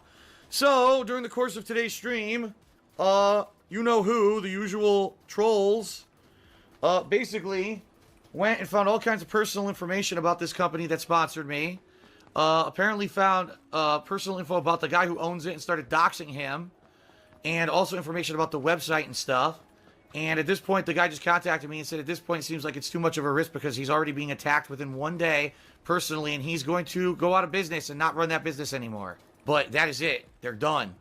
So that's why their Twitter is gone, and apparently they're shutting down their website. Or maybe it was shady and it was kind of a scam. About the guy and started posting it all over the place. No. And he's like, what the fuck? I never suspected this would happen. Fact of the matter is, folks, it doesn't really affect me because guess what? I mean, I got the chair. I got the chair already. Ack. That's why I didn't do a lick of promotion until I got the chair. And I talked to the guy up front about this, the possibility of nasty shit happening. And he said, no, I understand. Don't worry, we'll put up with it. It is what it is, guys. Well, they couldn't put up with it. That's it. I'll be removing the link and everything from my Twitch page during the break. I will not be talking about it on Twitter anymore, and it's all done. I'll be deleting the tweet, I guess. Yeah, well, this is a little bit more complicated than he explained it. Give somebody money on PayPal, then claim that you didn't get the item that you paid for, and have PayPal send the money back to you. DSP has claimed that he never lost a chargeback, but recently, DSP has used chargebacks as a way to make more money on screen. Just this morning, $120 was taken from me from chargebacks, right? So now I'll fight them, obviously, but being that the person who's been doing this has actually been using stolen credit cards, it's not someone trying to scam PayPal and lying. This is actual stolen credit cards. How can he prove that? I'm probably going to go through and I'm going to lose the money. Or it's another one of those things he just made up. So it's fan please fiction. understand that and don't listen to the slander and don't listen to the bullshit. Okay? Just don't. Okay? If you'd like to contribute, please by all means do. Please understand that every contribution that comes in is well appreciated, is going to help me get through the next few months. Like, I'm nervous now. I'm legit nervous again. Oh, dude, I love the DSP nervous saga because he's, you know, it's very funny. He's gonna be nervous soon again. I promise. It's building up. With this one, if anyone knows what this means, please be sure to let me know. So this was YouTube AdSense. This is, I guess, it probably refers to when he got banned from AdSense for invalid click activity when he went and told people to click on the ads, or maybe it's the other time he got something from AdSense and he couldn't use it because he left his partnership network and that made him not be able to use AdSense because it was associated with his partnership network, but the something. So yeah, there's multiple instances of him trying to use AdSense and not being able to. This is a great clip, by the way. This is Sidella. Another one of DSP's obsessive fans. What made him gain some notoriety was his beef with Almighty Tevin. While Tevin was still around on YouTube, Sidella offered to give money he won in Vegas to have somebody kill Tevin. Yeah, actual high roller level bullshit. He won a bunch of money in Vegas and wanted to to call a hit on Tevin. Just for making fun of DSP. He also goes on to call him a North American ape and a whole bunch of other racist shit. He also sounds like this, by the way. Hello, who is this? Who am I speaking with? I am Alex. Hello, Alex. How are you tonight? I'm doing good. How are you? I'm doing very well. Thank you for calling in. You're welcome. Any particular thing you'd like to talk about tonight? Well, I want to just say that you're doing a great job doing your past week doing here. I love your content and I love Happy Rain. I was Happy Rain. What is DSP listening to, bro? Look at the nodding. He's listening to Eminem's new album. Ever since Look at this. He's having so much fun. content. All right, big ups. That clip. Not much That clip was good. Talk about with this one. The Homefront Revolution review became the most popular review he did on his channel. The comments on that video is fucking hilarious, by the way. Oh yeah, and that was it, I guess. There's really not much to talk about with that video. He pretended like it's the worst game he's ever played, and that's the title and the thumbnail for the video. But it's really not the worst game he's ever played. It's just clickbait. Spoilers. In March of 2017, DSP bought a Switch that had just released at the time. After one day of testing it out, the Switch didn't turn back on and was pretty much dead. But it did give DSP a new opportunity to beg his fans for more money. So I come into the office. Now here's what happened last night. I said I need this to charge overnight. So I took my Nintendo Switch. Here it is. I put it into the dock. Alright. It popped up on screen, right? And it said, you know, what do you want to do? What are your options or whatever? And all I did is I pushed the power button and the Switch turned off. And that was that. And I left it like that overnight. Okay, thinking it's in the dock, it's plugged into the dock. I turned it off. It's gonna, you know, charge or whatever overnight. So that's how I left it. Woke up today, obviously, getting ready for the stream. Obviously woke up today. Okay, let me get it going. So I go over to the Switch. I push the power button. It was in the dock. Push the power button. Nothing. Okay, well, I guess that was it. He got a bad Switch, and then he got a refund, and he got a new one, I guess. Or maybe he just bought a new one straight up. So this is losing the house. Yeah, this was the 2017, I think around 2017, Depression Marathon. Something DSP claimed while trying to pay off his back taxes in 2018. Oh, 2018. It was another way for him to guilt trip his audience into giving him more money. So now, all of a sudden, I get hit. This all happened, by the way, before I found out about my tax situation, where I owe all these back taxes and I might lose my house and all this shit. All of a sudden, I get hit with that, and I said, I gotta raise funds. I gotta go pull out all the stops. I gotta do everything possible now to make money. Okay. Oh, man, there should have been a couple more clips. Because he was crying so hard back then. Like 2016, 17, 18 DSP. With the back taxes and the DMCA strikes and Pandali leaving him. That was like prime DSP. And nowadays, he's still crazy, just in a different way. Depending on what you prefer. If you prefer the vintage black shirt begging videos, that's the old period, old Phil. If you prefer consistent delusion and toxicity, that's nowadays Phil. That's the new Phil. DSP's tax attorney is the main person DSP goes to blame for why his tax situation is always so bad. And then as all this positive stuff is happening, you guys were coming out to the streams and supporting. Yeah, the Old Testament Phil. That's well said. A girl who's, a great person. And I'm like, damn, this is all working out perfectly. And then this fucking bomb drops on my head. Oh, by the way, your tax attorney, fuck you. You're going to owe thousands and thousands of dollars in back taxes that you should have been paying all along, but your tax attorney didn't do their job. Gee, what a great position to be in. Thank you, life, so much. I really do fucking appreciate it, right? In early 2018, DSP claimed that he needed to go visit his parents in Connecticut since he was in fear of their health, and it might be the last time he ever gets. Oh man, this is godlike. It's basically at this point a necessity, a make or break. It's a necessity. If I go visit my parents sometime in 2019, I may never see them again. They are still alive, by the way, in 2024. So, there you go. But according to him, his parents, more specifically his mom, went to the doctor, and the doctor told her that she's doing bad and she could die at any moment. Imagine the doctor telling you this. This is like the boogie doctor. Boogie doctor telling him, yeah, you could die anytime, dude. So enjoy the next years or weeks or maybe minutes of your life that you have. Have fun. You see what I mean? He also claimed that they wanted to meet his new girlfriend, Kat, and that they would be paying for all the traveling expenses so he can make the trip. After doing a whole bunch of marathon streams to pay off his back taxes, DSP went off to go visit his parents in April. Then suddenly, DSP put out a tweet stating that him and Kat just got married to each other. Whoa, what a surprise. Pissed, knowing that the money just probably went off to go pay for a wedding. And DSP stayed up the whole night arguing with people on Twitter. I had to lie about things because But you know what? I think the more honorable thing would have been actually that case, for where DSP just pays for the whole wedding with his fans' money while lying to them. Because the alternative is he takes advantage of his elderly dying parents, because that's how he presented them as, elderly dying parents. And he goes across the country to get married and eat a couple of burgers. Yeah, okay. And then the cherry on top is that his mom paid his taxes. I had to protect my family.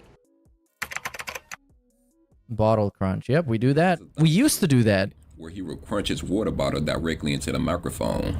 The only reason why he would do this was to piss off the people that was watching his screams. Yeah, literally. Pretty much the same reason why he snorts and burps directly into the mic as well. Yeah, it's an actual passive-aggressive thing.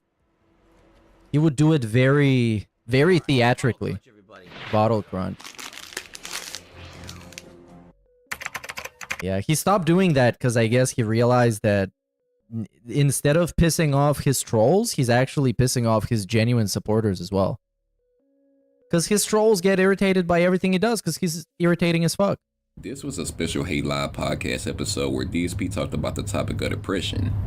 He mainly used it as a way to excuse his shitty behavior on Twitter for making tweets about people getting early copies of games. Pretty much. And for talking shit about people like Ninja, who had recently just played Fortnite with Drake. And I know that. I know that putting that out on Twitter is going to cause trouble. I know that logically in this head. I know that's stupid. you know, but I did it anyway. And it wasn't a mistake. It wasn't a mistake that I put that on fucking Twitter. No, sir, it wasn't. That was my depression. You know, this is such a great fucking quote, man. I love it. Because he points at himself as well. Fucking Twitter. No, sir, it wasn't. That was my depression. We actually blame it on the depression. Howard Stern was a comedian DSP used to watch when he was much younger. He's also the person DSP blamed for making those Nazi jokes in Dead Space 2. The bottom line was the thing I got banned for is pretty heinous. I agree, jokes about Nazis and shit is not funny. I, at that point in my life 9 years ago, was very immature and thought that it was, and thought that I emulate Howard Stern, I should be all right. But obviously it's wrong, and the thing is now, in 2019, I could come out and say, my God, that's so stupid, why did I do that? Emulating Howard Stern, man. This, oh my God, what a trash excuse. This was a job his father got him. In the helicopter job, hell yeah. I think this should have been a lot higher in the Iceberg. Until he got fired from it in 2009. DSP claimed that the higher-ups at the company made empty promises that he was going to make more money if he showed potential. And of course, DSP made the company way better than it was before he showed up, and they fired him for no reason at all. Of course, that's what happened. 2.5 years, I was told, we see potential for you. You're better than just working customer support. So what we're going to do is we're going to put you into an exclusive training program for continuous improvement. So you're one of our up-and-comers. We identify your talent. We identify your initiative. We want to reward you by giving you and putting you into this program. Bro, they told this to everybody. I bet. I can almost guarantee you this. They told this to everyone. Because that's what HR does. They come to everybody and they tell them, hey, you're doing a great job, you know, we love you, and you got a great future here. You can do this development course. Would you like to do that? Yeah, you definitely should. Okay. And then he just believed every single word and took that as fact and as gospel. Okay, so I said, okay, sounds good to me. Let's do it. I worked extra hours. I worked way above my pay grade. The work I was doing was people getting paid double what I get paid were doing the same work. Double work, yeah, double work. The pay of a customer service rep. Okay? I did this for 2 years. First, I went through an extensive training program where I was training for it while still doing all of my normal work at my job. I was basically doing 2 jobs. I was juggling the training and still doing all the work with CSR at exactly the same time. I revamped the entire process from start to finish. The company became way more efficient and started saving tons of money. When I was done... Bro, I highly doubt that. Like, highly. Okay? Because, you know, people that usually do that don't get laid off. You know, it's just kind of common sense. When I was done with this... You're not gonna fire one of your most valuable assets that transforms the processes within your company. Come on. The VP, the vice president, who was in charge of the company, left the company. He was the one who promised me all of this. He left the company. Uh-oh. They didn't know what to do with me anymore. They said, well, he can't just do customer service work anymore. Why not? Not do that for a year, and everyone else they replaced him.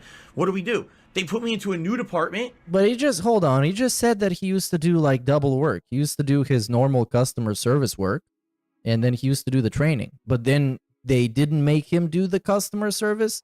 It's just such a complicated story. I'm not even sure he knows what happened. And within 2 months laid me off. Oops. In the vest streak, of course. The vest streak is one of the worst things to ever happen to him. And of course, he might think it's a great thing, but it's a negative reinforcement, to be honest. And it was a really painful period to be watching his streams because it was all about the vest. Every day. All about the vest. Are we going to hit the vest? When are we going to hit the vest? We might not hit the vest. What's going to happen if we don't hit the vest? Oh, you guys, we hit the vest. Are we going to hit it tomorrow? Are we going to hit it on the late stream? Are we going to hit it next week? We don't know, you guys. Retrospective scream. One video showed DSP wearing a vest, and one of his fans asked him if he still had it. DSP got up and went to his closet and showed that he did still have the vest. Somehow, this turned into a tips goal, where if DSP received $100 during the scream, he would put on the vest. And of course, this has aged and evolved into the tips goals we know today, where he puts a hat, the vest, glasses, all that shit. This all started with the original vest, but then DSP went out and bought multiple vests and would set up polls for which one his fans wanted him to put on. He would even set up vest celebrations when he hit a milestone, where he would bring back DSP Tries It. Phil did his best to keep the vest streak going as long as possible, by even delaying one screen for an hour just so he can hit the goal. It didn't last, because during one Paper Mario screen, he did his best to delay as much as possible, but he just couldn't get that last tip to save the streak. The vest streak lasted for 276 screens in a row, and while he does still put on a vest whenever he hits the goal, I doubt he'll ever have that much money coming in when the vest streak was in its prime. Oh yeah, the prime vest streak, man, because that's like at least $200 a day, at least. And you know, towards the end of the streak, there were just people waiting for the last moment so they can whale out as little as possible to just specifically hit the streak and nothing more. Because that's how he just straight up brainwashed people. It occurred in 2020, where DSP claimed to have some kind of ear infection and had to cancel one of his screens because of it. He had to visit the doctor, and they provided him some medicine that would help with the issue. Many thought he was making this up. And nah, I think it's real. What medicine did the doctor give?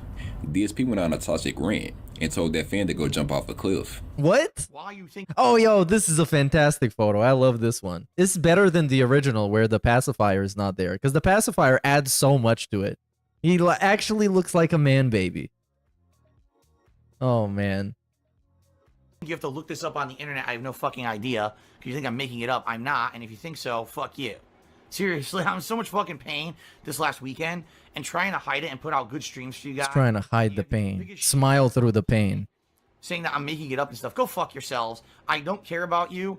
I really just hope that you fucking find something better to do with your lives, because I just don't give a fuck anymore about stupid people. Like, you can go seriously jump off a fucking cliff. Whoa. I think that I would make this up with the amount of pain that I was fucking in. Fuck off.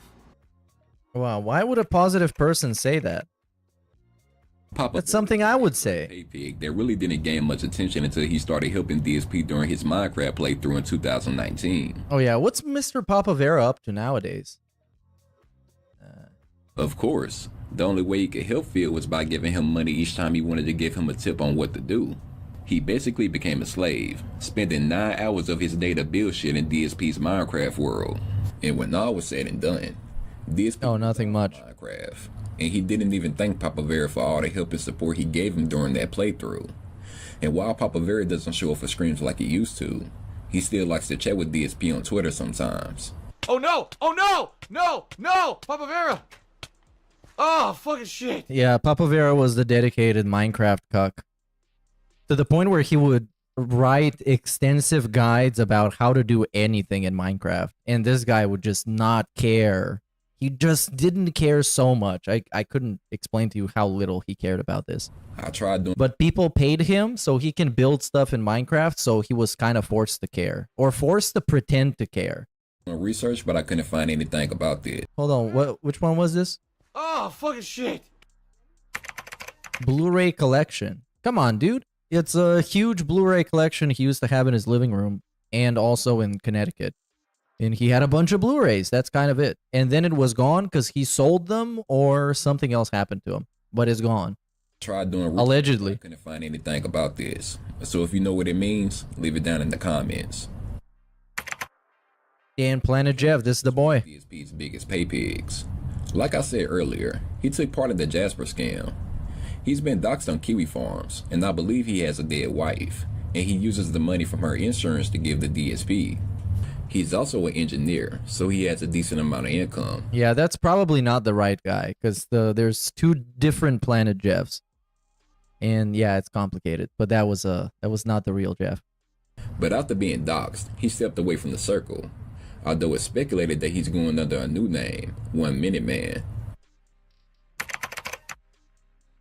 It's exactly what you expect. DSP doesn't celebrate his birthday the day that it happens. He chooses to have a whole week dedicated to it. Actually, he would even buy this is prime narcissism. You can't get more narcissistic than having a birthday week for yourself. And you're also 40. Decorations and hype it up as much as possible. The main reason for it being the birthday week is him hoping that during the week, people would tip him more than usual. This was what got his first channel kicked out the partnership program. Yep. It's against YouTube's policy, and DSP had a hard time admitting that he actually said this, even though there's video proof of the direct quote. To this day, he still denies saying this. He still denies telling people to go click on the ads. It's shameless and crazy. Future, please go to my partner channel, The King of Hate HD, and click on the ads that show up on the videos there, because hopefully, you know, fingers crossed, that actually starts giving me some money back for what I'm doing. This was another idea Phil had after the Vestry Cat ended. For $50, you can watch a grown-ass nigga eat candy on screen. Yeah, and he couldn't even do that well. It's the first time ever in my life I'm afraid to eat a piece of candy. All right, I'm just gonna fucking do it. I'm just gonna jump right in. Oh! Oh! Oh! Ah! Oh! Oh my god. Yep, it was that bad. 11-year-old. Oh yeah, this one. DSP got into a mini argument with an 11-year-old girl, and this was the result of it. Just walked in the door. I'm trying to figure out what's going on. Well, if you look around, you would have been able to know. It literally says waiting room on top of it. Wow.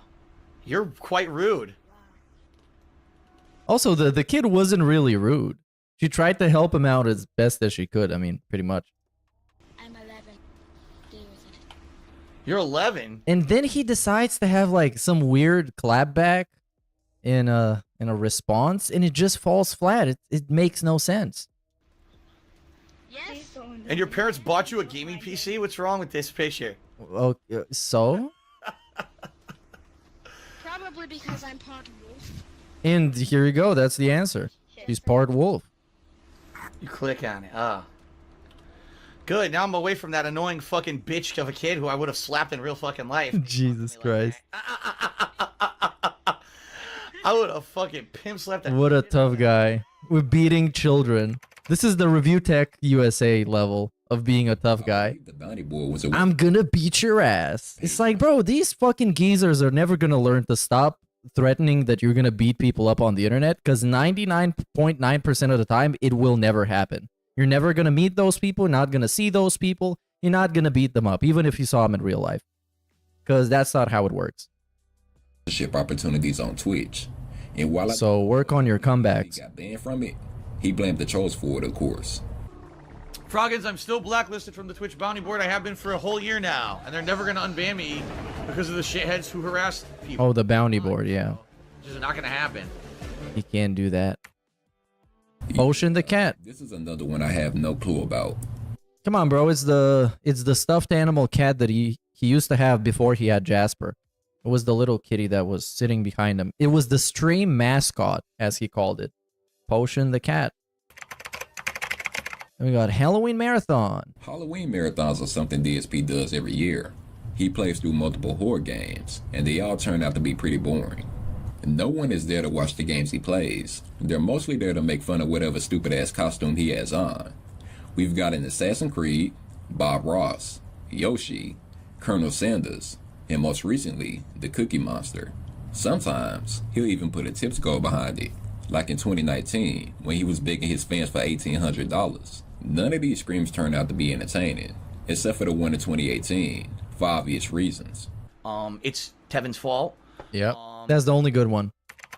Is the only good one, because everything is so awkward about it. The gameplay is awkward because it's just DSP playing some old, weird horror games, and Cat is just sitting there watching. Then we got the Tevin's fault segment. It's the only one worth watching. And the other ones, you can watch the first 5 minutes to see what he's dressed up as and be disappointed and then leave. And you're probably not going to miss out on anything. His fans have constantly been asking for Phil to get a green screen and use it for his screen. But for some weird reason, DSP has always refused. He always says that he needed to upgrade all of his screaming equipment before he can even consider getting the green screen. Now this is pretty weird, since DSP has claimed that he ordered a green screen before. And speaking of which, I have an announcement to make. I announced this on Twitter last night, but officially I wanted to talk about it in a video. I have ordered a green screen setup. Now what that means is that it's going to be a green screen that can go behind this love seat, All right, and I know that right now the framing isn't perfect. You can see I have the other wall, the corner. Oh, he could have. It's such a waste of a really good green screen because the setup he got is very good. He got the light boxes and the green screen was huge. He could have done so much stuff if he actually cared, and he really didn't.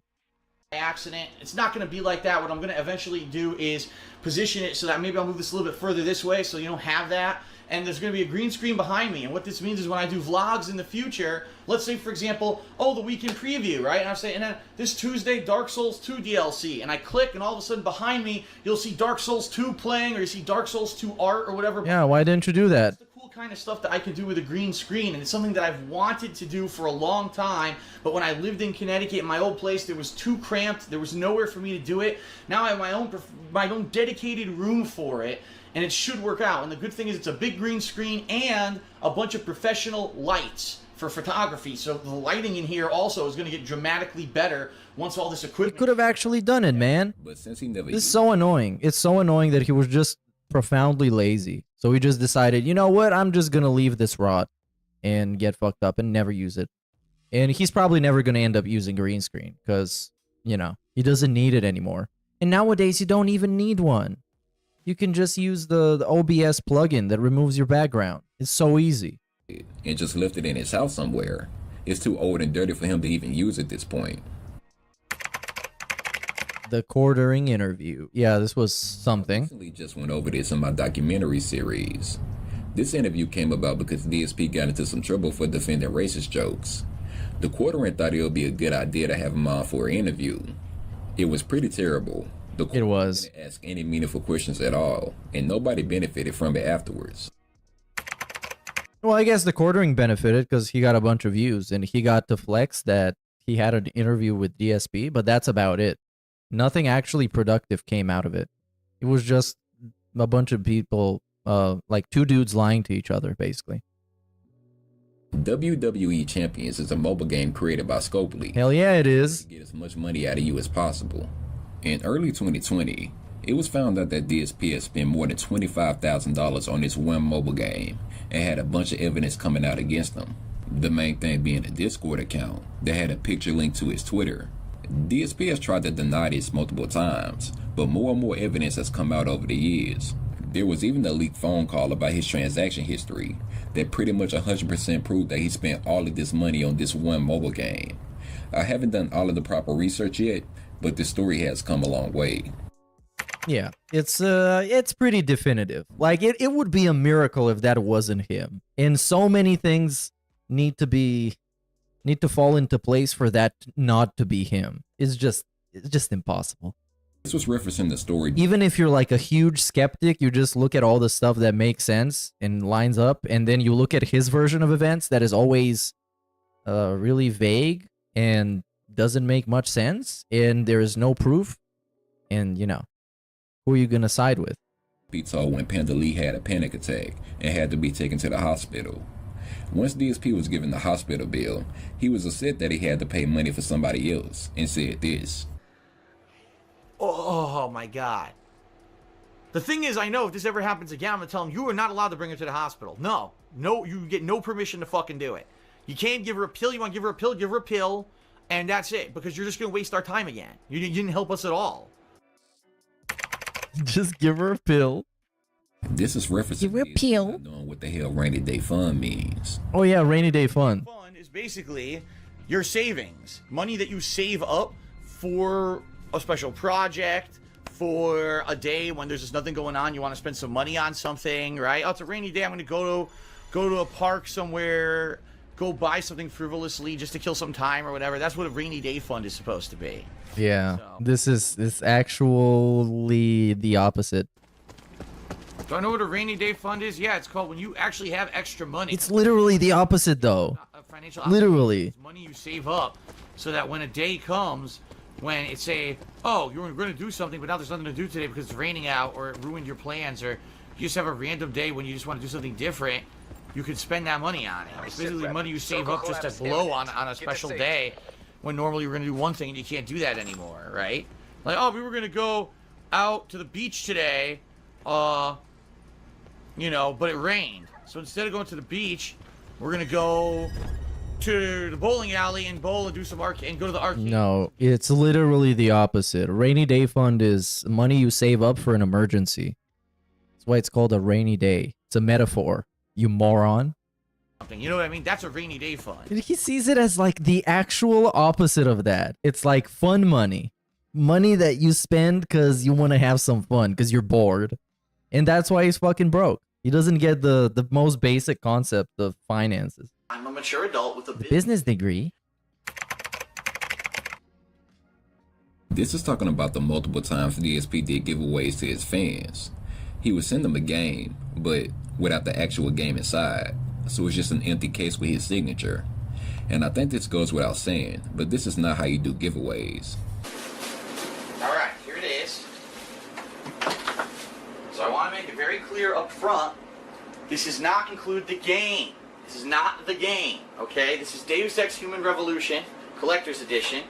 Comes with this very nifty... Such a legendary moment, bro. Legendary moment. How are you gonna do that? How are you gonna do that? Why would you even bother sending somebody a fucking empty box?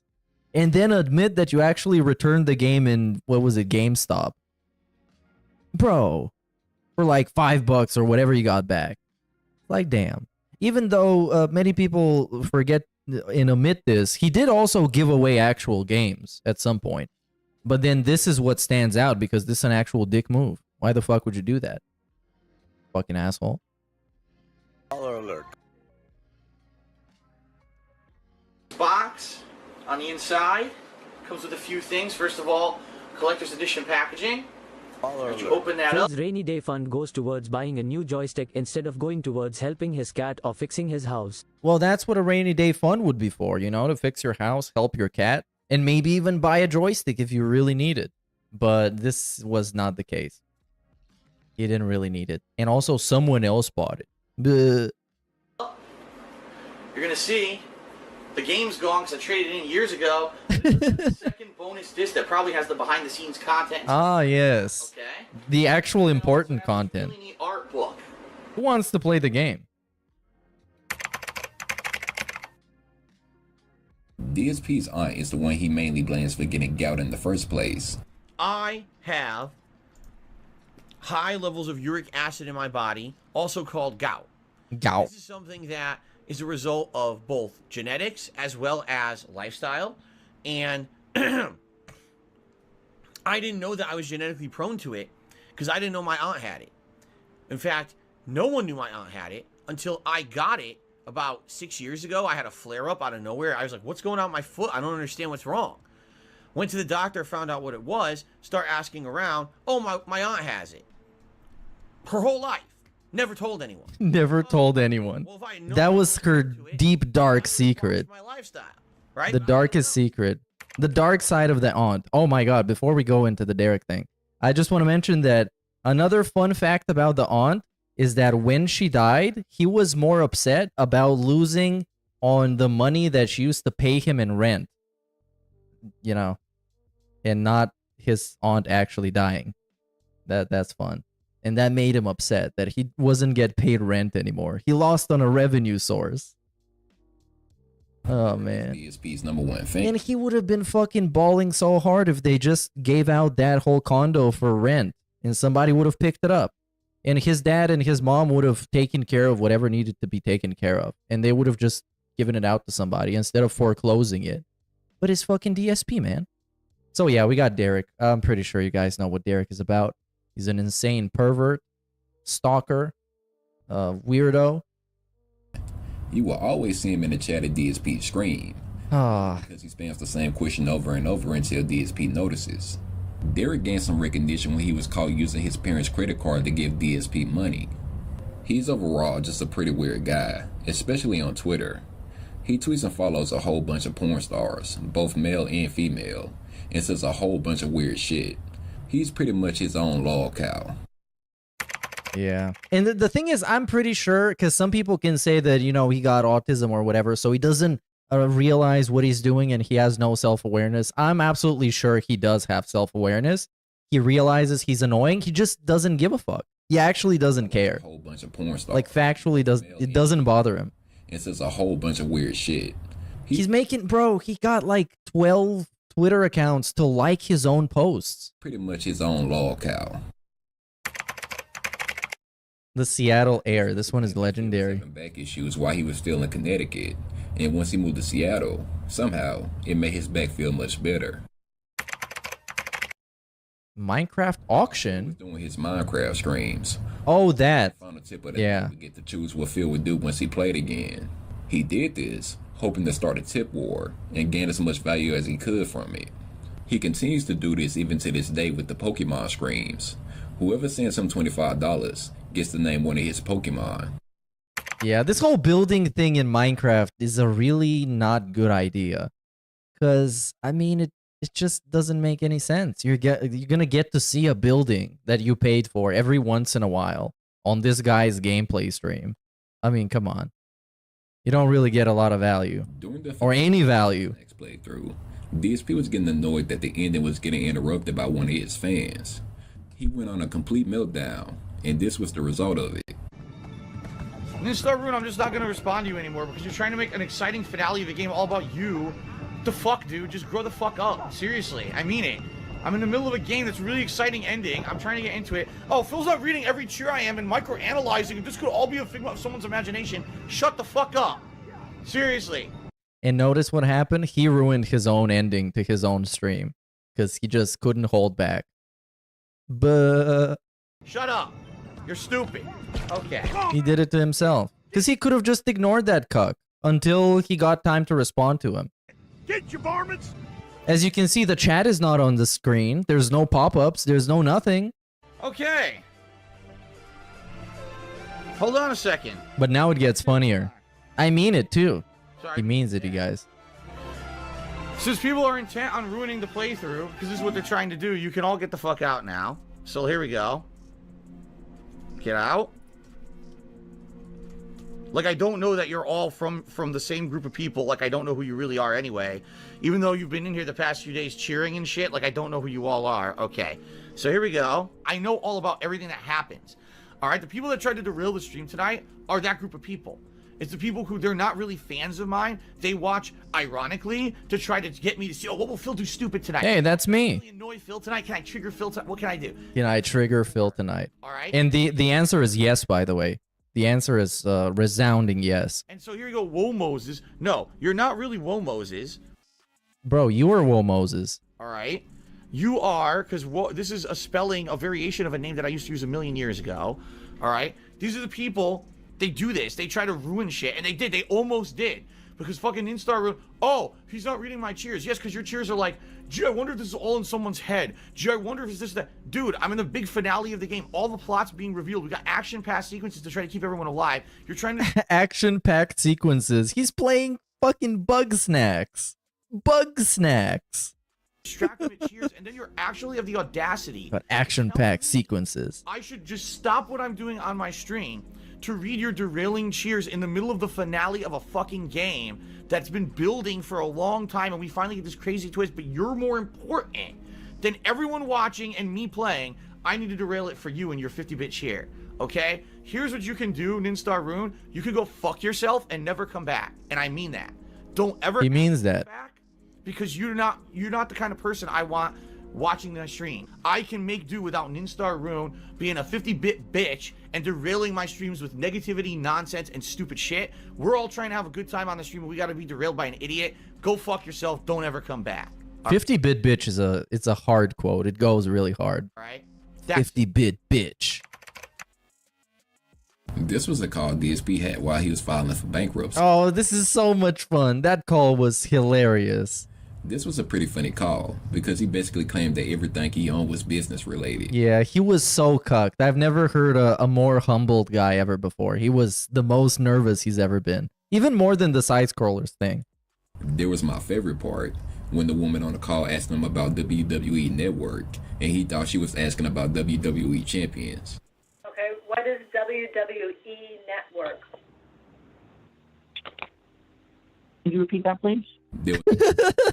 He says that through tears. Tears rolling down his face, and also sweat, and also phlegm from the post-nasal drip. It's just everything is dripping at this moment. He's melting down. There's also a point where... Can you repeat that again? and he played an audio clip, and she actually started laughing. Why am I poisoned? Why am I toxic? Michelle, do you have the identification information? Yeah, this was an absolute clown show for everybody involved. The Trolls made what might have been a boring call by itself, an absolute treat to listen to. Oh, we got a Kobe Bryant mention. DSP compared losing a game save to the death of famous basketball player Kobe Bryant. Today's just a bad day. Kobe Bryant passes away in a tragic helicopter crash. My saves get corrupted and deleted from friggin' nights. What else could happen? I don't know, man. Seriously. It's like 5 9/11s at the same time. It's the worst. Especially that part with the saves. The whole bankruptcy shit to begin with. But I could be wrong. If I am, feel free to correct me. But Phil applied for 14 credit cards, maxed them all out, and had no intention of paying them back, and wanted to file for bankruptcy so he can escape debt. Hell yeah, that's how you do it. Caused by his stupid addiction to a fucking mobile game. That's the American dream. Well, it wasn't. I think the credit cards were maxed out way before the mobile game addiction, because he used to travel around and get cash advances and play Street Fighter and all that stuff. And then he moved across the country and put a bunch of the expenses on his debt. And yeah, you know, kind of stuff happens. This was a stupid thing DSP did whenever he had a victory in a game. He did this around the time he was playing Fall Guys. What made people talk about this was because this was the same guy that bashed other streamers for having multicolored dyed hair and funny energetic personalities. He called them children entertainers. Yeah, he was the one on screen playing a kid's game and blowing fucking bubbles. Yep. I won! Yes! Actual children's entertainer. Just look at how he's dressed. Just look at his background. My first win is Super Mario Brothers 35. Yeah, let's blow some bubbles for all the kids in chat having fun. That is what I'm talking about. Celebratory bubble blow, my friends. Very nice. Mid-first bank? Well, I mean... My full proper research, because I'm terrible with banking legal shit. But yeah, me too. What it was down to was Mid-First Bank suing DSP for not making payments on his condo in Connecticut. This started the whole foreclosure saga. The Discord leaks. The Discord leaks were very fun because there were a couple of them and they all have some interesting revelations. Even if it's a nothing burger, it's still a nothing burger with cheese, I guess. You can put it like that. This happened in 2021. At least you got cheese. Mod his was finally fed up with DSP and went on Kiwi Farms and YouTube releasing the full Discord leak of DSP's mod chat room. And even recently, there's been another mod Discord leak that pretty much exposed what we already knew, that DSP looks at guys before he plays a game. I won't go into full detail because this video is pretty long already, but this exposed a lot about how DSP and his moderators think about his fan base. Yeah, so there was the PW Dubs ID, or oh no, that was a driver's license that was posted there. Then we had what? DSP was shit talking Wings of Redemption. He was shit talking Only Iced Coffee. There's so much stuff. There was a whole Kiwi Farm thread about that if you want to explore. But yeah, the Discord, it's just kind of just a different version of his stream chat where he just treats it the same way. If people are quiet, he's like, "Hey, why is it so quiet here today?" And then he just cries about his life and his issues to the few people that are gonna listen. And they listen and respond because it's like a cuck Discord. It's not like a community thing. So it's all about him and his problems. Just, you know, just another outlet. This was the claim about DSP building multiple gaming rigs when he was younger. And that I am just a console noob. You know, keep in mind the fact that I've said numerous times that in the early 2000s to mid 2000s, I built gaming PCs for a hobby.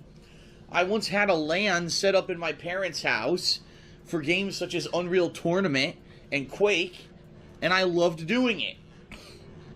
So I know all about it, and I know how it works, right? I used to be in that group of people who I wanted to play everything on PC. Like, I used to be one of you. I used to be one of you. What happened? Why did you leave the tribe? In my documentary series on DSP. This was when some guy came in and made a jab at DSP. DSP saw the message and made fun of his appearance because of this. He was later banned for a day. Yep. Since making fun of someone's physical appearances against Twitch's TOS. Apparently, he was indefinitely banned, but then the ban got reversed within a day because that's Twitch.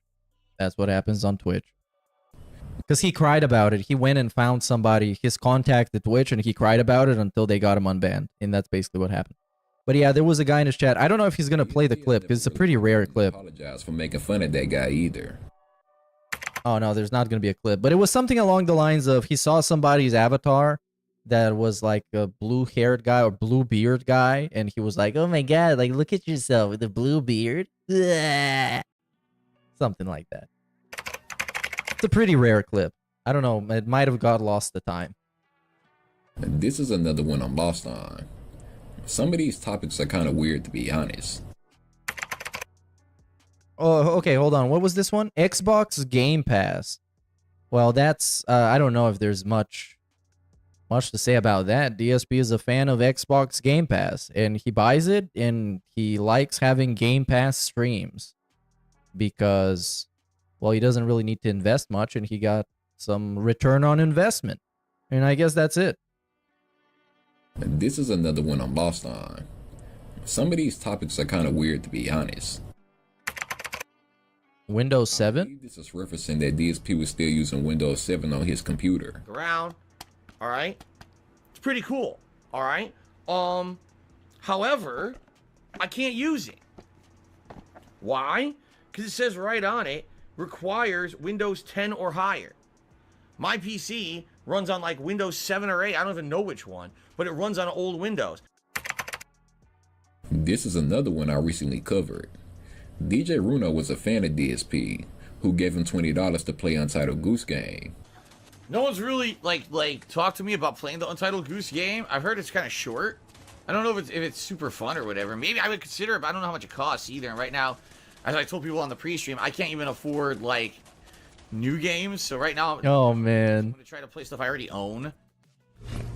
Oh man, when I first made this channel and started watching it, I was thinking about how long until he literally can't afford to buy games anymore. So he needs to beg to afford buying games. And I guess not long. Actually, it happened almost immediately. Matter of fact, most things that I predicted were going to happen years from now already happened. You know, the whole midlife crisis thing, the whole like looking for interviews and stuff and diversifying his content and throwing shit at the wall to see what sticks. Yeah, that happened way quicker than I thought it ever would. So things are escalating quickly, man. And the fall off has been accelerated, I guess. DJ Runo says the game is $20 for the Switch when I play it if donated. Maybe if we were completely donated, someone gave me like the credits to get it on Nintendo's shop, then maybe I would consider playing it in the next couple of weeks. Like for 10 hours I've been able to do that, bro. Broski. Nothing here. Okay. DJ Runo just took me $20 at Untitled Goose Game Hype. I hope this is okay, so I don't know if a code from Austria works for you. Actually, what you could have done is just tip me. Just tip me, bro. You could have gone on Nintendo. Oh my god. You could have gone on the Amazon store, and I think you could have purchased through there a Nintendo Shop code. Okay, but well, it doesn't matter. You didn't do that.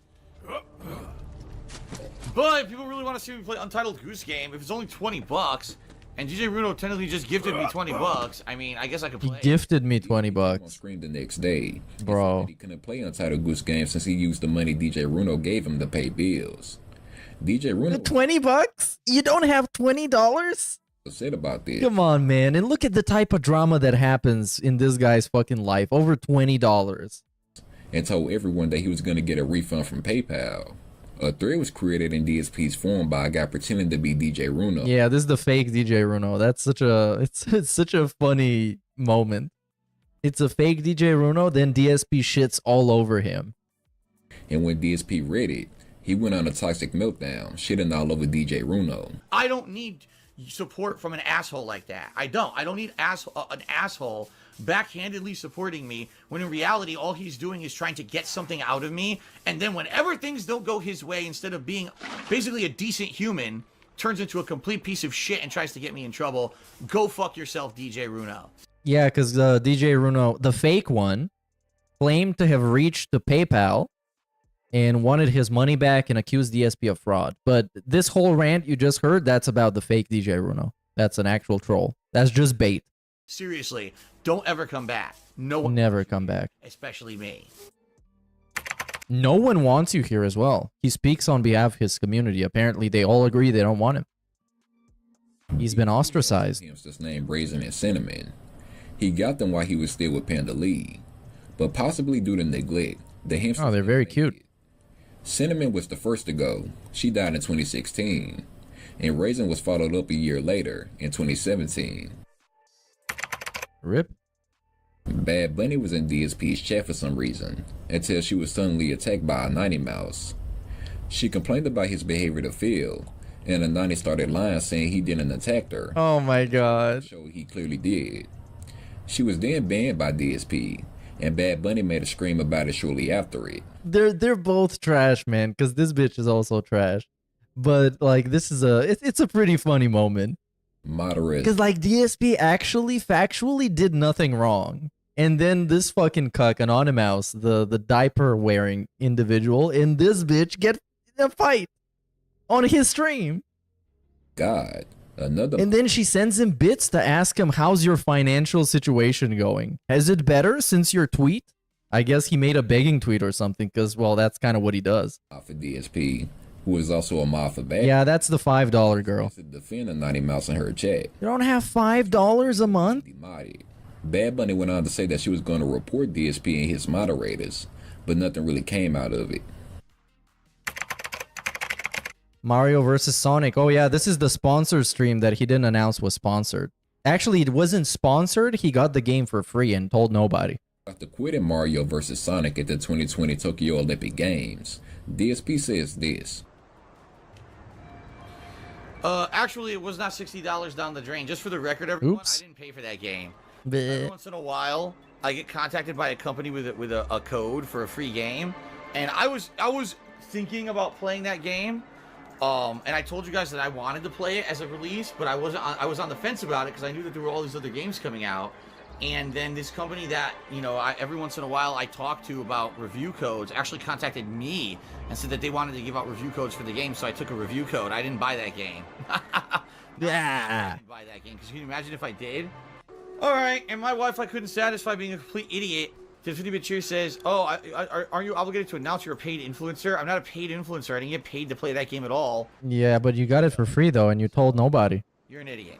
You should actually say that you got a review code, like everybody else does, and you accuse him of being shills. I don't even know what his thought process was behind that, because nobody would have known that he got it for free, but he went out of his way to admit it, and he should have disclosed it in the first place. Okay. So we got multiple violations and just pure stupidity. Because in this clip, he said he needed money to get the game. If you want to help me out the most... Wait, really? And I really do need your help right now. The best way to contribute would be by tipping me. The reason that tipping me helps me more than anything is twofold. First of all, there's a lot of games coming up soon that I need to buy, including Mario and Sonic at the Olympics. Wait. Well, now that's just a scam. Death Stranding. Jedi. Shout out to Death Stranding. Pokemon. Shenmue 3. And that's just this month, outside of other games that I'm planning on playing soon. You see what I mean? There's a lot of stuff coming up, and that's pretty expensive. I need the help affording all those games. So if he really did get a review copy of this game, that means he just scammed his fans again. Again? Again. And well, they got scammed. That just randomly showed up in December of 2018. Yeah, Emerald 7 is like the DB Cooper of the DSP cinematic universe. That guy just showed up, he wailed out heavy, and then vanished. That's all that anybody knows about him, because it was back on Twitch. And he was, like, I think, gifting subs. He gifted a lot of subs and then just left, never really showing up again after that. There have been many theories on who the hell Emerald 7 is, and why he just came out of nowhere to give Phil large amounts of money. But if one thing's for certain, he was a massive fucking cuck. Well, I mean, yeah. Apparently DSP was in a massive car crash, because an aggressive driver behind him made him lose control on a narrow highway. DSP claimed that an airbag saved his life. Bro, this is a panic car crash. Because, like, there was some guy behind him not even being aggressive, probably just being annoying and wanting to overtake DSP. And DSP got panicked and just kind of crashed. It's literally all his fault. He just crashed.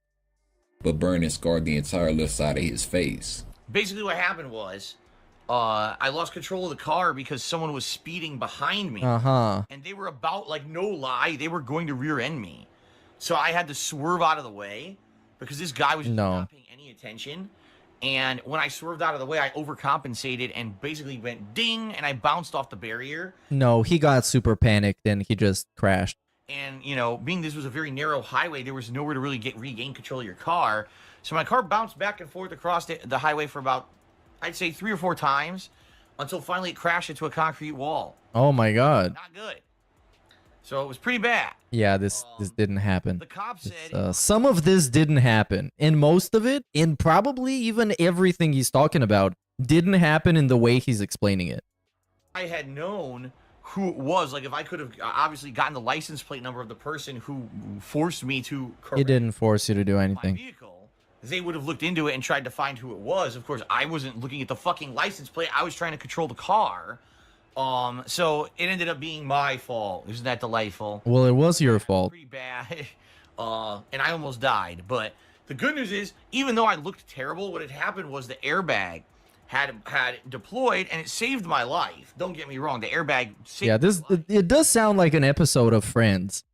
So I'm or like I don't know, How I Met Your Mother or something. incredibly grateful for that. But it burnt the whole left-hand side. Oh, you know what? It sounds like an episode of Curb Your Enthusiasm. That's what it sounds like. I imagine Larry David doing this. My face. So not only was the whole face black and blue, but it was all bloody and nasty burnt from this airbag. And I still have a few minor scars on the left-hand side of my face from this. Yeah. Half his face burned off. And also my leg was fucked up. Like, it was all banged up. It wasn't broken, but it was, like, severely bruised. And you know, my arm was messed up. So I actually went to school the next day looking like shit. Complete shit. But I still went to So I guess he was perfectly fine with half his face burned off. So he would go to school the next day. The guy, like, literally nothing fucking happened to him. It's such a suspicious story. That's all I can say. It's very suspicious. I don't trust anything that happened. I would rather trust my own fan fiction of what happened than trust what he's fucking saying. I don't think I even need to explain why any of this is complete bullshit. His arms and legs were heavily bruised, but not broken, but just bruised. And his face was burnt off, but he went to school the next day. Yeah, sure. Of course. That's just what happens. You don't even take a day off from school. Because, I mean, come on, this is Mr. Valedictorian. I believe this is talking about DSP's vacation at a hotel in 2016. I could be wrong, but if it is, there's nothing really interesting to note. Yeah, well, it is, I guess you can see a bunch of, like, little things, like the handle of gin and other stuff he packs for a vacation. It's also pretty funny that the vacation is like half an hour away from where he actually lives. So he just spent a bunch of money on a hotel for no reason, but, you know. He's vacation at a hotel in 2016. I could be wrong, but if it is, there's nothing really... It's just kind of a bunch of lifestyle vlogs where you get to see his lifestyle and what he thinks about stuff and how he perceives reality. Which is interesting because we don't get any of these nowadays. We just get him on the level 1 pre-stream. And it's just, you know what it is. Note. This was a classic. Persona 3 was a Patreon's Choice playthrough. People were paying him over $1,000 to see him play this game. But when DSP got to the final boss of the game, it had an ability to corrupt one of your teammates into healing it back to full health. Oh good, heal the boss. Yeah. Oh my, what the fuck? You've got to be kidding. She just fully healed the boss. He makes it sound like he was a breath away from becoming Terry Schiavo, when he literally went to school the next day. Yeah. These style stories are my favorites in his lore.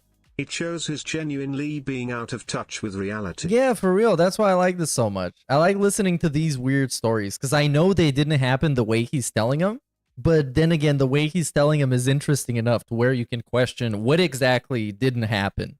Or what exactly didn't happen the way he says it did. So, yeah. I'm a big fan. He's doing Big ups, Vikes. Oh my god, fuck this. Yeah, this is the legendary playthrough where the boss was just healing himself. I'm done. This is over. I'm done. I'm not redoing it. I'm done. She's gonna heal him. I'm done. I'm done. It's over. It's over. Goodbye. It's over. Help. That's it for Persona 3, ladies and gentlemen. That's the worst final boss fight I've ever done in an RPG. That's not an exaggeration. That is the worst final boss fight I've ever done.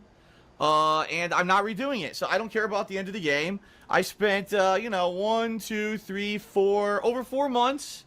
And I'm not doing it again. That's a complete waste of time. That was 90 minutes of one boss fight. The worst designed boss fight I've ever done in a fucking RPG. I'm done. Oh, this is a great comment, by the way. Shit like this is why your channel is dying and your viewership is steadily decreasing month after month. But of course, try to deny it and call us fucking idiots when sites like Social Blade show how badly this channel has become. And this is even like back then. This is a vintage comment. The playthrough is over. I'm not playing this game again. That is it. I'm not wasting any more time. I'm done. That is it. This made DSP furious he couldn't brute force his way through it and ended up rage quitting the game.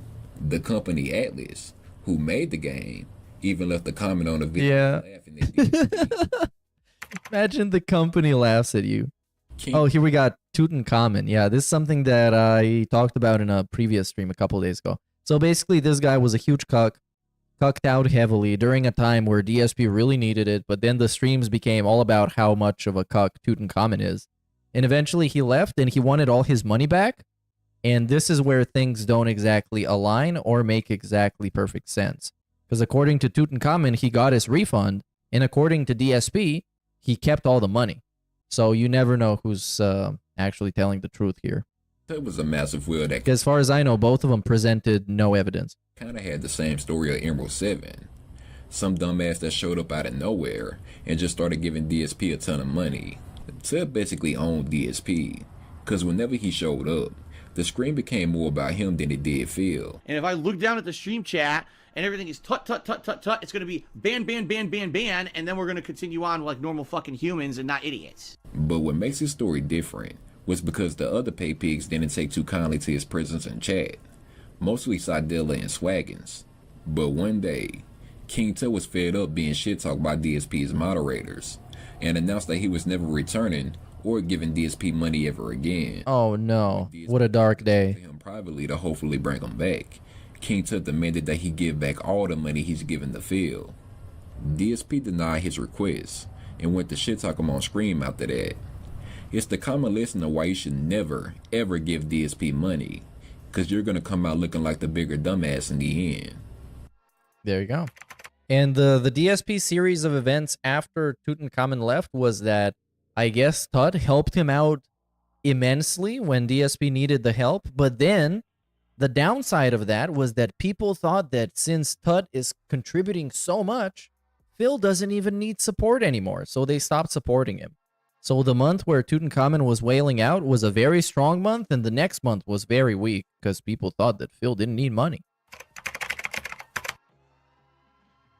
Phil, John, and Howard all put in $300 to print Project 7 t-shirts.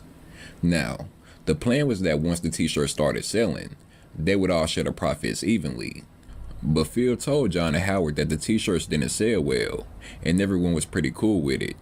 That was until when DSP moved to Seattle and sold all of the Project 7 t-shirts to his biggest donators on Patreon. This made John and Howard angry, since they put money into making those t-shirts, and they wouldn't be making any kind of profit from it. We, in the middle of this whole Project 7 thing, we all, you, myself, and Phil, came up with the idea, let's make t-shirts, right? And we decided, let's make t-shirts, So we all put money together, and I'm gonna throw out the figure. It was about $900. Okay, so I had no idea. $300 per person. We put the money together. Then we start figuring out, we go to these conventions, we do this, this, and that. The t-shirts aren't selling. So whatever, I'm going to cut my losses. I don't give a shit, right? He comes up to us, we're talking about it. He's saying, we're not making any money. We sold only a few t-shirts. I think they hugely overstated the hype that Project 7 had, because I don't think it was very hype. I don't think it's hype enough for people to mass buy t-shirts. Maybe you can sell a couple, but $900 worth of t-shirts? Probably not. Because when you... Probably if you go to a convention and you want to do something like this, you should have like a few t-shirts. Let's say, I don't know, depending on how hype you think you are, you would have like 20, let's say. And you pass them off as like limited edition Project 7 t-shirts. So there's some marketing behind that. And maybe you can sell some. And then pretend like you have more, but actually you don't. When you thought about it, once you... Instead of spending $900 on t-shirts. sold the t-shirts, you were going to make a decent amount in profit. So we're not making any money. So we're just going to have to cut our losses. Whatever. At that point, I accept that. Now, he leaves here. He leaves Connecticut and he moves to Seattle. He gets to Seattle. He starts doing this Project 7 reboot thing that he's doing, making videos, doing all this stuff. Then I start finding out that he's reselling t-shirts. or he's giving them out. It was for his Patreon. For a Patreon. As far as I understand, I could be wrong here, so if I'm wrong, please correct me. Yeah. Anyone out there, but for his Patreon, it's you give a certain amount of money. I think maybe it's $40 or $50. Then you will get one of the shirts. Yep. Yeah, that was pretty cringe too, putting it on Patreon. He should have just, I don't know, he should have paid everybody else their cut of the t-shirt money and just kept it all for himself and does whatever he wants with them. I mean, what's, $600 for a guy like Phil? He's just gonna spend $400 on a fight stick. He doesn't mind that. What about on your friends? I was a former mafia DSP. After being fed up with DSP's constant lying and scamming, the Jasper scam being the final nail in the coffin, the bottom line unbanned someone who was previously banned in Phil's chat. Once Phil caught him, he had the biggest smug look on his face and was more than happy to embarrass one of his mobs in front of everyone. Thank you, Bolu, for taking care of that. By the way, Dr. Bottom line is, did you just remove the ban on Liquid Hindo? Because I didn't approve that. Oh my god, this is so embarrassing. Right? Like, you just removed... Why did you remove a ban on someone who I banned? Why did you do that? You didn't ask me either. So now are you going to explain... And now he's gonna get dragged on stream. Singled out and dragged. Red-handed. I just saw it on stream. You unbanned a guy who was permanently banned. You didn't ask me to do it. You just did it in front of everybody. No, now you're trying to reban him. That's not how it works. Now you have to explain to everyone what you just did and why you thought you could... You have to explain to everyone. Everyone, you just got caught red-handed with your hand in the cookie jar, dude. Like 1,000,000% caught out, unbanning someone that's permanently banned. So you better explain your actions right now. You got caught the fuck out, dude. I was a few months and they said, okay, it's okay, my bad. What?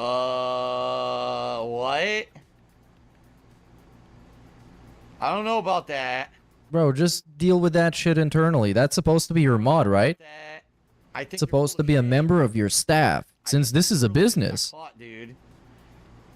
Seriously, I think you got caught the fuck out. Every once in a while, someone who I permanently ban gets unbanned, and I wonder how. We just literally just saw it right there. Okay, so either remove the mod on that person or shut up about it. Because now, even if that guy remained a mod, everybody would treat him like a joke. Because he got completely emasculated by this guy while this guy is playing Minecraft. It's so humiliating. Music says, I never said to unban him. Uh-oh. Oh, no. I would just ban everybody and leave. Well, guess what? You're no longer a mod. You're no longer a moderator, the bottom line is. Until you can actually explain your actions without making up bullshit on the stream, you're not Until you can explain your actions. How about you go fuck yourself? You just get caught the fuck out, dude. How about you explain where your money goes? I mean, wow. That was probably the biggest instance ever of catching someone red-handed doing something behind my back. Really? That's the biggest instance? One guy getting unbanned? Not much of a flex. Cop story. Is this, which one is this? I don't know. Let's find out. But I couldn't find any information about a cop story anywhere. Is this the one where Well, I guess there's just one I can think of with the hot Latina, where they were in college and he was messing around with a hot Latina who had a boyfriend, and then the boyfriend showed up and wanted to beat him up, and then some shit happened, and then the cops came over, and then they came in the room, and then there was weed on the floor, and the cops stepped on the weed and didn't know. It's a very DSP story. And by DSP story, I mean believable. African Nation. Oh yeah, this is a good clip. During one of DSP's friend request videos, he said this. Deleting all these idiots who sent friend requests, but is there fucking an African nation outside of my house? There you go, that's it. African Nation. This is another one I couldn't find. This could possibly be a quote, but I couldn't find any clips for context. Okay, so this is called No Heat in the Winter, and I believe it refers to a specific Instagram post. Instagram.com/ they call me DSP, that guy. And I believe the specific post we're talking about is the one with the long sleeve shirt, where he's bragging about not using heat so he can save up money so he can pay his bills. So he can have lower bills, I guess. It's in the Bachelor era. This is another banger. I love going through his Instagram every once in a while. Where is this? It's here. Oh yeah, okay. It's here somewhere when it's depressed drinking time and taking photos of the TV time. It's here somewhere. We're about to get there, guys. Don't worry. We got the Bachelor, the Tinder profile photo. We got this one, another Tinder photo. Oh, I would swipe left and right for this dude. Another Tinder photo. This one is like Sopranos inspired. Look at this guy. Look at him. Tony Soprano in the flesh. And then we got oh, it's this one. Okay, it's this one. And what does it say here? So it's finally cold enough, busting out the long sleeves at night to stay warm for as long as I possibly can to avoid turning on the heat to save money. I haven't worn this is the wrong worn. But anyways, I haven't worn these long sleeve shirts much at all in the last 3.5 years I've lived in Washington because I always just turned on the heat. But with things being really tight, I have to hold off as long as I possibly can. Oh man. Oh man. So I believe that's what this means. No heat in the winter. And this is the face he makes. What kind of a face is this, bro? What kind of a face is this? The troglodyte face. The caveman face. Is he even trying to make a face? Or he's just showing this shirt? Is this supposed to be funny? Is this supposed to make me feel bad for him? Sympathetic? I don't know. Actually don't know. But anyways. This is another one I couldn't find. This we found it. Be a quote, but we found it, brother. Context. We got it. Oil change. Yeah, this was epic. Talking about the fact that DSP never changed the oil in his BMW. Dr. Z is laughing because he says in 3 years you never changed the oil. They didn't call him. And by the way, that wasn't my choice to not have the oil changed. That was because it's a whole rigmarole. Whose choice was it? They shipped us a car across the country. Remember I said we got roped into another 3-year lease? That was because they wanted to make money back on the East Coast, so they shipped us a car across the country so they could get the profit for it. And then they never contacted us on the maintenance because, you know, BMW, you're supposed to get maintenance for free no matter what. That's part of the deal. But they're not supposed to call you for that. You're supposed to call them. Why the car is so expensive? Because they got no interest in actually calling you so they can do work for you. You got the interest. You're supposed to make the phone call. And they never contacted us to get it changed. Because basically what they did is they shipped us the car and they were like, oh, they live in Washington now. Fuck that. We don't need to contact them or do anything with them anymore because, you know, they wipe our hands clean of that deal because they're on the other end of the country and there's nothing they could do about it. Yeah, this shit is something else, man. Sucked. Pandas nude. Oh yeah, that is something. That's a very nice and sort of obscure piece of lore. I guess most people kind of know about that, but again, with these Iceberg videos, you never really know what people know. Sometimes you just don't know stuff. But on his desktop, or in one of the folders that was shown during a stream, as you can see, there is obviously a picture of Panda Lee, who is not wearing any clothes, and she is concealing one of her breasts with her hand, you guys. Very spicy. The time where DSP was on his Very computer, spicy. and on one of his files, you can see a new picture of Panda. Barely. Apparently, DSP used to work for Best Buy at one point in time. This went almost exactly like how the helicopter job went, where DSP did everything correct, but for some reason, the higher-ups didn't like him and set him up to get fired. For example, I worked for Best Buy. Oh yeah, he's gonna tell the story. It's such a ridiculous fucking story. And Best Buy didn't like him. Like, imagine how shitty you have to be for a workplace like Best Buy to dislike you to the point where they want to get rid of you. Because I was working on a business team, I was higher paid than most people in the store. Ah, so they were jealous. Within a year failed. They didn't want to have the business team anymore. They were trying to find ways to get rid of But hold on, doesn't that mean you failed?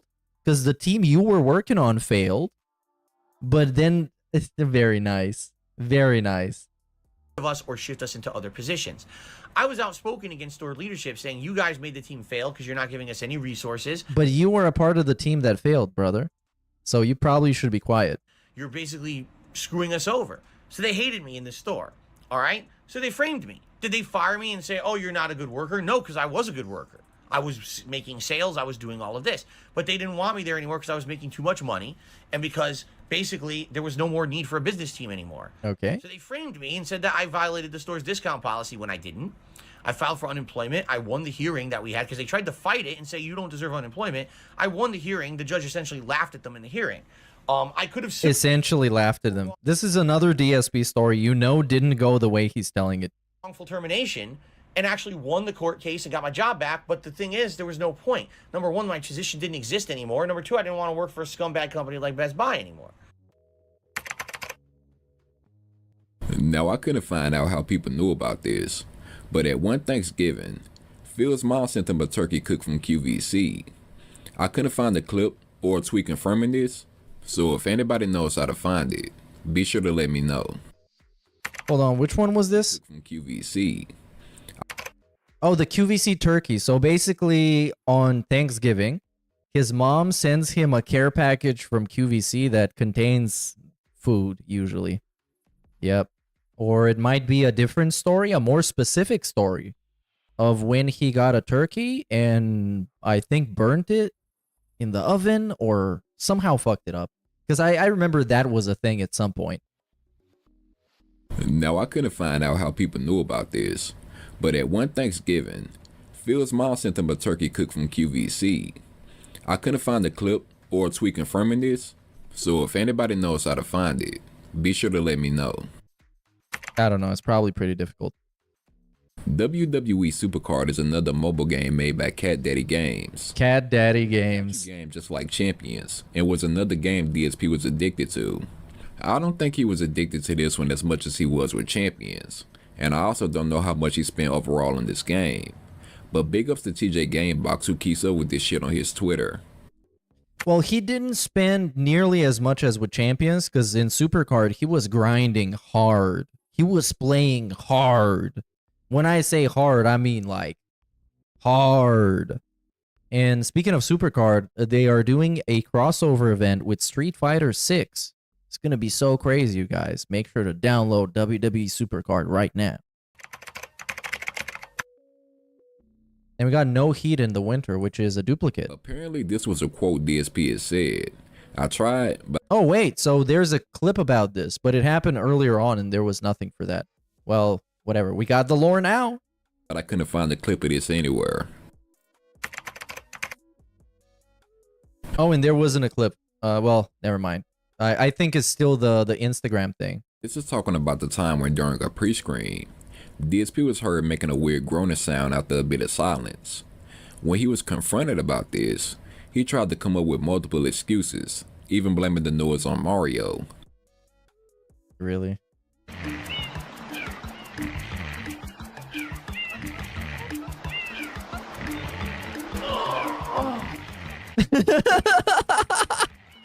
Wow, that was an actual O face sound.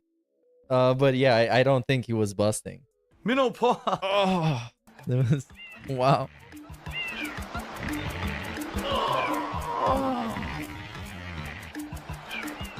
Yeah, it was probably like stretching his legs or something. Dude, a 25-bit Sharon says, is the new live stream fails clip of you legit? I don't even know what you're talking about. What is a live stream fails? I don't know what the fuck you're talking about, dude. Popsicolo says, it's a clip of you grunting and moaning during a break or pre-stream of Mario Sunshine. Was it when I was stretching? Today? Maybe it was today when Yeah, it was probably just stretching. I was going, oh, yeah. Oh, the stretch is good. Yeah, I don't think he would bust again on stream. I think he has PTSD from that. I don't think it's ever gonna happen again. I think I did it this morning, right? Oh, here we go. Tyler JKU. Let's see. Let me unmute my. We're gonna listen to this live. Let's see what this is. Hold on. oh! I heard it. Oh! It was probably me stretching. Let's hear that again. I want to hear that again. Hold on. What the fuck? It's a pretty funny clip though. You can use that as a donation sound effect. Actually, it doesn't even sound like me. Is that Mario? Come on, man, Mario. I used to work out. Yeah, that's one of the biggest DSP lies. This was the claim DSP made about him lifting weights when he was younger. What are people talking about here? Infinifail says that I used to work out in my college years. I was jacked. That's actually a true statement. It's actually a true statement. I used to work out like for about 2 years. I was lifting weights heavily to the point where I was taking the protein shakes, creatine shakes, and I was lifting weights, you know, everything, bench press, the squats. I was doing everything crazy. And I was jacked to the point where like people were like, oh shit, like Phil looks like he's ripped. But then I stopped doing it for various reasons. I've talked about them before. Well, I was doing it too much and I almost had a fucking blood vessel pop in my fucking head and end up in the hospital. That wasn't good. All right, guys. The DSP Iceberg. I'm speechless hearing this. He popped the blood vessel. He was lifting so hard. He was getting so buff that his body couldn't even handle it anymore. He reached the limits of getting buff as hell. Oh man, this guy's a fucking living meme. But I think that's gonna be it for this stream, dude. I should head out, and it's probably got a little bit more chill outside because I gotta go out real quick. And then I got TBS tonight, so I have a couple of hours to chill and interact and manage my household, dude. So yeah, this is gonna be it. Thanks everybody for watching. We did see a bunch of vintage stuff today, a bunch of vintage random lore of him crying about what was it, FedEx, crying about Tobuscus. The Tobuscus cope was monumental. I didn't know it went so deep and it was so bad. So yeah, big ups everybody. Let me set up the forward because I think WPIG is live now. So at least you're gonna jump over there, where it's fun, interactive, and chill, and meaningful, and positive, and robust, and not toxic at all. So why wouldn't you want to go there? What are you, a mouth drooler? So anyways, yes, thanks. I'll see you later. Young out.